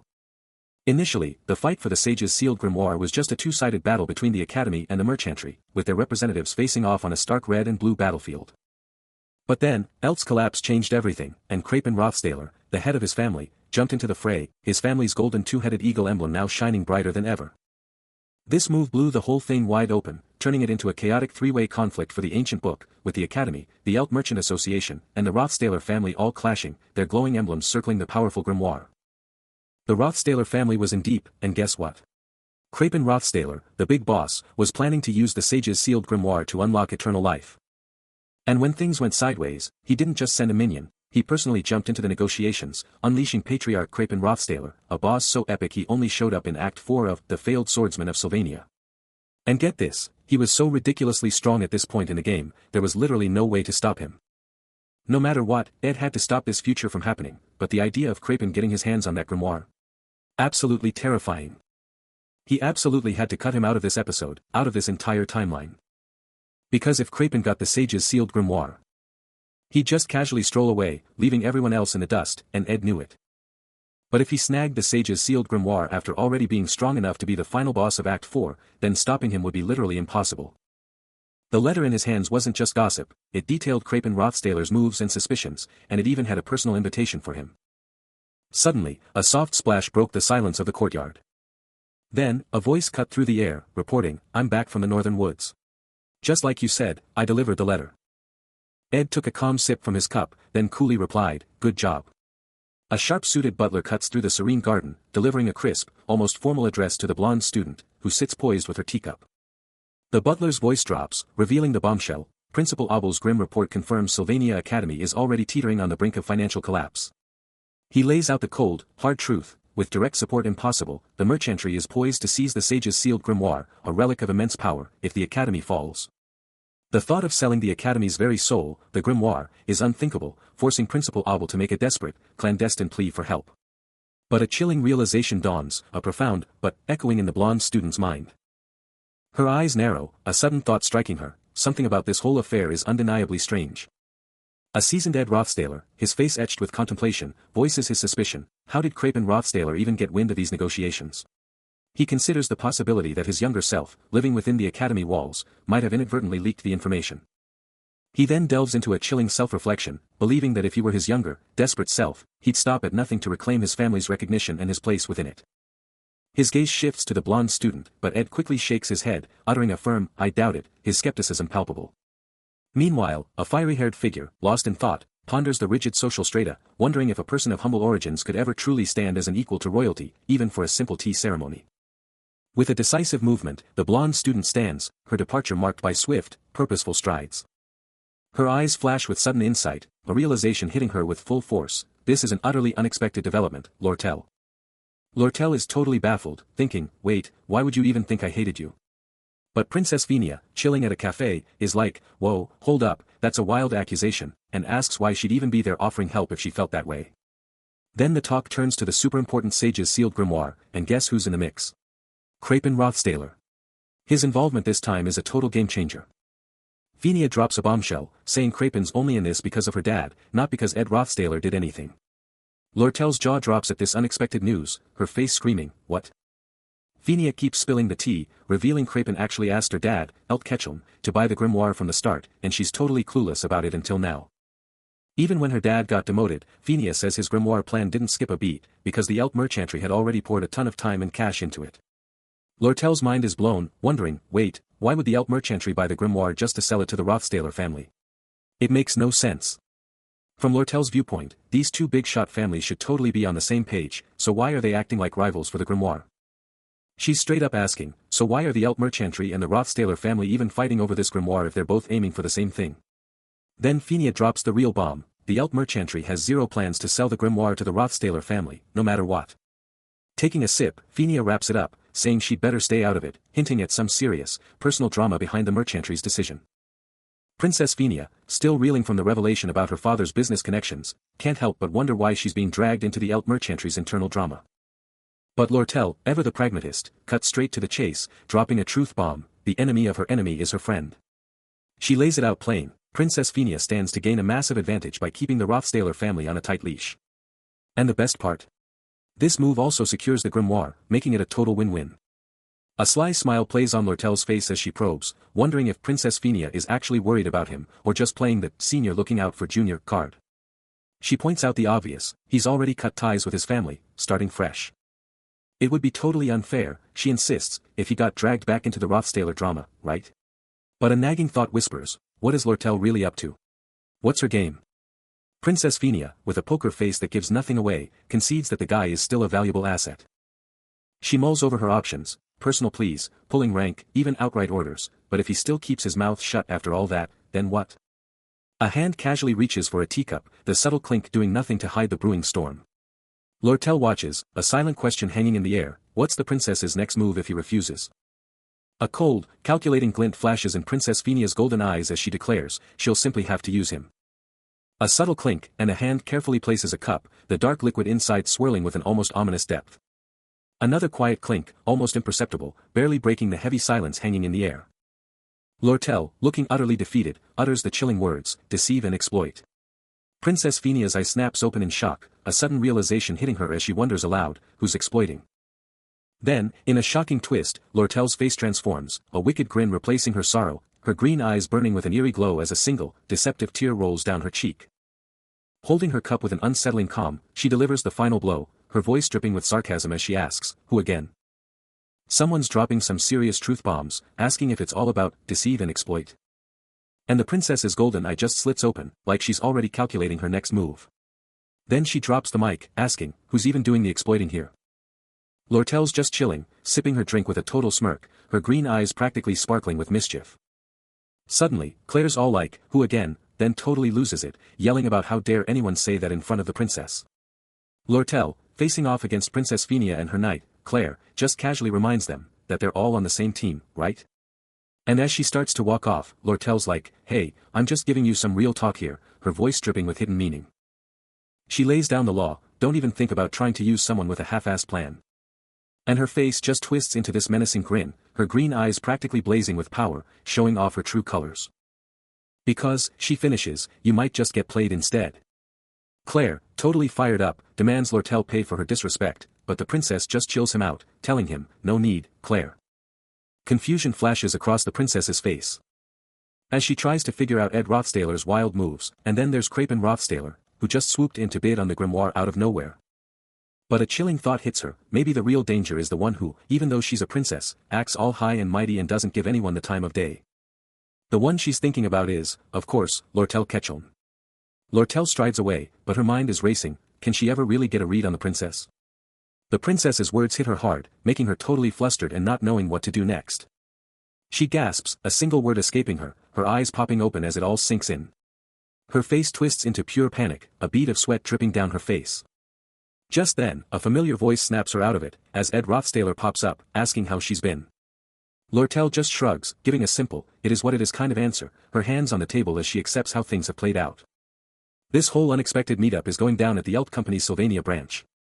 Alvira, looking super sorry, calls her to Janica, explaining she totally didn't expect her to show up, so she only made 2 teas and offers cold water instead. Janica, aka Alvira, is totally hyped, pointing out that her merchant warehouse was absolutely packed with tea-making supplies. But then she throws out this rhetorical question, since it's all merchandise, she can't just give it away to guests, right? Lortel, totally playing along, confirms that's exactly it, then casually asks for cold water while telling Janica to drink the tea herself. Lortel just turns away, while Ed Rothstaler chills next to Elvira, who's holding a teacup, and they both just stare out at us. Then Elvira has this sudden realization, telling Lortel she should totally grab the magic engineering equipment. A single bead of sweat drips down Elvira's face as she flashes this super wide, slightly awkward smile. The shelves behind them are practically sparkling, loaded with all sorts of bottles, glowing crystals, and super cool gadgets. Zooming in, you see a telescope and other wild instruments, and Lortel just loses it, totally shocked by what she's seeing. Chibi Elvira is absolutely fuming, yelling that these are clearly brand new items, not a speck of dust on them. She's like, doesn't giving away free stuff totally go against your merchant ethics, Janica? Lortel, checking out a table piled with all sorts of cool trinkets and tools, just lets out a little hoo-hoo, and says, oh my, Janica, like she knows something. She then declares that Elvira seriously has no eye for quality goods, just as some hands are delicately opening this cool, golden, spherical gadget. Chibi Elvira, still trying to justify it, explains that if you really look, these items have tons of defects, which makes Chibi Lortel totally freak out, gasping, that's it? You did this, on purpose. She's caught. Lortel, now with this sly smirk, finally gets it, concluding that at the end of the day, what really matters isn't if these items are sellable or not, but that they're helping Ed out. Lortel is seriously conflicted, feeling totally wrong about getting free stuff, especially since she's already behind on payments. This is the 4th time. But Elvira just brushes it off, telling her to chill and just renew the contract. It's practically nothing to her. Lortel tries to argue, asking why they can't just settle up and be done with it, but Elvira shuts her down hard, declaring that's a conversation for her and Ed, not Lortel. Geez, seriously. Even with that, Lortel can't help but think about Ed's influence, her face showing a mix of frustration and understanding. Suddenly, a familiar, overwhelming sensation washes over Ed's body, hitting him with a wave of déjà vu. He's floating in water, bubbles everywhere, completely immersed. This feeling. It's happening way too often because of his insane workload, and he's got to keep a sharp eye on everything. His mind flashes to Professor Glast, a shadowy figure radiating a powerful blue glow, clutching a forbidden book. Even with 2 weeks left for some big task, his top priority right now is surprisingly simple, he needs to make a mattress for his bed. He pictures stuffing it with feathers or any fabric he can find, sewing it all up to make the fluffiest bed ever. Then, another task pops into his head, the fawn he caught recently, still waiting for him. Oh, and don't forget, there's also Lucy's jerky to deal with, a final thought as 2 tiny spirits pop into his head. Drowning in a sea of blue, a figure with shocking white hair and electric blue eyes drifts, bubbles swirling around him in a surreal, dreamlike state. His normally warm amber eyes are now blazing with an otherworldly blue, a stark contrast as he hangs motionless in the mysterious liquid. Suddenly, 2 figures appear, their faces etched with concern as they desperately call out, huh? Ed? The urgency in their voices escalates, their cries piercing the watery silence, Ed. Ed? Elsewhere, a blonde princess, bathed in golden light, takes a thoughtful sip of tea, her mind racing with a new understanding. She ponders, isn't it about time I finally admitted? She recalls his unwavering resolve during the camp's fishing trip, and the ice-cold precision he displayed while commanding during the Glaskin raid battle. A vivid flashback hits, revealing him battered and bleeding, yet still defiant, a true warrior spirit. She weighs his academic reputation against Lortel's stark warning, a clear sign that there's more to him than meets the eye. With a determined glint in her eye, she declares, perhaps. I misjudged him. I need to confirm my suspicions once and for all. And with a regal flourish, she reveals her plan, that's precisely why I summoned him to my royal residence. A golden, ornate border pulses with energy, setting the stage for something huge. The princess, ever the strategist, takes a sip from her mug, demanding to know Claire's schedule and, more importantly, when Ed Rothstaler can be brought before her. But Claire drops a bombshell, revealing that he's completely unavailable for the foreseeable future. This news clearly ticks off the princess, who can't believe the audacity, exclaiming that a royal command is non-negotiable, then seething his name, Ed Rothstaler, under her breath. Claire then drops the real reason for his no-show: he's literally collapsed from pushing himself too hard. The princess's hand, still gripping her mug, visibly shakes at this shocking news. Meanwhile, a chaotic storm of black particles erupts, with a stark red icon of a kneeling figure, signaling a major debuff hitting hard. The status effect blares, exhaustion, in bold red letters, listing off a terrifying array of symptoms from high fever to mana complications, with a dire warning to get some serious rest. Ed Rothstaler barely twitches, his eyes cracking open, a weak ugh escaping his lips as he struggles to move. His vision blurs, and he gasps for air, every breath a desperate fight for survival. His entire body feels like lead, and a searing heat radiates from his core. Collapsed in his bed, the soft snores are a stark contrast to his internal struggle, as he's completely knocked out from sheer exhaustion. Ed Rothstaler is utterly spent, lying motionless in bed, with a young woman peacefully asleep on his chest. Even in her deep slumber, the princess lets out a soft, almost comical murmur, too salty, just a little, salt. She remains completely oblivious, a gentle zzz echoing the depth of her sleep. But Ed is wide awake, his mind racing, internally scoffing at the audacity of this brat even talking in her sleep. He reaches out a hand, a profound realization hitting him: Lucy is impossibly light, almost weightless, a chilling indicator of his own total physical breakdown. His mind conjures an image of her as a delicate, doll-like entity, so otherworldly that he questions if she's even truly human. Trapped and immobile, he deduces that since Lucy shows no unusual signs, the catastrophic issue must be entirely within his own body. Golden morning light floods the chamber, casting a serene glow over the two figures, one deeply asleep, the other in silent turmoil. A quiet, resigned escapes him, a testament to his helpless state. The princess stirs, her first waking thought is simple: I'm hungry, making Ed internally question if her entire existence revolves around eating and sleeping. Then, a sudden, unexpected voice cuts through the silence, declaring, "Congratulations. You've woken up," as a hand, crackling with brilliant green mana, materializes before him. A mysterious figure with piercing purple eyes looms over him, their hands still pulsing with that strange green energy, revealing the shocking truth: his mana was horribly distorted. Ed Rothstaler is barely conscious, but a voice cuts through the fog, dropping the truth bomb: he's been pushing himself too hard, mixing magic and spirit magic for months, and this is the brutal consequence. His eyes crack open, and the mysterious figure with those intense purple eyes is right there, asking if he was this messed up the whole time she was out cold. Then, with zero chill, she shrugs off the difficulty, complaining it was so mind-numbingly boring she actually dozed off multiple times. Elsewhere, Princess Phenia, blonde hair and red ribbon, remembers the sheer tension, her eyes burning red with a fierce glow, as Lortel, with her fiery red hair and glowing green eyes, stands right by her side, a silent testament to the ordeal. The princess lets out a frustrated sigh, calling the whole thing a massive pain, but then concedes it was a necessary evil, so there's really nothing more to say. Back to the present, the purple-eyed enigma stares down at Ed, her gaze piercing, and drops a chillingly simple command: don't get sick. It's a warning that hits hard. Her voice drops, the gravity of her words hitting like a hammer: getting sick is hard. People die from it. No sugarcoating, just brutal honesty. The purple-eyed figure hovers over Ed, her hands pressing into his chest, a powerful green aura exploding from him, swirling around her touch as she works her magic, pushing him back from the brink. Ed's mind flashes to Lucy, who witnessed Glocked, a man like a grandfather to her, waste away from illness in his own bed, and with that stark reminder, he manages a raw "thank you," his voice filled with genuine gratitude. Inside the cozy cabin, Ed is still laid out on the bed, a faint green glow clinging to him, as the purple-eyed guardian sits vigil, ensuring his recovery. Ed's eyes snap wide open, his vision finally sharp, just as a voice from the entrance bursts out: "Oh, Ed, you're awake." A new face, a young man with dark, messy hair, stands in the doorway, clutching a bundle, casually mentioning he wasn't sure about the cabin stove, so he just went ahead and built a fire outside for now. Ed Rothstaler, still radiating a faint green glow, remained in recovery, his body mending as the enigmatic purple-eyed figure kept a silent vigil by his bedside. Meanwhile, the new attendant stood nearby, their back turned, a moment of quiet contemplation before the next move. But not for long, as they quickly moved to sit on Ed's bed, their intense gaze locked onto the still recovering hero. A subtle shift in the air. Outside, the cabin was bathed in a brilliant morning light, a stark contrast to the quiet intensity within. Back in the cabin, the attendant couldn't help but let out a frustrated sigh, muttering, "Ed, seriously, how many times are we going to do this?" A close-up revealed their worried, almost exhausted expression, a single bead of sweat highlighting the stress. Flipping through a book, they then philosophized, but hey, it's not like it's weird, right? Powerful guys usually have a whole squad of partners. Their thoughts spiraled, a deep reflection on societal norms. Is this what they call openness here? Maybe I've been judging this whole civilization way too harshly. A pensive look crossed their features, their green eyes lost in thought, truly pondering the world around them. Changing the subject, the attendant updated the situation. So, Janika's out on duty, and Lortel had to bail because her business couldn't wait any longer. By the roaring fireplace, the attendant noticed something about someone's hair, commenting, "Whoa, your hair is." Only to get the quick comeback, "Yeah, that's just autumn for you."